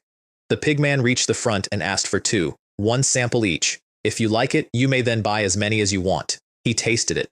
"I want 10 cups. This is called a vanilla milkshake. 10 dragon coins a cup." The market screamed. Even the high priest's holy water is 1 coin. 10 coins for a drink was an obscene number in a place where 1 coin buys a bowl of noodles and 10 grass cakes. The pigman, who was already in debt, tipped out his last 10 coins with tears in his eyes, and then I said, "We are only opening today, so it is buy 1, get 1 free. 2 cups for you." He left that stall feeling that he had beaten me. The milkshake was 5 coins a cup. It was always 5 coins a cup. I sold 2 at 10 and called the second one a gift. That is not my invention. That is the health supplement routine, run on retirees since the beginning of time. Give the old folks a free pound of eggs, get them to come back for the lecture, seed the room with people who have already been cured of everything. Then, 998, today only, 9.8, full refund if you are not completely satisfied. And by the time anybody has worked it out, the sellers have left town. When the elf girl reached the front of the line, I took a large step backward and pushed her free cup across the counter with a spoon and did not come within arm's reach of her at any point in order to avoid becoming an employee of a certain imperial agency staffed exclusively by men who have made a specific sacrifice. She stamped her foot. She had been looking forward to drugging me. The milk dwarf drank a free sample and could not believe what he was tasting. "That is my milk. That is my own milk. Tell me the magic that makes milk taste like this, and I will refund every coin you paid me." "No, because the magic is called cooking, and a shrewd businessman like you could never learn it." Next, he tried to buy a cup, 100 dragon coins. "Why does everyone else pay 10? This is my milk powder. I can sell it however I like. Besides, you have just made so much money out of me. What is wrong with giving a little of it back? I am only asking for 100 extra." He tried to buy through a proxy. I announced that anyone caught reselling to him would be thrown out of the inn, and the butler, who had 1 cup of milkshake and 1 skewer of squid quietly waiting for him upstairs, indicated that he would be watching personally. The dwarf paid the 100. He did not receive a free second cup. I said it was a gift. Can a man not choose whether to give a gift? Then he did the smart thing, and it nearly worked. He bought all 3 ingredients off the neighboring stalls. He wrung the last half bucket out of 3 already dry bowls. He paid a wizard actual money to chill the mixture properly, and he mixed it in front of everyone. It tasted of nothing but grease. He rinsed his mouth with the 100-coin milkshake to get rid of it. Then he gagged on his own again. Then he finished the good one entirely and had to crawl back to my stall and pay another 100. The thing he could never see, because it was the only step I did not do in the open, was the sweet flower juice. My lords had picked 1,000 of them out of boredom in a valley. I squeezed it in under the rim of the bucket. Everything else was done in front of the entire market. The sugar was invisible, and without sugar, a drink can never really be called a drink. That and the freezing spell, which is a flash freezer nobody else in that world has. When there was 1 tub left and every wallet in the building was dry, I ran the last play. Huge clearance. Tearful clearance. 10 dragon coins, now 5. Buy 2 cups and receive a free skewer. This is the last bucket. Miss it tonight and you will regret it for the rest of your life. They mobbed the stall. It had been 5 coins a cup all night. Weeds cannot be burned out. They always grow back with the spring breeze. Net take for the night, after costs, 10,080 dragon coins. I stood there afterward looking across the street at the witch's mat, covered in scrolls and blueprints, every one of which I could have run through a photocopier and turned into a permanent income. And I did not go over. Compared with developing your character, surviving to the end is the real victory. A bell rang through the whole building and everyone packed up at once. The butler waved the great doors open, and outside, the fog had been pushed back from the walls far enough to show the mist forest. Your time is up. You may leave now. He said it sternly, from the second-floor landing, with 2 milkshakes and a skewer of squid sitting on the table behind him that nobody had seen him buy. When he spotted me, his ears twitched and his tail started going. Then he coughed and rebuilt his face and went back to being the most feared creature in the building. Outside, the werewolf coachman was waiting on the lantern spider, wagging. He was wearing my coat. Stained, unbuttonable, at least one size too small, and worn with enormous pride. I came specially to thank you, and to take you home. I now had 10,000 coins and absolutely no intention of climbing back inside a stomach, so I declined as politely as I know how, blew the bone whistle, and flicked a single dragon coin into his pocket for last night's fare. Consider it thanks for turning up in time and saving my life. He got in front of me one more time. It has been a long time since anyone cared about us werewolves. And then he tore the saddle off the lantern spider's back, a saddle built for a creature the size of a bus, and slapped it onto the bone horse, where it shrank down to a perfect fit. Then he bowed, all the way to 90 degrees. May good fortune accompany you on your journey. I want to be honest about why I accepted, since I am being honest about everything else. A bone horse has no flesh on it. Riding a bare skeleton at speed is, and I mean this technically, the devil's own gait. It was 6:30 in the morning, an hour and a half to sunrise, half an hour to the ice field, and a clear road. Then a trail of gray-black exhaust cut across the sky in front of me and came down on the path. A broom. Auntie, I have completely sold out of milkshakes and takoyaki. Did you not call me a pretty girl before? Yes, yes, beautiful lady. I do not want your things. What I want is you. As long as you belong to me, I can have whatever I want to eat, forever. Then she snapped a twig off the end of her own broom, and the twig was a wand, straight, polished, with a red gem set in the tip, and so obviously high tier that she had been using it as bristles because she is that rich. I waved the guardian necklace at her and bluffed about my powerful family again. She laughed at me. If it were not for my sister, I might almost have fallen for it. She divined last night that your necklace was taken off the Nightmare Rat King, and that you have no backing whatsoever, you little liar. Her sister. There were 2 of them. I put on the red hat goblin helmet, which is ugly beyond description and carries defense plus 200% and magic defense plus 20. I raised the dragon-slaying blade, and I offered her every coin I owned for a truce. I do not want it. Once you are my servant, everything you own is mine anyway. Change, now. I threw the grand fireball. The white beam ate it, not deflected, swallowed, and gone, without slowing down. We were not in the same league, and we were not in the same sport. The spell hit me, and instead of pain, there was a white flash that lit up the entire mist forest and pushed the fog back several meters in every direction, like something out of the cartoon where the blonde man screams. Then, a scream. And then, a frog, sitting on the road. Werewolf's blessing. This saddle has been blessed to reflect any malicious damage. Passive. Uses remaining. 0. The coat. I threw a filthy coat at a stranger to dodge a 1-coin fare, and a dog who has not been thanked in 100 years put a blessing on a saddle and gave it to me, and it turned a witch into a frog. I killed the frog. It was not a fight, and there is nothing to describe. And then, because she had mentioned a sister, and because I refused to spend the rest of my life being hunted by a family, I burned what was left with a fireball until there was nothing. Cremation really is remarkably effective. With a skill like this, a man could earn very well at a crematorium. Damn it. Why are we back on the wage-slave mentality again? In the ashes, there was a ring. The witch's pinky ring, a spatial ring. Food stored inside remains intact for 1,000 years. She swallowed it the instant she was transformed.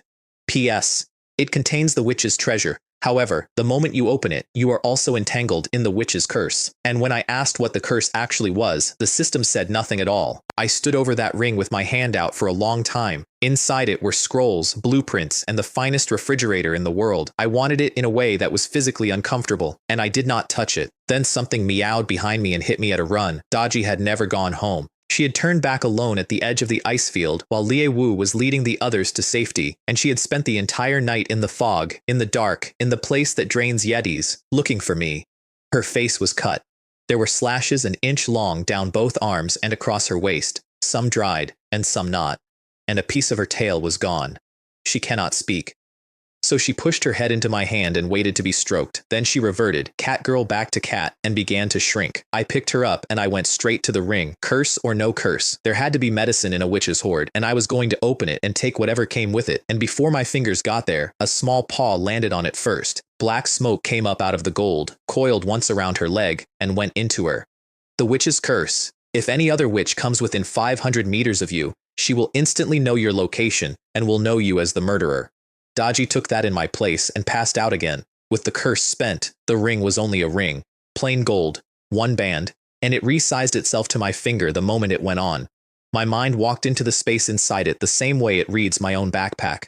The witch's entire stall was in there. Every scroll and blueprint she had been selling, a large egg, assorted animal remains, herbs I could not name, and a jar of eyeballs which, the instant I looked at them, all rotated their pupils and looked back. There was a pink flower labeled, Flower of Misfortune. Planted in someone's garden and they will be plagued by bad luck. It disguises itself as whatever flowers are already there, and if you want to be rid of it, you must uproot every plant in the bed, because a scrap of root grows the whole thing back. I threw it away in disgust. Then I quietly went back and picked it up again, because it is a perfect gift for a man I have not met yet. There was a white one too, bad news petal, pale as the flowers people leave for the dead. Pin it on someone's clothing and bad news finds them shortly afterward, with a note underneath. The bad news may also implicate whoever pinned it. Both went into the ring, in a corner, where I could find them later, and then an ancient oil lamp inside that ring lit itself. Corpse oil, life-sustaining lamp. When a critically injured creature is nearby, this lamp ignites automatically and holds them at the threshold of death until the oil runs out. Remaining 4 minutes. 59. P.S. Add corpse oil, and you may extend this indefinitely. However, the moment the oil is gone, they die instantly. 4:59, counting down, with a cat in my arms. I went through that horde like a man throwing out a burning house. Most of it was useless to me. Wildebeest horns and hooves, which the description noted, are best sawn off while the animal is still alive, otherwise the life force escapes and it becomes a pile of junk. Tree man arms, tree spirit roots, pig man tusks. And then I pulled out a straw man, and the straw man immediately tried to hop away. Curse of the straw man, a witch turned her servant into a scarecrow. He must guard a field for 10 years to regain human form. As a guardian, he is able to bewitch intruders into imitating his posture. P.S. If he is not planted in a garden, he can never change back. Years served, 9 out of 10. Do not run. If another witch catches you, you are finished. I read your file. You have 1 year left, but you have to serve it standing in a field. I have a garden. I will plant you in it. The scarecrow turned around and blinked at me. It understood every word. It had understood every word for 9 years. That is worse than prison. I ran an interrogation on the blink system, once for yes. It had never offended her. It had simply been chosen, the way I had been chosen by a fog. Then why a scarecrow, though? Why not just make you a servant?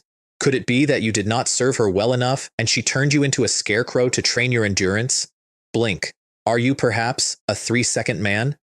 There was a very long pause, and then one slow blink with an amount of grief in it that I was not prepared for. All right, brother Strawman. You live in this ring now. Help me find medicine.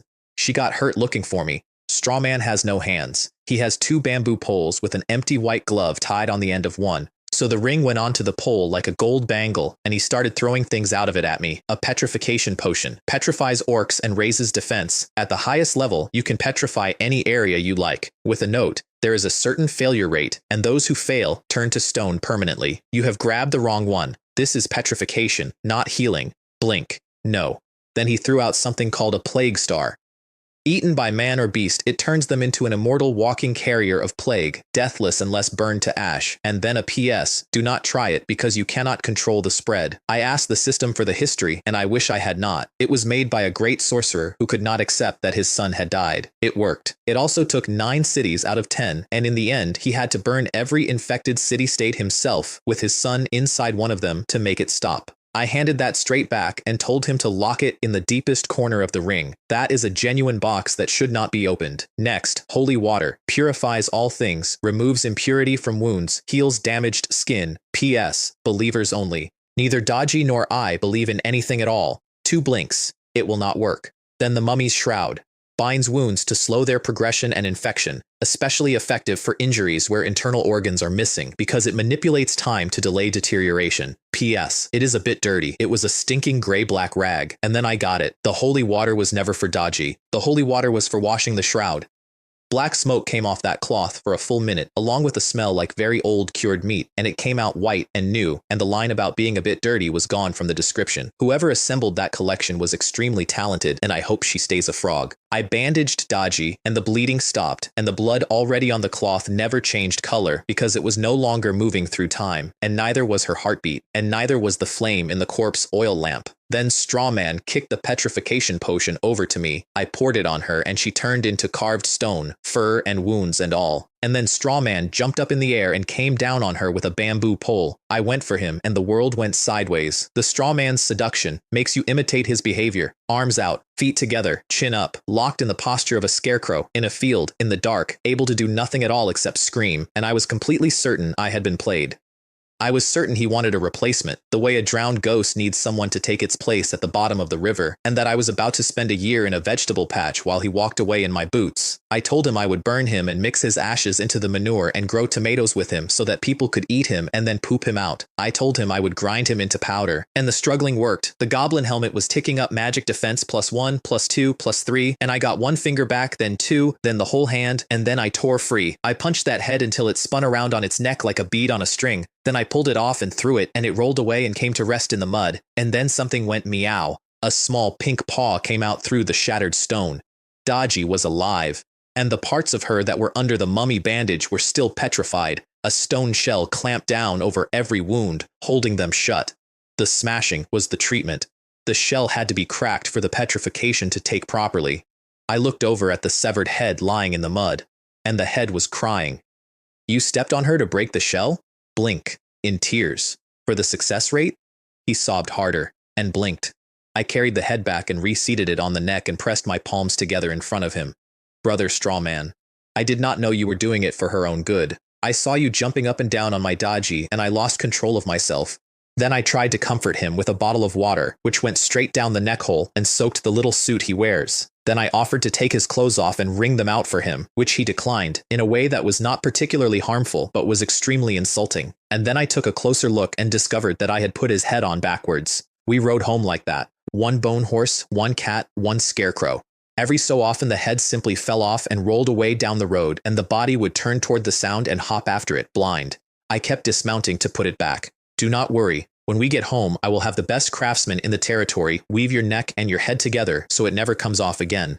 There was nothing in those eyes but despair, because he had just worked out that he was going to spend an entire year standing in this man's garden. They were still at the gate when we came out of the fog, all of them. Nobody had gone to bed, and a yellow cat trotted out of the white ahead of me, and the entire manor came apart. White Eagle landed on my head and stared down at a horse made of bones and said in a small voice, "Goo?" I told them the night simply. An inn that has stood for thousands of years, dwarves, elves, goblins, pigmen, treemen, werewolves, and a witch who had tried to take their lord away and keep him. One of the lords, in a hushed voice, asked what would have happened if I had been caught, whether I would have ended up like the scarecrow, stuck in a garden.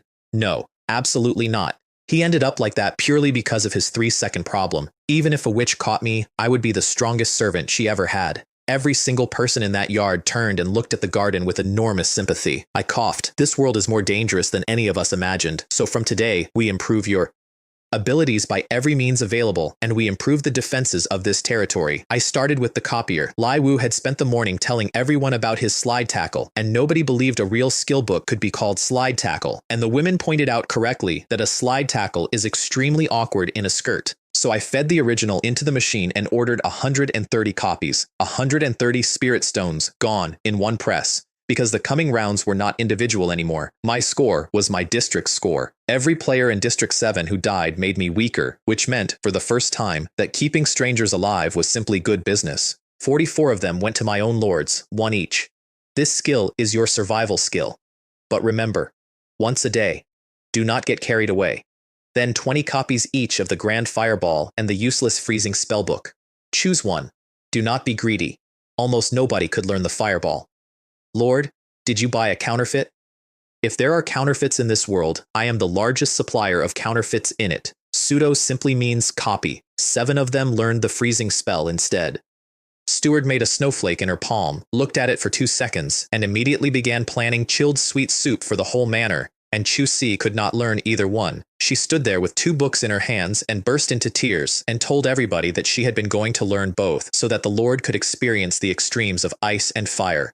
40 people stared at her. Then White Eagle picked up a fireball book in its beak. You can read? It flew up and spat a string of fireballs across the field, and one of them left a crater a meter wide, smoking black, like something had come down out of orbit. That is what the spell is supposed to look like. A whole crowd of people is not the equal of one bird. Lai Wu, who was by then a professional flatterer, informed the crowd that the Lord had personally killed a magma octopus the size of a mountain using this very technique, which is a story I told him and which had grown in the retelling.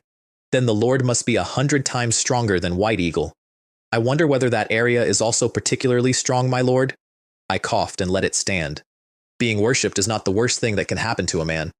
Then I redistributed the 22 goblin helmets and 22 steel pickaxes to the mining and gathering teams and put the old gear up on the trade channel, and the hunters complained that everything they ever got was production tools and looked at Shilu's captured greatsword with naked envy, so I learned the premium dragon bone blade, cuts iron like mud and hair on a breath, 2 black iron ore, 1 enchanted ore, 1 dragon bone.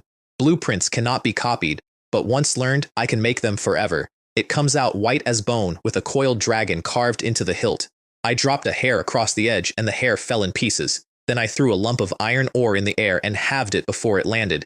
And then I hit the bottleneck. 12 enchanted ore left and 25 people who wanted a sword. So I asked Shilu what the mining team had pulled out of the ground while I was away for one night. 10,086 stone, 5,006 iron ore, 1,699 black iron, 888 magnetite, 299 enchanted ore, and 15 dragon coins. That much? Indeed, my lord. Only those with tools can fight. No wonder the capitalists love exploiting their workers so much. That is the answer. That was always the answer. Shilu's actual complaint, once I got it out of him, was that their packs had been too small to carry everything they dug. As a major capitalist, I could not pass up an opportunity to upgrade the tools. 30 advanced backpacks, Yeti hide, water ghost silk and a wind core each. 100,000 slots, white, with a green core set into the flap.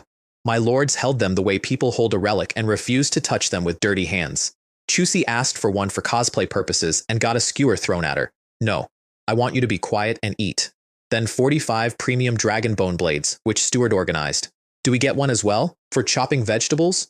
For self-defense. This is a war between nations and the natives out there are terrifying. Do boys not also need to protect themselves? Said Ivankov. Yes, especially from Ivankov. Then 31 sets of dragon armor, 40 dragon scales, water ghost silk, and a metal core each.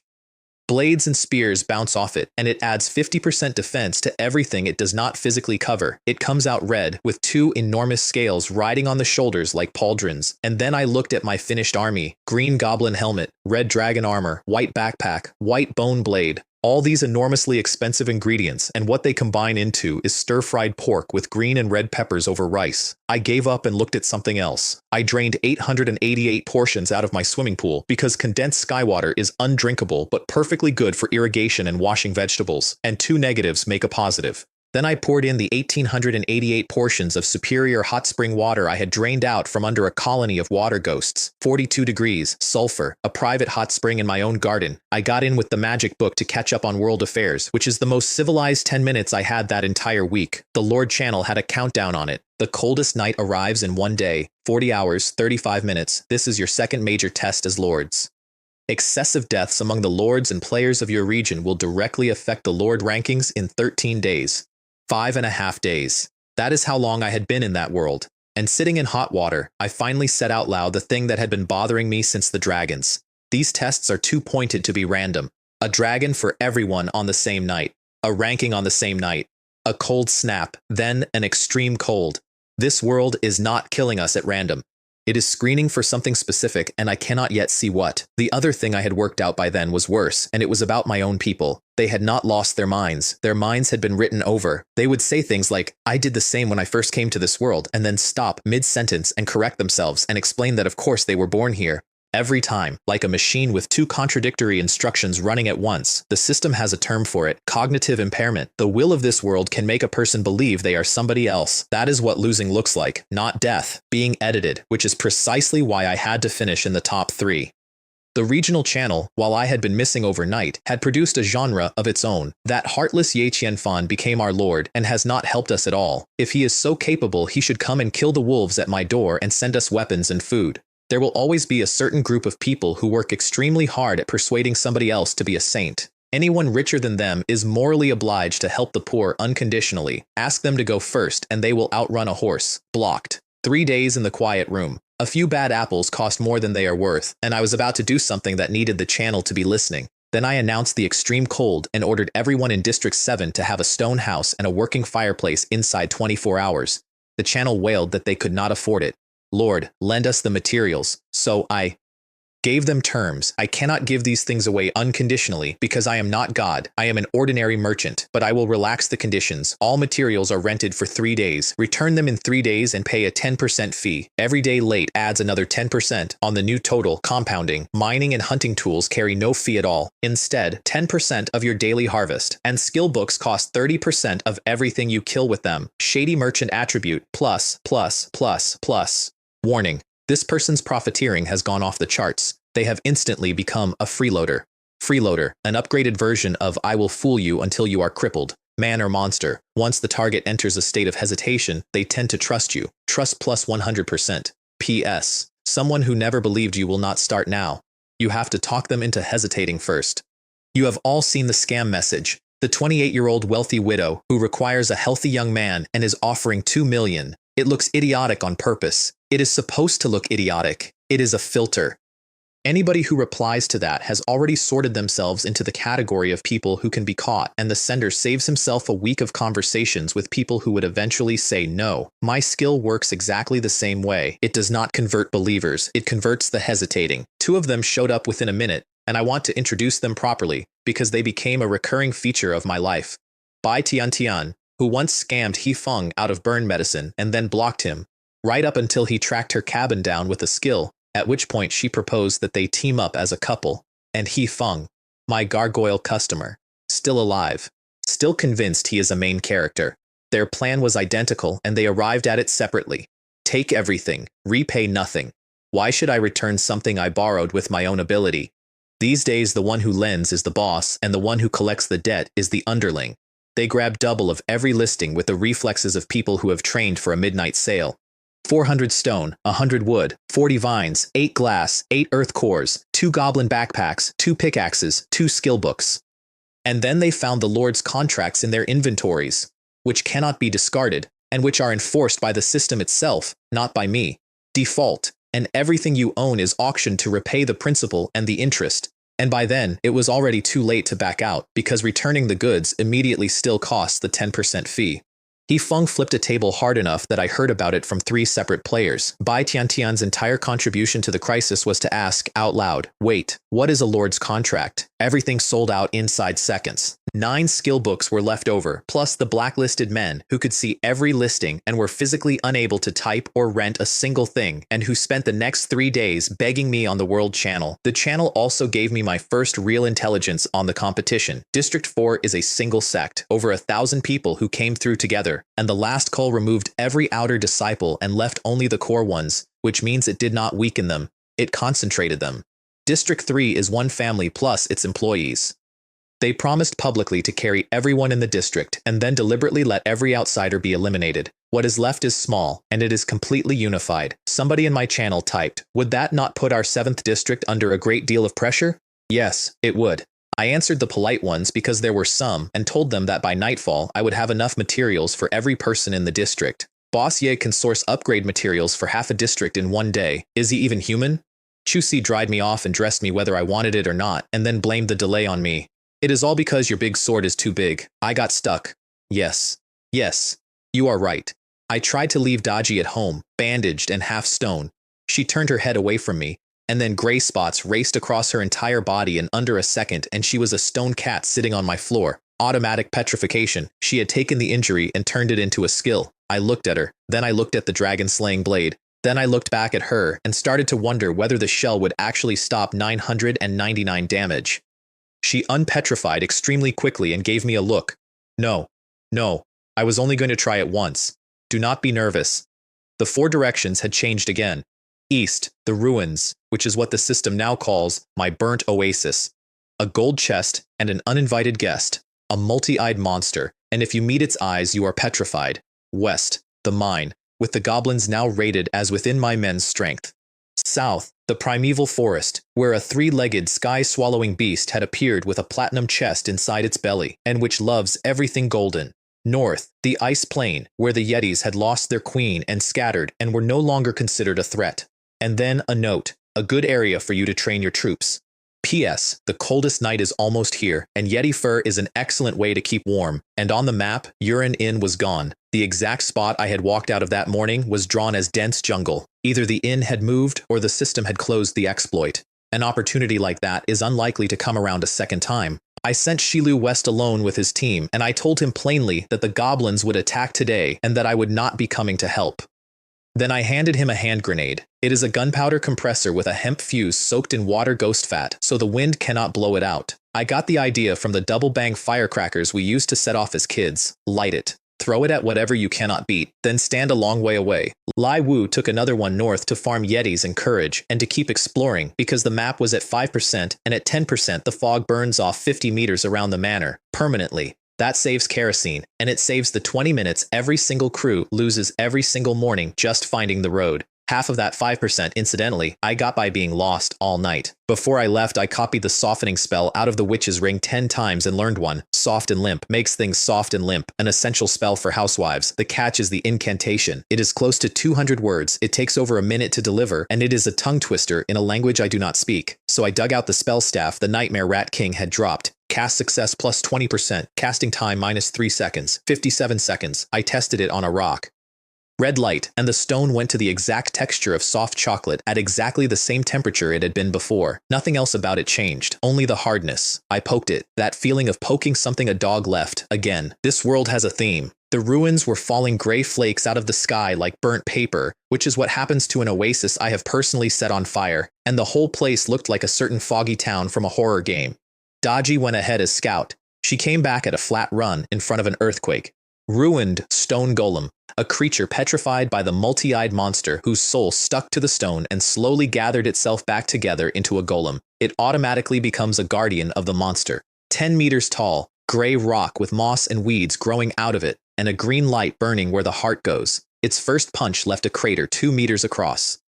Daji ran up the arm onto its head and raked it, and it was metal on metal, sparks and a crack of light like cutting through a live wire with a kitchen knife. 0 damage. Then it slapped its own face to swat her and knocked several of its own stones off, which was the only damage anybody managed in the first 30 seconds. The lords proposed a mass slide tackle. All of them. At once.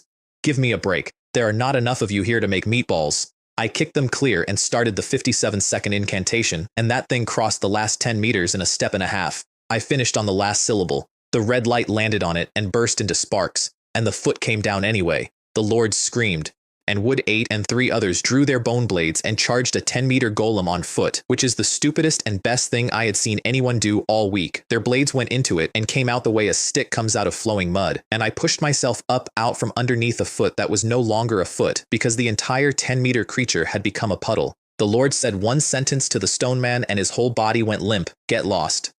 It dropped 1,000 mud and 2 earth cores. Only 2 materials? That is far too little. I am aware of how that sounds. I had been in this world for 5 days, and I was already disappointed by a giant. But it did tell me something useful, which is that the reason the softening incantation is 200 words long is that the spell is genuinely, seriously powerful. Then the stone hills around us started to shake, and golems climbed out of the rock, a dozen where I could see, and behind them, the entire ridge.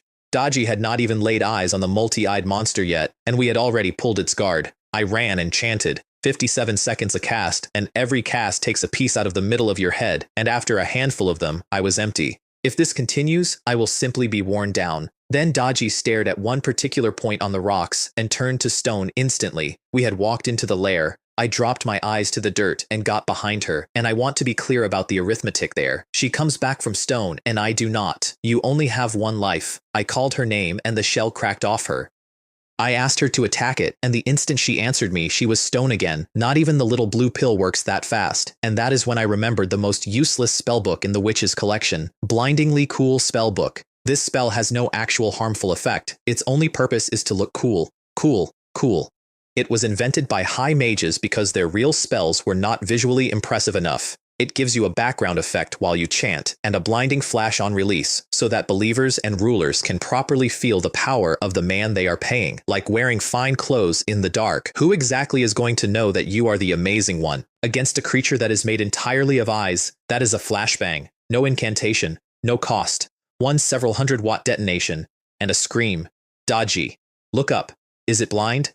She came out of the stone and stayed out. So I finally raised my head and looked at it properly. It is a spread of something like mud across a boulder, covered in countless eyes, every one of them squeezed shut, nothing showing but lids. Dodgy was already in and out of it before I had finished looking. I put enchanted fire arrows into the eyes as they tried to open, one at a time, which is roughly the parenting technique of a man whose child will not go to sleep. It came off the rock and curled into a ball, smoking, weeping from every eye it had at once, and its dying call brought nearly 100 golems down the ridge. I burned the last of myself on the softening spell.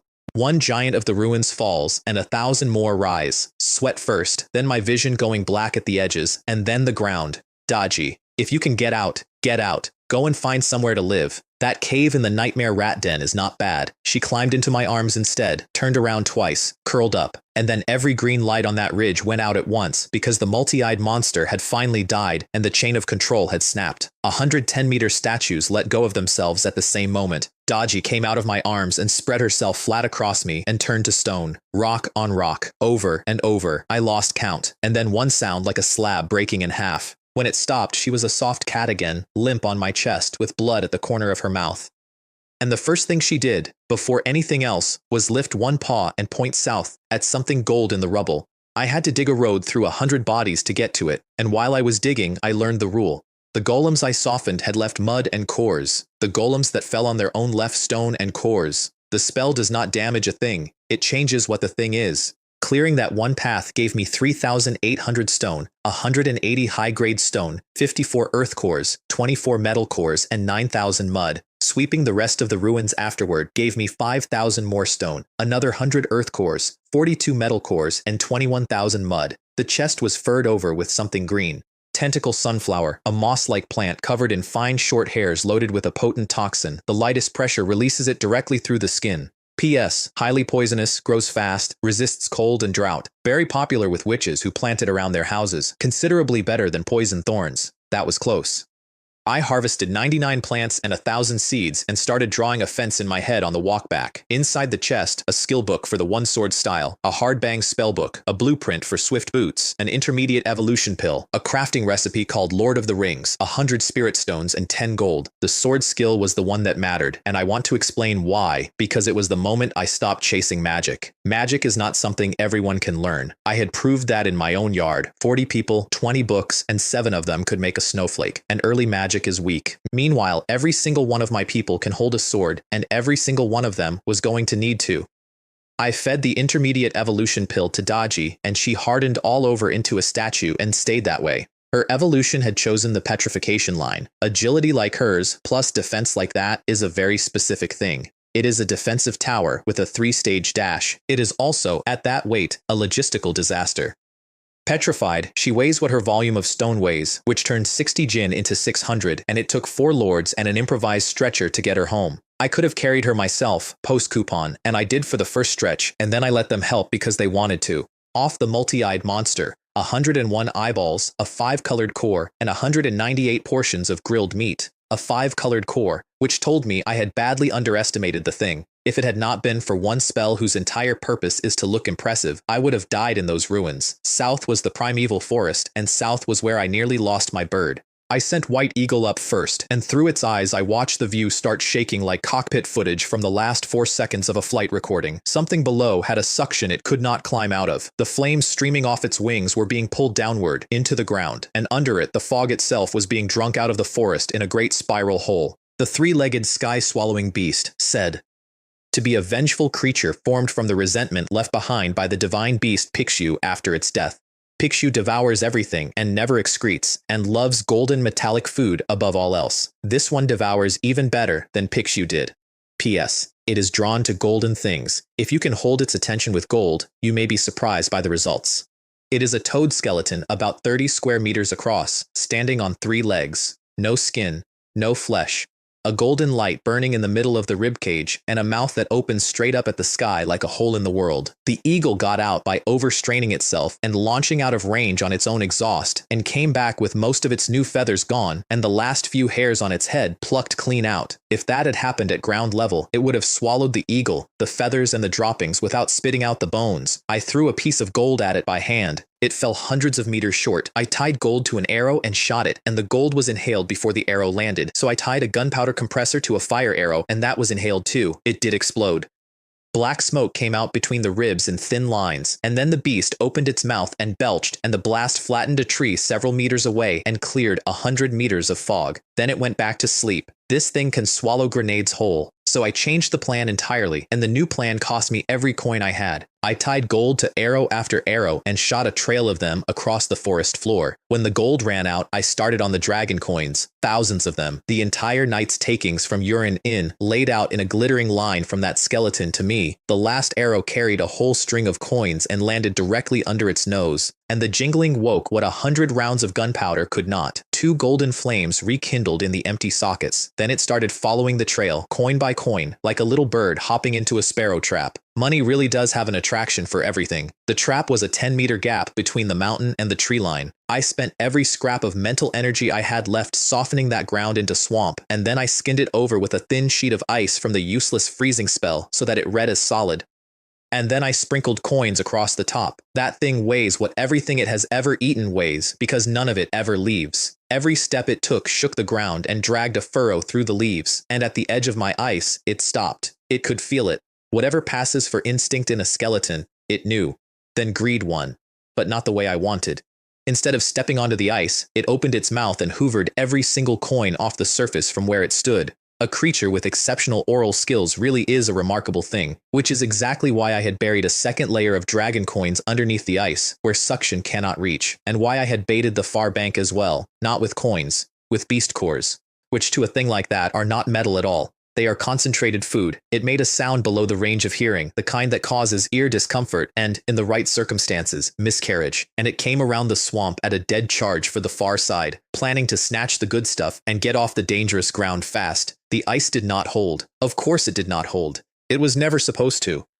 It went through, and it sank, and the mud closed over the top of it, and I stood on the bank feeling extremely pleased with myself. Still not dead? Famous last words, in any world. A whirlpool opened in the middle of my swamp, because it was not drowning, it was drinking, it was pulling the mud out of the ground from underneath, and the pit was emptying fast, so I resoftened the ground, and then again, 57 seconds at a time, burying it over and over while my mouth went dry and my head went thin. Then I got angry and fired the softening spell directly into it, and the golden light inside the ribcage swallowed the spell. It absorbs magic. It is practically invincible. But it had already shown me its one limit when it hoovered the coins off the ice and could not reach the ones underneath. It cannot take something too big to swallow, and the biggest thing available anywhere is the ground. Hard bang spell, the opposite of soft and limp, a spell that hardens things, a key to family harmony. P.S.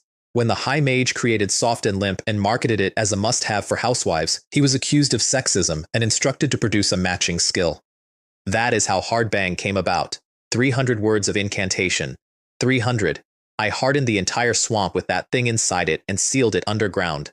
The 3-legged sky-swallowing beast, trapped deep underground, unable to move. Now is the perfect time to unearth its treasures. P.S. Beware the suction from its body. Its mouth is not the only thing that devours.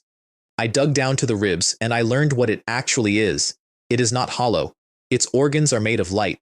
There are luminous veins running through a bare skeleton and light-shaped organs still working inside it, which is how a pile of bones manages to be hungry. Stones that fell on its back were drawn in and eaten. And then I noticed that the rock it had swallowed through its skin was bulging inside the light rather than dissolving.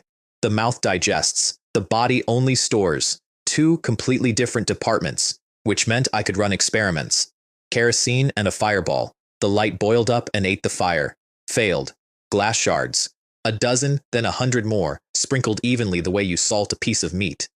Spikes pushed out through the light organs from the inside, and the effect was a bit like a durian in a fluorescent rubber bag. It hurt it. It did not kill it. Then magma chili. I made leather gloves first, because I had already learned that lesson once with the corpse fruit, and because any man who has cut chilies barehanded knows exactly what kind of evening follows. The golden light detonated like a roll of mints going into a bottle of cola, and the beast started throwing up gold, glass shards, a bone fossil, and then two things that stopped me where I stood: the wreckage of a computer and the wreckage of a car, both crushed past recognition, but unmistakably what they were. Somebody had been here before us, with cars, with computers, and a bronze chest came up with them.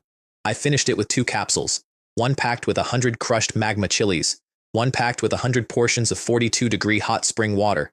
Eat a mouthful of chili and then take a sip of hot water. It is a devilish combination and every one of you knows it. I dragged White Eagle over and crouched under one wing like it was an umbrella. Then it erupted, a platinum chest, the bronze chest. 1,002 stone, 200 high-grade stone, 999 enchanted ore, 365 bone fossils, 85 wind cores, 199 earth, 79 water, 75 metal, 125 wood, 78 gold, robot debris, which I did not ask about and have thought about ever since. 3,563 spirit stones, and 456 dragon coins, which was most of what I had shot into the forest, coming home. When it stopped, the great golden light in that chest had shrunk to a small ball, guttering. That is all? I thought we could go another 300 rounds. One arrow with the head packed full of chili punctured it like a water bag. It dropped a 5-colored core and 365 portions of Pixiu bone, and then the ground I was standing on collapsed. Because the beast had been holding it up, and White Eagle hooked me out by both shoulders on the way down. I opened the bronze chest first, deliberately, so that the platinum one would not be spoiled by comparison. A glove blueprint, high-grade wood, a blueprint for a bedside table, bronze, and 10 cans of one cola, plus 10 cans of the other one. This bronze chest is extremely thoughtful. In case certain people do not like one brand, it has included 10 of each. The platinum chest was a career, a skill book called The Art of Language, Skills of Heart-to-Heart Communication, a self-heating glove blueprint, a self-heating insole pattern, a splitting arrow blueprint, a dragonbone bow blueprint, another copy of the precision skill book, 100 spirit stones and 10 platinum, and a fragment of a treasure map. The bow, the arrow, and the aiming skill are a complete ranged package for a whole army, and precision mattered enormously because I never miss and my soldiers miss constantly, and I now owned a photocopier. I already had the other half of that map. A girl had offered me a fragment for 2 kerosene lamps about 4 days earlier, and I had beaten her down to 1 on the grounds that half a map is garbage, which it is. I bought it the way a man buys a lottery ticket, out of superstition and boredom. Getting it out of the warehouse taught me something about my own storage that I had never bothered to look at. I thought the name of the item, and a drawer flew open on the far side of the room, and the fragment came out and vanished into a patch of white light and reappeared in my pack. The same white light as the spatial rift at the mine. My backpack and that goblin mine are running on the same technology. The two halves merged, and then both of them burned to ash and left absolutely nothing behind. How is this any different from upgrading gear in an online game? Then, the completed map has been merged into your regional map, and there was a marker on grassland about 10 kilometers behind the eastern ruins, half an hour on the Bone Horse. I also finally worked out that evening why the days felt wrong. A day in that world is not 24 hours. Sometimes it is 20, sometimes 16. It is set by the sunrise, and people simply get sleepy when it goes dark and wake when it gets light and never think about it again. I learned that from the dwarves at the inn, who track it with the tides, and the last 2 days had been unusually long, a blessing before a test. Whoever runs that world was handing out the maximum possible daylight immediately before the killing night. Chu Si brought me dandelion tea out of Yao San's hall, and I asked where Daji was sleeping. Lord, did Lady Daji not go out with you? Only you and Lord White Eagle came back. I dropped the cup. I had separated from Wood 8 and Yao San's stretcher party over an hour earlier, on a walk that takes minutes. They had never arrived, and the Eastern hint had changed while I was drinking tea. Your former adversary has come knocking. They are extremely powerful and unpredictable, and can conceal their true form. Be extremely careful. Former adversary. I stood in my own kitchen and went down the list of everyone I had wronged in 6 days, and it took a while. The players. I killed Liu Yan on the 3rd night, and Liu Yan had a boyfriend, and the boyfriend had friends, the lords.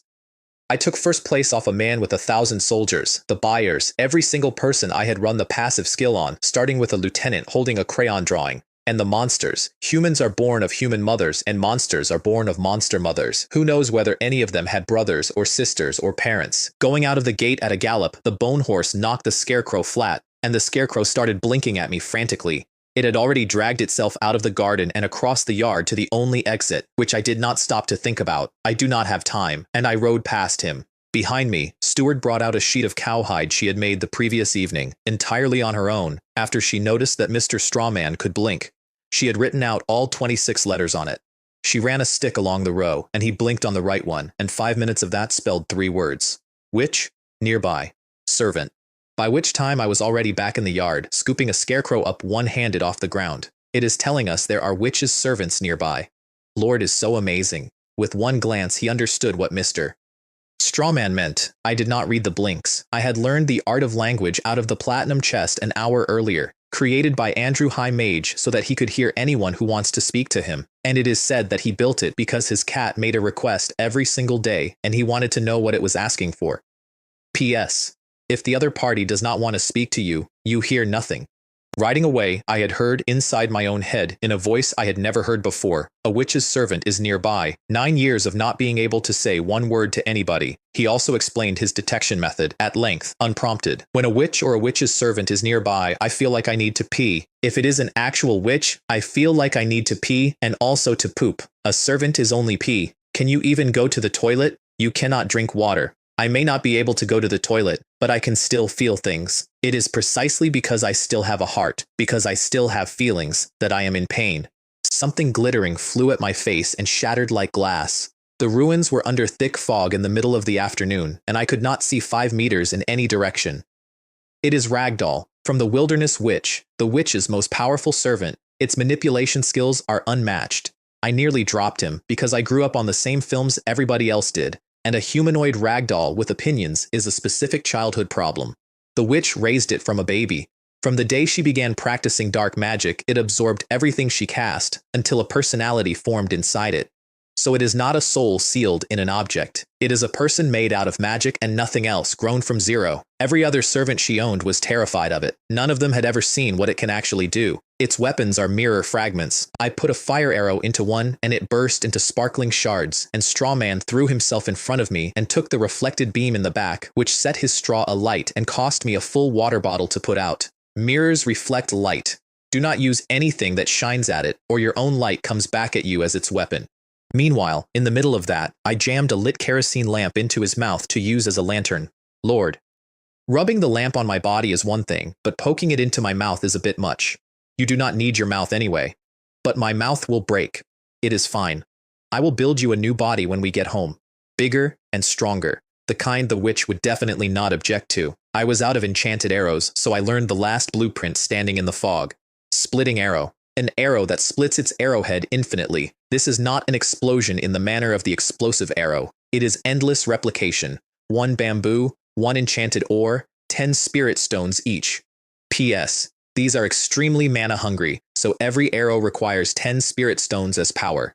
10 spirit stones per arrow. At that level of consumption, why is it called a splitting arrow at all? It should be renamed the rich man's arrow. I made 100 of them. Then the doll spoke into my head. You are the one who killed my master. I have already used the soul-searching technique on the cat demon, which meant it had found Dodgy, and it meant it knew everything she knew. Since you care so much about your cat, I will take even better care of it. After I have crippled you, I will kill it in front of you, exactly the way you killed my master. The mirror shards came up and started orbiting my head like blades on a wire. Strawman told me not to shoot. 1 arrow into that many mirrors comes back as thousands, and I would go home as a hedgehog. I asked what happens if I do nothing. He told me in one flat line, and I have never needed a second one. She keeps what is left of you alive in her garden and feeds you to her pets a piece at a time. Then the doll started screaming die at me on a loop, over and over, directly inside my skull, until my head swam and my hand jerked and the shot went off by accident. Strawman put a glove over his own face. It is over. Then the rich man's arrow hit the first mirror. The mirror reflected a copy. The arrow split. 1 became 10, 10 became 100, 100 became 1,000. Every copy shattered more mirror, and every new shard reflected more copies, and the copies were destroying the shards faster than the reflections could finish forming. There were 100,000 arrows in the air over that ruin, and the number was still climbing. It ground those mirrors to glass, then to powder, then to nothing that could hold a reflection at all. What I had assumed was infinite division turned out to be actually infinite division. I want to explain how rare that is. Normally, the infinite thing is a gimmick, in the way that the braised beef on an instant noodle packet is a photograph and the beef in the packet is 3 pieces the size of something you would not name at dinner. But this one is real. However many pieces you break a mirror into, that arrow will always have 1 more arrow than you have fragments. and when the last mirror was gone, the only reflective object left in that fog was the doll itself. Strawman caught the glint. 9 o'clock. Your 9 o'clock. One arrow, no aiming, and something fell out of the fog. Then he found it again in the murk and called 3 o'clock, and I was briefly extremely impressed with him. I need to pee. The closer we get to the doll, the stronger the urge, so I know it must be over there. So the scarecrow is not a clairvoyant.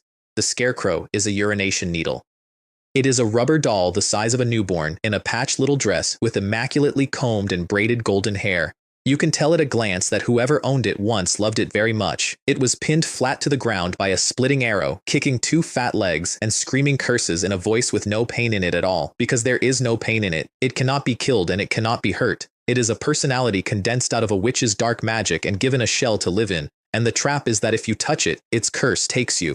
Strawman stopped my hand about 4 centimeters short, so I ran experiments, using Strawman as the probe. Experiment 1. The arrow that pierced the doll is fine, no curse on the arrow. Experiment 2. Poking its clothing with the bamboo pole underneath the scarecrow does not hurt. Lord, I asked you to find something to test with, not to use me. My lord, if you cannot treat me like a human being, could you at least treat me like one? Then, to test direct contact between one surface and another, I took hold of the pole and lowered his face onto the doll's face. They both screamed. Congratulations on a successful experiment.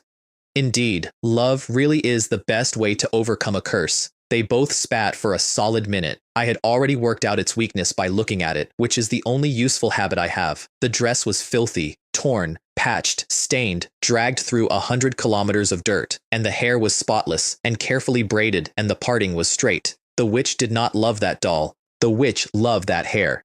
It tried one more angle first, which was aimed entirely at getting me to touch it. You are the man I like. Kiss me, and I will tell you where they are. Marry me, and I will tell you where the witch's house is, and about her treasure. I burned the dress, no reaction whatsoever. Then I moved the torch over to a braid. You would not dare. One hair went up with a smell of burning plastic, and it folded completely. I will talk. You are not allowed to touch one hair on my head. It had found Dodgy through the witch's curse still clinging to her paw, which she took in my place. It had soul-searched her, and then it said something it did not know it was giving me. If it were not for how much your pet loves you, she would have died by my hand long ago, which meant she was alive.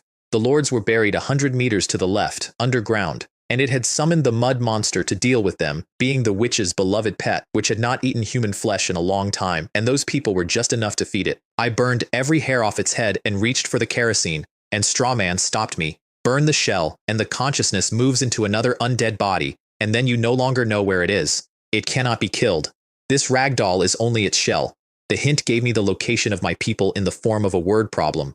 A few people are buried under the mud approximately 1 meter ahead of you. However, a mud monster 5 kilometers away is rushing toward you at 1 kilometer per minute and accelerates by 0.2 times for every kilometer traveled. How long until it arrives? I would like to formally register a complaint about this system. The stretcher party was down in the pit exactly as they had fallen, still holding the poles, every one of them breathing, and Dodgy was still stone in the middle of them. Her panel had changed. Intermediate spirit pet. Loyalty 100%. Status, petrified. Special ability, summon stone servant. Then the mud monster arrived. Mud monster, a multi-tentacled underground creature capable of self-division and self-growth. A favorite of witches, used for plowing, digging drainage, and laying foundations. P.S. If you can tame it, it might handle a great many chores for you. It is a worm as thick as a wash basin, brown-red, with a mouth full of teeth, and there were a dozen of them coming up out of the ground at once. The rich man's arrow did not split, because underground there is nothing for it to bounce off. Fire did nothing, and every head that took a hit simply retracted into the earth and came up somewhere else. It is a game of whack-a-mole against a body you can never reach. Strawman told me the part that mattered. They are not a dozen heads. They are one tangled mass, like a clump of hair, where nobody knows how many strands there are, with loose ends coming out of every side. The bone horse ferried unconscious lords out 2 at a time. White Eagle caught one that I swung up over the lip of the pit by his belt. One of them I did not reach in time. I was 4 steps away. The ground took him, and there was nothing to fight afterward because the thing that did it was already somewhere else, and I stood there with my hand still out. His name was Lord Number 39. He had been on Wood 8's timber crew for 4 days. He had asked me that morning whether the new backpacks came in other colors. I jammed Strawman headfirst through one worm's skull to pin it to the ground and left him there. Anyway, this thing only eats meat, and it does not seem interested in non-humans like you. Strawman's information was the only thing that got us out. A Grand Magister once tested blades, fire, ice, and petrification on a mud monster. Everything hurt it. Nothing killed it because of the splitting and the magic resistance. Only curse-type dark magic works, because a curse drains the life essence directly. And then he explained the method, which took him about 4 minutes. Drip 1 drop of the cursed person onto a living creature stronger than him. Then bring the cursed object, the creature, and that drop together in the same instant. If the object reaches the drop first, it realizes a drop is not a person. If it reaches the creature first, it realizes the creature is not the target. But all 3 at once, and the curse fires into the creature. My version. The curse can recognize its target, so you use a drop of blood as bait to win its trust, and then point it at something else. Is that all? Why so much nonsense? Is this not simply trying to explain things clearly? That is too clear. That is water. You stay here and hold it. I am going to fetch your bride so that you can consummate the marriage. Lord, I think you are less human than either of us. Sorry, bad signal. The doll was where I left it, and beside its finger was a scrap of burnt paper with 3 red exclamation marks over it. 3. I had seen that marker exactly once before in my life, on a magma octopus. Message scroll. Burnt to ash. It appears to have been a location sent to someone, containing several numbers. 3. A007888. The remainder is illegible. A is my region, 007 is my district, and 888 is me. That is the coordinate of my villa. I have already transmitted your coordinates to my master's sister. Since I cannot kill you, she will avenge my master herself. Hehehe, you will surely die today. The sister, the one who divined that my necklace was stolen off a rat king. Then it went full masochist, because it had one job left, which was to make me touch it. Trashy human, do not pity me. Whip me hard, beat me mercilessly. I love it when you treat me like this, because only if you hate me enough to eat me can I become part of your body. Come on, hurry up and ravage me. I did not rise to it. I traced a circle around it in the dirt with the dragon-slaying blade, and then I picked the whole thing up by the shaft of the arrow with the clod of earth still attached, the way you carry a plant with its soil, and rode off with a doll skewered on a stick like something off a grill. What are you doing? Obviously, I am taking you to your death. Back at the pit, the ground had become a coral bed of open mouths, and Strawman was wrapped in several worms with one of them actively trying to swallow him whole, and he was crying again. Lord, help! I do not want to be inside the belly of a burial worm. Wah! It is so disgusting. Do not cry. Do not cry. I am back. He had no idea it was the 4th time in 2 days. The problem with delivering a curse is timing. Blood weighs nothing. A rubber doll weighs something. Throw them together, and they land a 1/4 second apart, and a 1/4 second is enough for a curse to notice it has been lied to. So I cut my finger into a compressor capsule, tied the capsule to the doll with a strand of water ghost hair, and threw the pair of them at the nearest open mouth. Then I whistled, to make absolutely sure it bit. And at the instant of contact I detonated the capsule. Blood, doll, and monster, all touching in the same heartbeat. It is me. It is me. It is the witch's doll. A doll's voice only reaches the inside of my head, and that worm had never been the brightest member of the family. Black smoke came out of its mouth, the head went black and hardened. And then the curse kept going, underground, out of sight, head after head after head, turning black across the whole tangled colony, until every strand of that thing hardened and crumbled into powder. The doll was still screaming from inside the ashes. It cannot die. That is the entire problem with it. Strawman was in 18 pieces at the bottom of a pit full of cursed ash, so I fished him out with the ghost claw and put him back together approximately. You are only broken into 18 pieces. Steward's craftsmanship is excellent. I quietly pocketed the parts that would not go back on. I would rather be dead than alive. You are not dead. That is wonderful. Now could you come with me to Treasureland, behind the ruins? I escorted everybody home myself that time, and told Steward to clear a corner of the garden as a burial ground. Lord number 39 burned to ash with the monster. So there was nothing to bury. Treasureland is a rocky waste with a doorframe standing in it, 20 meters tall, freestanding, with absolutely nothing inside it, which is the most alarming thing a door can do. And leaning on a sword beside it, a stone giant. Strawman was hanging upside down off my saddle, which meant he was the only one of us at the correct angle to notice the patterns carved into the giant's 10 toenails. Each symbol represents a corresponding threat. Of these 10, only one will correctly awaken the stone man. The others are traps. Do not touch them if you do not wish to die. So I backed off 30 meters and shot them, one at a time. The first toe threw a sword cut across the ground. The second produced a gout of fire that charred my fallen arrow. The third opened a sinkhole that swallowed the char. then acid, then falling rocks, then spikes out of the ground, then stone pillars that punched out and retracted, then 1,000 arrows, then a spiked iron ball on a chain, 10 toes, 10 ways to die, 1 button. Then I looked at my map again, and the icon for Treasureland had drifting clouds on it, and under the clouds, 3 tiny symbols, sun, moon, star, which corresponded on the toes to the iron ball, the falling rocks, and the 1,000 arrows. So I negotiated with the Scarecrow. The best body money can buy, the best suit, and a mosquito net to keep the insects and the crows off you at night, he counter-offered. I am going to sleep in Miss Servant's room tonight. Deal. He got the order wrong on the first attempt. 1,000 arrows turned him into a hedgehog. Then a boulder flattened his head, which was survivable, since Strawman does not have brains. Then the iron ball destroyed the pole that serves as both his leg and most of his body. Hey, that was just a mistake.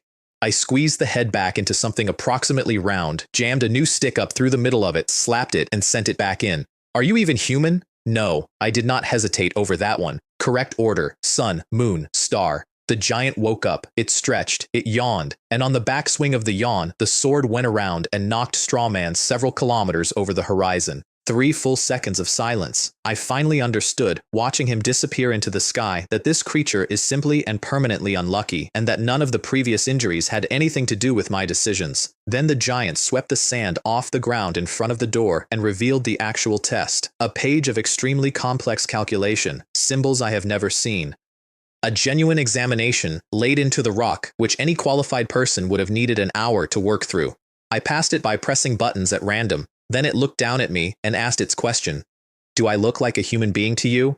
Never answer. If you say he looks like a human, he will take your place as a human, and you will guard the gate of Treasureland until the next substitute arrives. If you say he does not, he will be enraged that you have cost him his chance and will do everything possible to kill you. P.S. He has stood here for nearly a century absorbing the elements. A full-force attack from him is comparable to a Grand Magister's. Whatever you do, do not provoke him. I asked the hint for a way out. I am just a weak, pitiful, and innocent little clue. How would I know that much? And if I really die, you will be heartbroken. After all, I was at least a notification. P.S. A hint should only be a hint. Otherwise, it would not be a hint. It would be the answer. Go to hell. The giant, being helpful. Since you seem unable to answer, I will give you 2 options. A. I look like a human. B. I do not. I started backing away, and it flicked the sword and blew a smoking crater in the ground 20 meters behind me, with no incantation and no wind-up. My mother is calling me home for dinner, and then I stopped backing away because I had found the shape of it. It is not impossible for me to answer, but to be fair, you should answer one of mine first. Excuse me, how many hairs do I have? What kind of question is that? Are you not simply cheating? Then what kind of question is yours? Is that also not cheating? Stone teeth ground together somewhere above me for a while. Fine, let me think about it. And a 100-year-old guardian of a magic gate sat down in the dust and began counting on its fingers, and I got on my horse and left, because my mother was calling me home for dinner. There was a trap inside my trap, and I walked into it on the way out. Are you certain you will come back tomorrow? Of course. And a blue circle closed over both of us. Magic contract. When both parties agree upon something, the contract forms automatically, and whoever breaks it is severely punished. I found out later what it was actually thinking, and it makes the whole thing worse. That giant used to be an astrologer. By reading the movement of the stars, it can genuinely calculate the number of hairs on a man's head. It was not stalling, it was doing the work. Tomorrow, it would finally go free, and this poor little human would take its post. 100 years is enough, it thought. 100 years is enough. I collected Strawman in pieces out of a field several kilometers away. Lord, do you think I can still be saved? Night came down before I made it home, and from a long way out across the dark, I could see a row of dim yellow lamps burning at my own gate. Kerosene lamps, several of them, burning at full for hours, in the dark, at a cost, because Stewart had decided that a light might carry. Nobody had told her to. I had shouted at her about kerosene twice that week. I sat on a skeleton horse a kilometer out in the fog and looked at my own front door and did not move for a while. That feeling of being waited for, of being needed by somebody, turns out to be genuinely good. At the very least, it beats coming home to an empty house. Dodgy had finished evolving while I was gone. The stone shell was gone, every wound had closed, and she came off the wall and landed in my arms on the back of the horse. Then she demonstrated the new ability, Summon Stone Servant. Stones rolled together across the yard into a blue circle and assembled themselves into a stone man, 20 centimeters tall. The smallest stone golem the multi-eyed monster ever summoned was 10 meters. This is not a servant. This is a figurine. She was extremely offended and summoned a dozen more, none of which reached my calf, all of them standing around my boots like a family portrait. Then she made her point. One of them turned its foot into a stone cone and drilled straight down through the ground. Another one walked into the garden and came back carrying a ripe tomato and handed it to me. I apologized. The farm went in that night because I had finally solved the mud problem.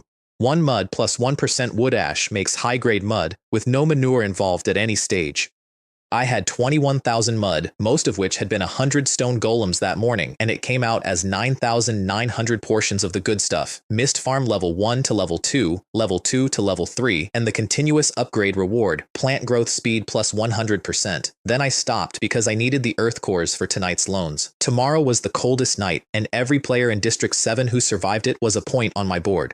Also, for the record, I lent out 160 earth cores that morning and got 225 back by evening. Lai Wu's team had gone north and honestly earned about 20 cores with 1 slide tackle each per day and 2 men lightly wounded. Shilu's team had come back with over 100. I asked him how. I happened to need to pee, so I was looking for a place, and a green hat came up out of the ground right underneath me. In my panic, I peed all over its face. He stopped.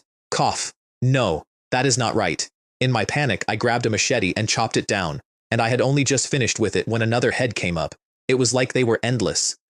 So I called everyone over and we all just kept chopping heads until no more came. So it was pure luck. With their actual fighting strength, who knows which of them would not have come home. Extra rations for the warriors tonight. The burial ground behind the villa already had flowers in it because Steward does not do anything by halves, and 1 small pit because there was no body. 3 minutes of silence. For our 7th district hero, number 39. I will tell you exactly why I did it, and it is not a good reason. And it worked anyway.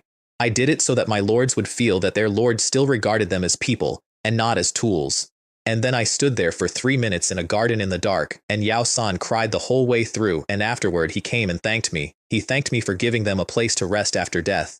Loyalty climbed across the entire manor. Several people hit 100%, 3 of them awakened talents on the spot, 1 miracles through effort, and 2 crisis foresight, 1 in Shilu's team and 1 in Li Wu's, which is exactly where a scout is needed. Steward handed out small white daisies so that everybody could lay one down. There is a wooden marker over that grave with a number on it because a number is all he ever had. I still need to upgrade my lords. At the very least, they need enough to defend themselves. Enough not to end up like today, not even knowing how they died, already lying in a cold hole in the ground. Strawman's head, carried under my arm, lit up at the sight of Steward. I want a Miss Servant hug too. So I handed it over with instructions to reweave the body. Lord, I think my craftsmanship is not as good as Chu Si's. No, I do not want Chu Si. I only want Miss Servant. Audible to exactly 1 person in that room. Then my finger brushed Steward's hand as I passed the head over, and she pulled back as if she had touched a wire, and Strawman's head hit the ground and rolled over face up in time to watch her go red. So I am the other woman. So I am Miss Servant's backup plan. Wah! Miss Servant likes you. I have finally realized it. Why did you have to hurt me this deeply? Lemons under the lemon tree, and I am the only lemon under the lemon tree. It turns out I am the lemon. Shut up. Steward, who could not hear 1 syllable of any of it, assumed that was aimed at her and went considerably redder. The head shouted its requirements after me as I left. I want gemstone earrings, and a shiny fur coat, and a cool cowboy hat. Then Chu Si came running because the beehive was on fire. The hall was full of smoke and the hive was charred through to about half, and the bees were pouring out of it in perfect health, with red lights glowing inside their abdomens like fireflies. Intermediate spirit pet. Evolved killer bees. Evolved from mutated killer bee larvae, with pheromone communication. If the owner has learned the art of language, heart-to-heart communication, they can be trained as communication tools. I had learned that skill 6 hours earlier out of a platinum chest to talk to a scarecrow. Test. If you can hear me, draw a 521 in the sky. It is confession day today, and nobody has confessed to me, so you may as well do it. 5, 2, 1. In the air over my garden, in fire. Then. On request, they danced out characters. Thank you, everyone. I love you all. And a heart. The queen landed in my palm, the size of a plum, and spoke in broken pieces. Yes. Master. Range. About 10 kilometers in a straight line. which is a 20-kilometer circle around wherever she happens to be. I had a radio network covering my entire territory, and it had arrived one day too late to save Lord 39. Chu Si, who had watched me make bees write a love confession in the sky and had drawn her own conclusion, said loudly, in front of everybody, "Lord, I do. I had the bees confess to me. What has it got to do with you?" She was consoled with a frozen vanilla milkshake and sent back to the kitchen. The hive had burned because the bee's fire energy had outgrown a beginner hive, so I upgraded it. Intermediate beehive. Reproduction plus 100%. Growth plus 100%. It comes out as a meter-tall yellow-brown egg half sunk into the wall, with fire cores glinting red inside it, and it looks like an understated and expensive designer lamp. Every bee went in. The queen stayed in my palm until I fed her magma octopus eyes and then went off to do the most important job in the territory. A mutated killer bee is now a cordless telephone, a free one, so naturally, the more the better. Dinner was a buffet, goblin meat dumplings, tree spirit breadfruit, dwarf cheese, magma octopus, with the fruit wine on my table only, because I am the Lord and there are limits to democracy. I thought about photographing it, and the magic book took a screenshot by itself, and then flagged a hidden quest. Sending photos unlocks a hidden quest. Earn adoration points from the players of District 7. Adoration raises your Lord's prestige, grants bonus points in the Lord's tournament, and unlocks special rewards at certain thresholds. Let me make sure I have understood this correctly. As long as you show off enough, you gain worship.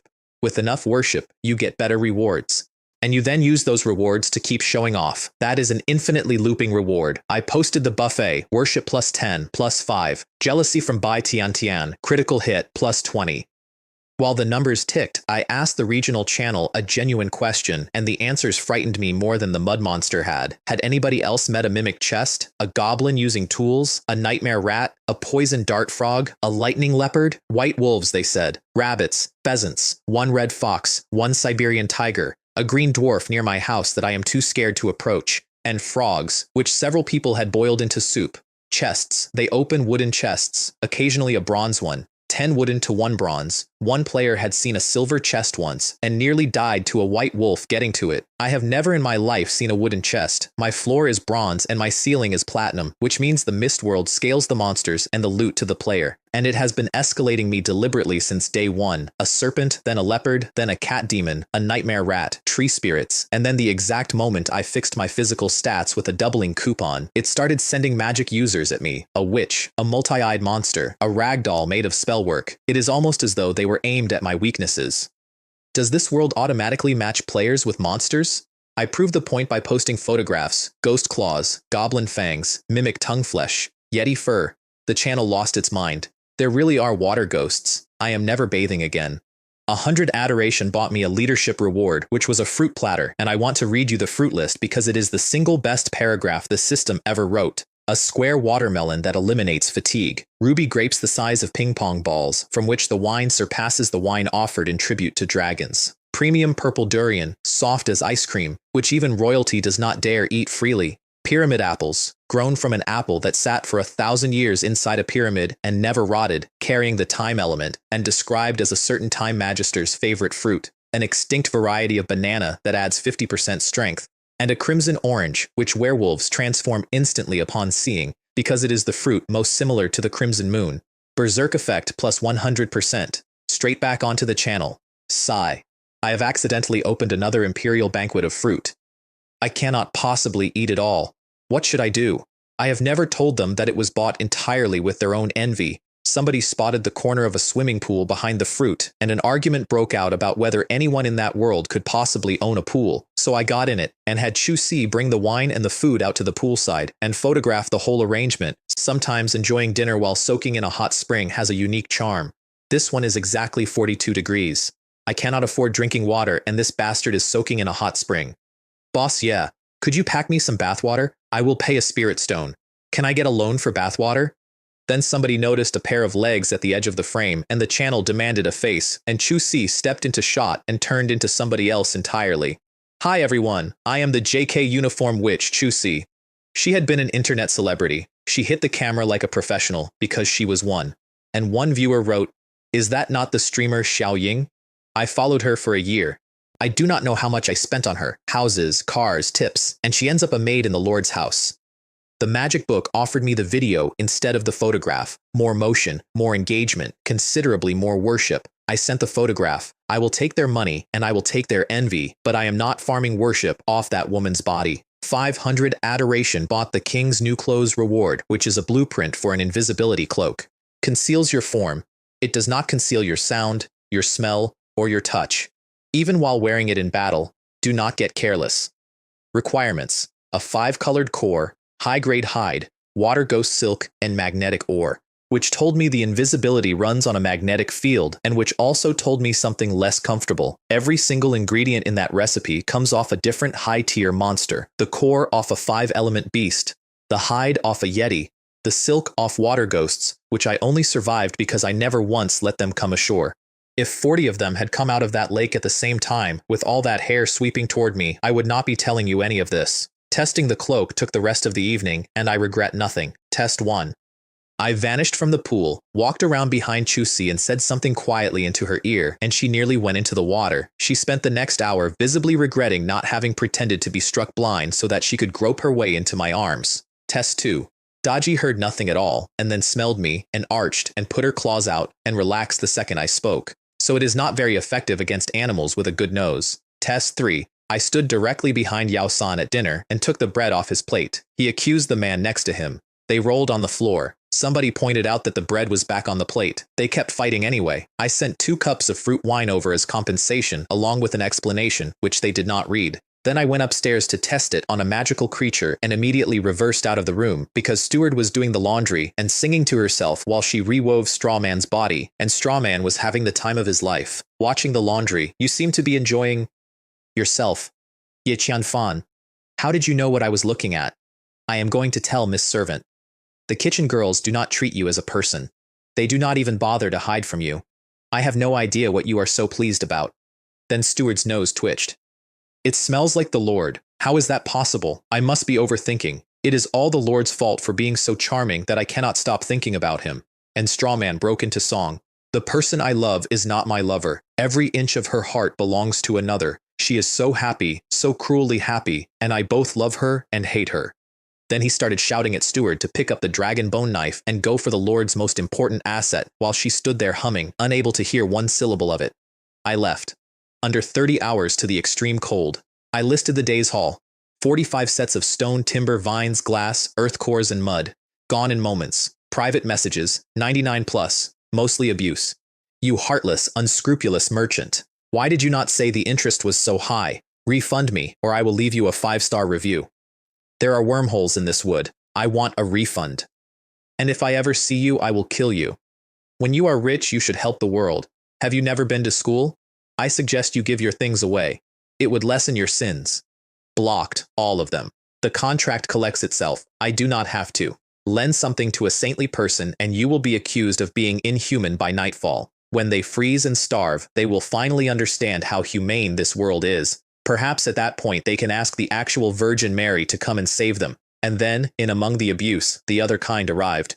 If it were not for the skill book you lent me, I could not have killed that jungle wolf. I have not eaten meat since I got here, so on top of the 30%, I am adding the heart as a gift. 50-odd deliveries landed over the next hour. Hard-shelled turtle, spotted tiger, cave bear, hyena, brown killer scorpion, tail and pincer, giant cockroach, giant centipede legs, and an amphibious piranha. What a talent. How in the world do you slide tackle a piranha? That was the day the business changed shape, and I want to be honest about the reasoning. Renting skills out beats sending my own lords hunting because the players take the risk. If anything genuinely dangerous happens out there, it happens to them and not to mine. I feel worse about my tools than I do about my customers. I am aware of what that says. What I would not rent, fireball and freeze, because almost nobody can learn them and they are weak without my trick work. Soft and limp and hard bang, because I did not have to think for even 1 second about what a market full of lonely men would use those for, and I do not want to be responsible for that many lives. And precision I kept. A ranged skill in the hands of 100 people who may not stay grateful can be pointed at me, or at my lords. That left 1 sword style. I printed 140 copies. Skill book, 1 sword style. Your enemy falls before they have seen the blade. Special effect, a chance to awaken the quick draw technique. P.S. You need a decent knife. An ordinary one may break. I lined up 5 planks and cut once, and nothing happened. The planks stayed standing. and several seconds later they slid apart in one motion, all 5, and the cut faces were smooth as a chainsaw finish with no burrs anywhere. My benchmark for a sharp knife comes from a chef I knew, sliced ginger, and if the slices do not shred, your knife is sharp and your hand is good. Additional skill gained, draw sword technique, and the next set of planks did not get cut at all. They burst apart from the pressure of the draw. I recorded it and posted it captioned, "How lonely it is to be invincible." Is this the legendary thing where you do not practice the superior sword, but the inferior sword, until you achieve oneness with the blade? The Sword Man. You two are blind. That is a knife.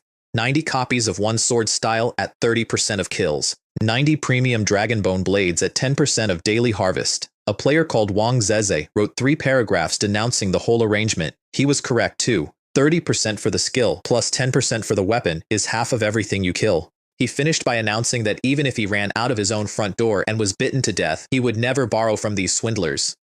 He was first in the queue when the listings went up, and he posted a video within the hour. See, do I not look exactly like Miyamoto Musashi? Then the Water Source Master sent me a video of a 5-colored beast core. Where did that come from? That man cannot tell a story to save his life. It is a long story, he said. That is fine. Take your time, I said. And then I got a rambling account of hearing a storm in the night that was not rain, and going down to the bank the next morning and finding the severed tail of an enormous red lizard that had cut itself free from something in the river. Its tail alone was as tall as me. It tasted really good. His asking price was embarrassing. It was so low I had to read it twice. And then he apologized for asking too much. I have haggled a man down over a single flint. I have prices, then have them again, and then ask for a discount on the half. I paid him generously. Because that is the man who sold me cheap water on day 2 when I had nothing, and because he is too honest to rob, and because there has to be at least one person in a world like that you do not take apart. I also warned him about the cold night and told him I was reserving him self-heating clothes, gloves, and insoles. Boss, yeah, you have really touched me. I still think you like me. The other party has enabled friend verification. Twice. By midnight, almost everything had rented out. 9 skill books and 7 blades left over. Starting tomorrow, I can sit at home with my feet up and collect rent. The lives of these self-made millionaires really are unbearably boring. Then the channel spiked to 99+, and it was not abuse. A player, number 0101, was begging anyone at all for 10 meat, 10 water, and 10 dry grass. Because a caravan had passed his house, an actual caravan, with wheels and a driver, moving through the fog, offering to trade for exactly those 3 things. Nobody lent fast enough. The caravan moved on. We are from the same district, and you will not even lend me 100 yuan. I read that message 4 times. A caravan. Somebody out there is running a supply route through a fog that eats yetis, and I had just found out about it 2 minutes too late. The caravan arrived at my gate about 4 minutes later. A tall, thin man in a headscarf with a crew who looked like they had walked out of a desert somewhere very far from here, riding bone horses with 2-wheeled carts behind them under sand-stained canvas. Lord, I am a merchant passing through. You may call me Mr. Bai. And then he asked for the same 3 things, 10 portions of meat, 10 liters of clean water, 10 portions of dry grass to sleep on. I knew exactly what that was. Whose things simply fall out of the sky? Nobody gives away meat and water in a world where people are freezing to death over firewood. It was a test, and the test was, what kind of house is this? So I gave him roast yeti and clean water, served properly, with dipping sauces, at a table. We met quite a few people along the way. They were all very welcoming, but none of them had any food to offer. It was really rather disappointing. They asked to sleep in the heated pet shed instead of using the grass, so I put the grass straight back into the warehouse. Save where you can. Then he sniffed at my magic book. I smell a familiar scent. That is the smell of dragon. Coins. I had over 10,000 of them and nowhere on earth to spend a single one because Yorin Inn had picked itself up and left. The carts carried what will not fit inside a capsule. A 2-meter one-eyed giant in an iron cage. List price 500,000 dragon coins. A man with 8 arms, folded up like an octopus in a box. And something that at first glance was a mermaid. Sea Banshee. Nearly identical to a mermaid and just as beautiful. However, mermaids are kind and gentle, and sea banshees are the opposite. Violent, strange, and masters of sound magic. Let one speak and it will sing humans into killing themselves so that it can eat them. P.S. If you can keep its mouth shut, it would make a wonderful pet. Price, 100,000. She started to sing while I was reading, and Mr. Bai's whip came down on the cage and lit the whole thing up with lightning.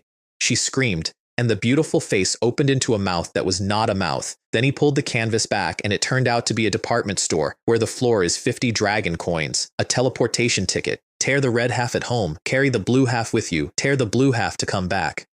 1,000, a troop upgrade ticket, which upgrades one lord to a second tier along their own talent line, not one you choose. 1,000, a basic healing skill book. 5,000, a life potion described as instantly healing everything short of a permanent disability. 10,000, a mana restoration potion made from black dragon blood. 50,000, a water condensation cup. 2,000. Air bread, which is bread truly made of condensed air, delicious, and which will not put an inch on you, and is one of the most popular foods in the witch world. 50 coins. A dark cloud, which is a real cloud on a string that follows you around as a sun umbrella. 2,000. An alarm bird. Feed it at the same time 3 days running, and it will shriek at that hour every morning until you wake up. And if you do not wake up, it flies onto your head and pecks your eyes out. 1,000. Self-heating coats, full suits, a wizard's cloak, charisma plus 20%, and every single item on that cart was marked fake. So everybody here is selling counterfeits. As long as one knockoff appears in a market, 10,000 more will follow. I had 10,552 coins.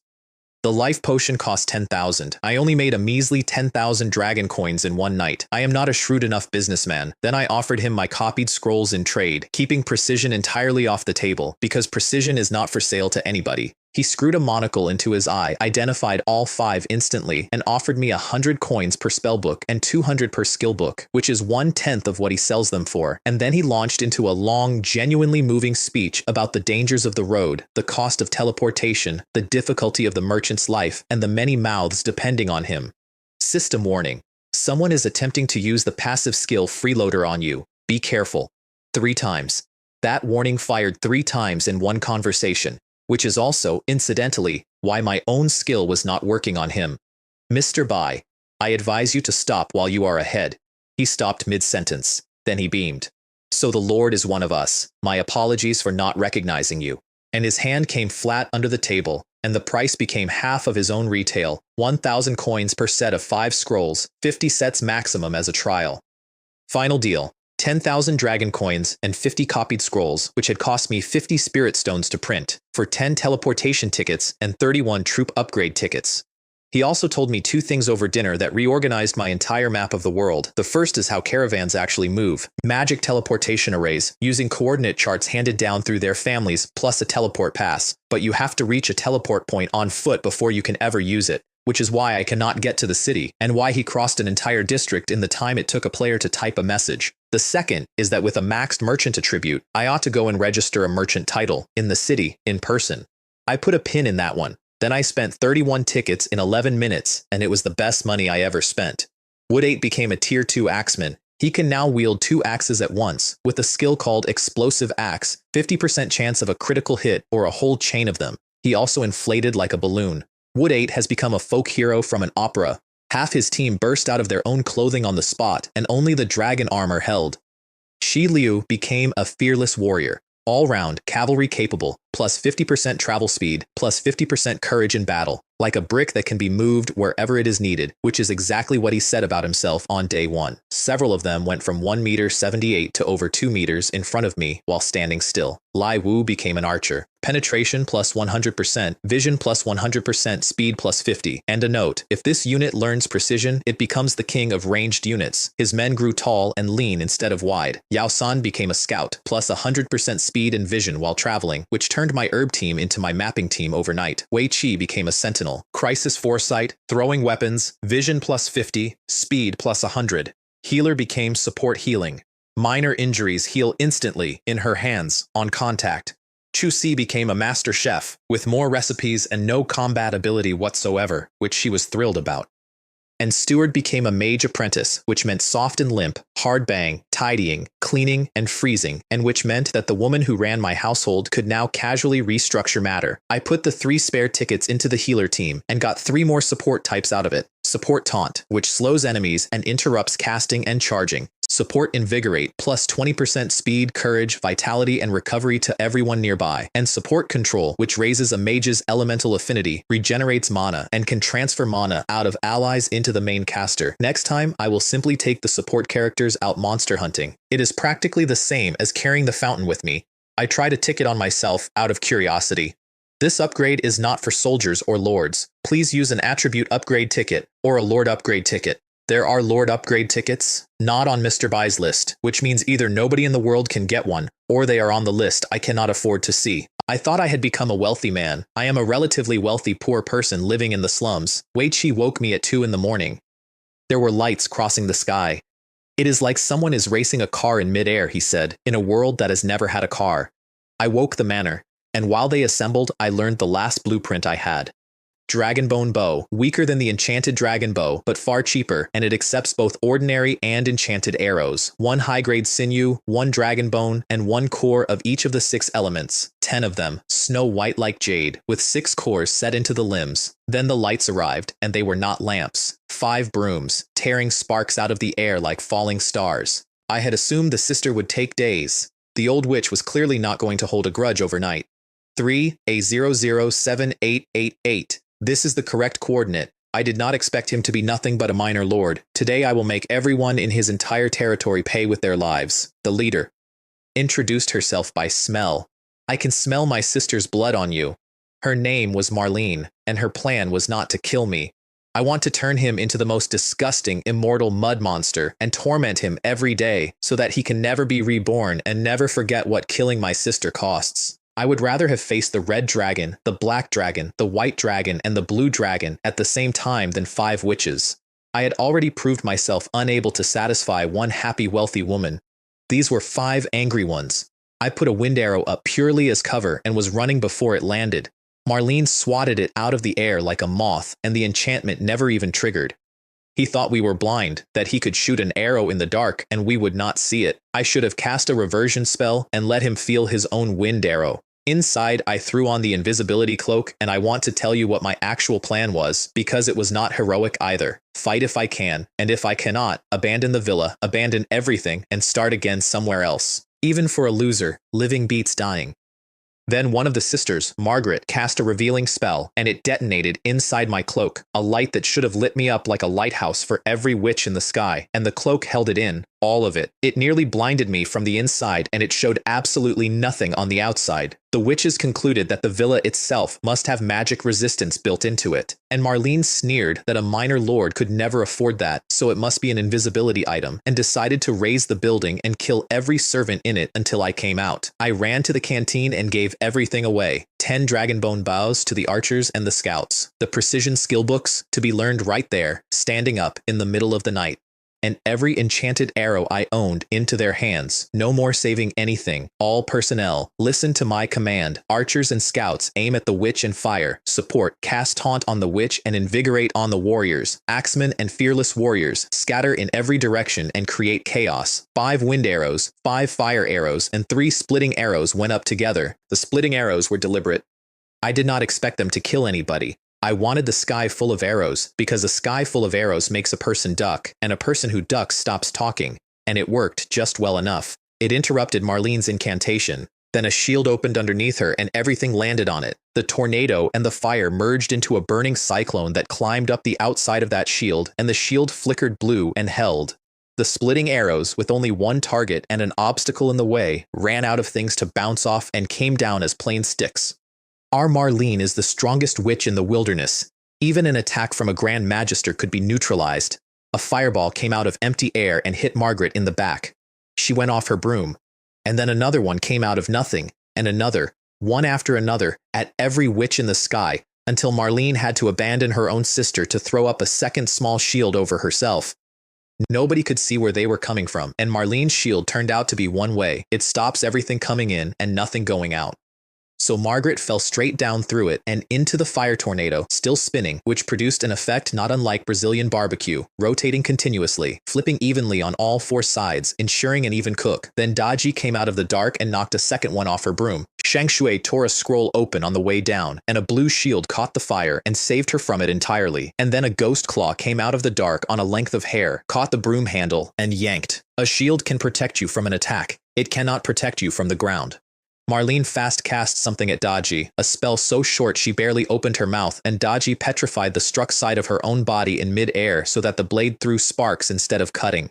Marlene kept casting until she could not unpetrify fast enough, and she came out of the sky like a dropped statue. And then Ji Wulan cast a windflower, and a storm of pink petals filled the air over my villa, and the petals wrapped around the shape of the thing that had been throwing fireballs. An eagle, white eagle, had been flying in my invisibility cloak. The cloak turned out to be fireproof, which is the only reason a bird that ignites when attacked could wear it, and it is the only creature on my territory that could learn the grand fireball technique, and its fireballs leave craters a meter wide. It had been flying black on black over a battlefield for 4 minutes, dropping meteors on people who could not see it. Also, since Daji can petrify local patches of skin, I was never worried about the bird burning her. The effect was excellent. It is a shame that Daji is a bit of a waste. Then Kei-Shin charged a spell until the head of her wand was as bright as a sunrise. Meteor! The beam hit White Eagle at the exact instant it caught the falling Daji out of the air. Everyone in that yard looked away, and out of the middle of the fireball came one wing, brighter than the flame itself. Guardian necklace. I had put a Rat King's death save on a bird. Who is so extravagant as to give a guardian necklace to a pet? Said Marlene quite calmly. But it does not matter. It can only be used once a day. The eagle will not survive the next one. Then she dropped her shield entirely because she had lost 2 sisters and was finished playing, and began the long incantation for Wilderness Scorch. I told my lords to scatter and save themselves. Go and become somebody else's subjects. Eke out a living somewhere. It does not matter. Just run. Not one of them moved. We will not abandon you. Lord, you go. We will hold the witches with our lives and give you the chance to escape.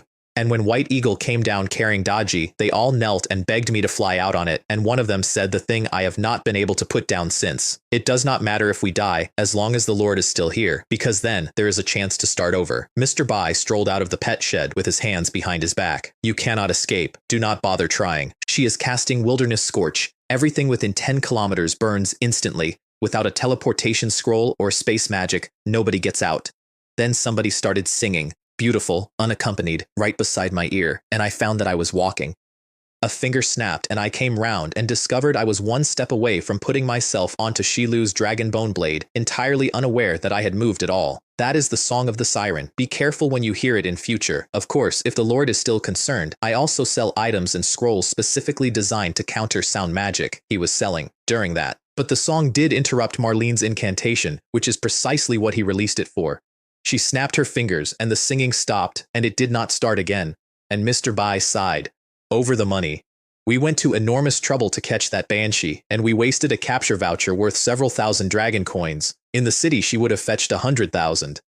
At a time like this, you are still calculating whether it was wasteful. Old Bai, just tell me plainly, can you beat her or not? Why would I be able to beat her? Marlene is over 1,000 years old and stronger than a Grand Magister. I am an ordinary merchant. I am only 152 this year. What exactly do you imagine I have to fight her with? Then he clapped his hands. A merchant's duty is to buy and to sell. So naturally, we should do business with the Wilderness Witch. And the one-eyed giant came out of the pet shed, 5 meters of it, with one enormous eye rolling around in the front. That is your cargo. That is right. How can we sell the goods if we do not show them off? It swatted at the witches like they were mosquitoes. Marlene blocked a hand 1/2 meter across with a wand the width of my finger, electrocuted it, absorbed its own lightning, and finished it the same way she had finished the singing. Young lord, is this all the strength you have? If you have any other tricks, bring them out, otherwise I will have to act. She was not fighting us. She was a cat that had not finished enjoying itself. Then Mr. Bai walked out into the middle of my garden and bowed. Lady Marlene, it has been a long time. Who are you? I am the merchant Bai. I wonder whether Lady Marlene is satisfied with my goods. If so, please settle up. The total comes to 600,000 dragon coins. When did I even look at your goods, let alone buy them? You did not ask, so naturally I did not tell you. But since ancient times, you have always had to pay for what you break. And then he pulled the levers, one at a time, in order, the way a man takes apart an engine. First, the Merchant Association and its president, Yin Moran. She announced loudly that she was not afraid of the Merchant Association. Then, Earl Longley, who collects curiosities, and who had personally ordered both of those creatures for his birthday banquet, and who will certainly want to know why they are late. As for how the Earl chooses to handle it, that is none of my business. Her face changed at the name, then the invoice, item by item, 600,000 for the goods, plus 50%, because replacements now have to be bought at speed, which brings it to 900,000, plus 100,000 for teleportation array transport, so that they arrive before the banquet, 1 million dragon coins. May I ask, Your Excellency Marlene, would you like me to serve you? System warning. A merchant is releasing a large amount of unscrupulous merchant aura in your vicinity. Please move away immediately. It fired that twice, and I did not move a centimeter because a 152-year-old master was giving a free lesson and I was not going to miss it. One detail from that scene I have never been able to unsee. When Marlene loses her temper, her face melts. Like wax, it runs. And the young beautiful one, Kei Shin, put it back with a spell, and she went from 80 to a charming 40 in about 2 seconds. Until that moment, I had never understood why anybody would choose to become a wilderness witch. What woman does not love beauty? Ji Wulin paid, out of a purse, in the middle of my garden, 1 million dragon coins. His broom handle was engraved with the words Nihil Moon 2000, which I assume is a model year, and Mr. Bai picked up the money and walked away without a backward glance at the man whose food he had eaten 2 hours earlier. Make your money and leave. He genuinely does have the bearing of a shrewd businessman. Marlene started the killing spell again, doing the arithmetic out loud as she went. A villa, plus dozens of servants working like oxen for a century, roughly covers 1 million, and Mr. Bai stopped walking. Oh, right. There is something I forgot to mention. Mr. Ye is also a member of our merchant association, and his territory has been selected as our finest post station. Damage it, and you damage a Chamber of Commerce station, which breaks the rules of the chamber. As a member, I felt it necessary to remind you. I had joined the merchant association approximately 0 seconds earlier. First, those monsters are your goods. Now this person belongs to your association. Are you deliberately preventing me from avenging my sister? I do not think you are easy to bully at all. Even the Lord of Mist City calls you Lady Marlene. On the contrary, if the Wilderness Witch Alliance believes it can bear the consequences of breaking the rules, I certainly will not stop you. You could even take my goods and leave right now. She vented on her own purchases instead, blew fireballs, one at a time, into 2 corpses she had already paid 1 million for, and while she screamed overhead, I quietly harvested the debris, one-eyed giant shredded meat, which raises defense, and sea banshee frozen meat, which is marbled, and which the system noted tastes a great deal like frozen salmon when dipped in black oil fruit. I got about 1/3 of the giant and roughly 20 kilograms of salmon, and by the time she had finished raging, I had already planned nigiri, sashimi, and kanji. I will give the Chamber of Commerce face and not smash this place, but this is not over. Little bug, I advise you not to leave this territory lightly, or I may take your life at any moment. Then Ji Wulin came down for his sister's bodies, and Mr. Bai stopped him. You remember the agreement between the alliances. When both sides are tied, the spoils belong to the side on whose battlefield the prey died. They are my sisters. Not prey. Mr. Bai put on a black glove, stripped both pinky rings off the bodies, and handed the bodies back. Out of respect, you may take them, but you may not take away property belonging to the lord of this territory. Marlene's face melted until she was actually steaming, like something left on a stove, and she yielded. All right, I will give the business alliance face. Afterward, we laid out wine and sashimi, and I opened my mouth with about 100,000 questions. What is the Merchant Association? How many alliances are there? Why does a 1,000-year-old witch flinch at the name of an earl who actually runs Mist City? And mostly, are those 2 rings not mine? And every single time I started, he cut me off. Lord, please do not speak yet. This is not the time to speak. Then he pulled the glove back on, slammed his palm flat on my table, and lifted it up off a burst snail. Invisible eavesdropping bug broadcasts everything said around it in real time. Its shell is coated in reflective phosphorescent powder, which renders it invisible, a favorite tool of the alliances for stealing intelligence. Half a kilometer away, Ji Wulin clapped both hands over his ears because their bug had just been found. And Kei Shin laughed about it because hers was different. Hers was a super-evolved strain she had spent 50 years breeding. No magic signature, colorless, odorless, soundless, absolute nothingness. If that merchant surnamed Bai can find that, I will go home and eat all the motherworms. Mr. Bai gave the all clear and sat back down, and I looked at my floor. My floor was solid with red exclamation marks, wall to wall, under the table, along the skirting, on the windowsill. So I asked, casually, whether those bugs were worth anything. Quite valuable. Why? Does the Lord keep them as well? No. It is just that quite a few of them seem to have run into my house. He produced a purple frog. Magic Wave Detection Frog. The latest 3rd-generation detector, bred by Grand Magister Blue Beyond. Extremely popular with the military.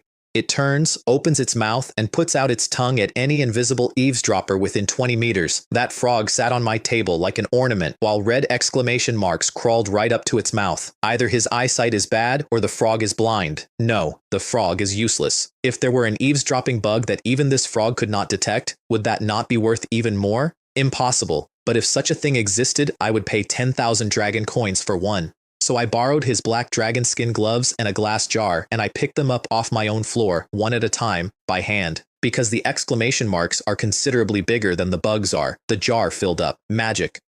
Revealing powder over the glass showed what was inside. Transparent shelled snails the size of soybeans, with chameleon scales that change color faster than a chameleon can manage. Generation 99. Far smaller than the newest 12th generation. Invisible to the newest detector on the market. 50 years of somebody else's breeding program sitting in a jam jar on my dining table. Oh my God, I am going to be rich. Well, Mr. Bai, I suddenly do not want to sell anymore.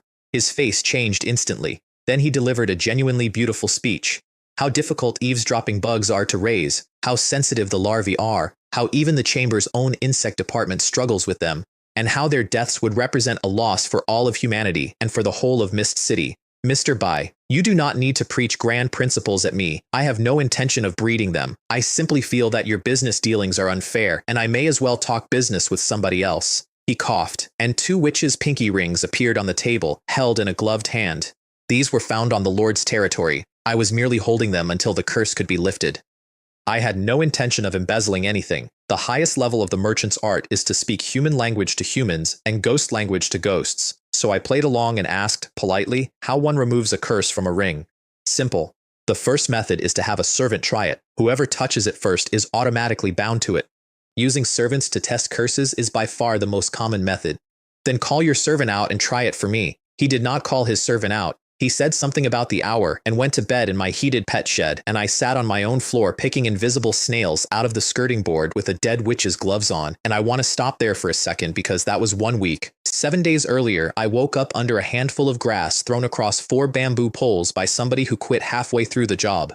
I owned 2 sticks of wood, half a liter of water, and an axe with a durability rating of 1 out of 5. Other men came through that fog with a security company, with a sect, with a 1,000-man army and a chain of command and a guy whose entire job is morale.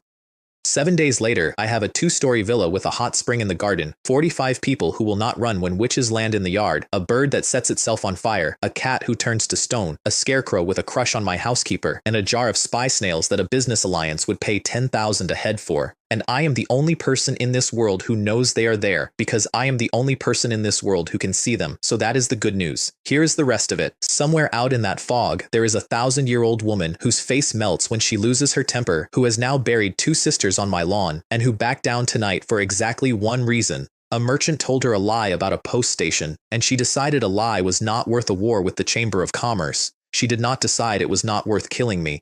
She was very clear about that on the way out. Little bug, I advise you not to leave this place lightly, or I may take your life at any moment. She knows my coordinates. 3A007888.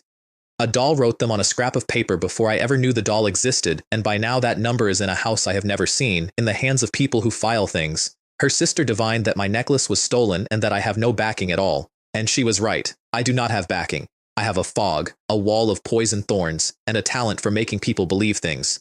Somewhere else in that fog there is a general with 200 soldiers and a grudge, counting the days until the Lord's War thins 10 of us down to 3. And above all of it there is whatever runs this place, which handed out dragons as a housewarming gift, which prices its own arithmetic in human beings, and which said, out loud, in an official announcement about who gets to live, "Hehehehe." I put the last snail in the jar and screwed the lid on and turned the lamp down. 7 days. 1,000 of us walked into that fog, and I have watched the counter in the corner do the rest of the arithmetic. And the only thing I actually want, sitting in the warmest room in this entire cursed region, is to find the person who typed that.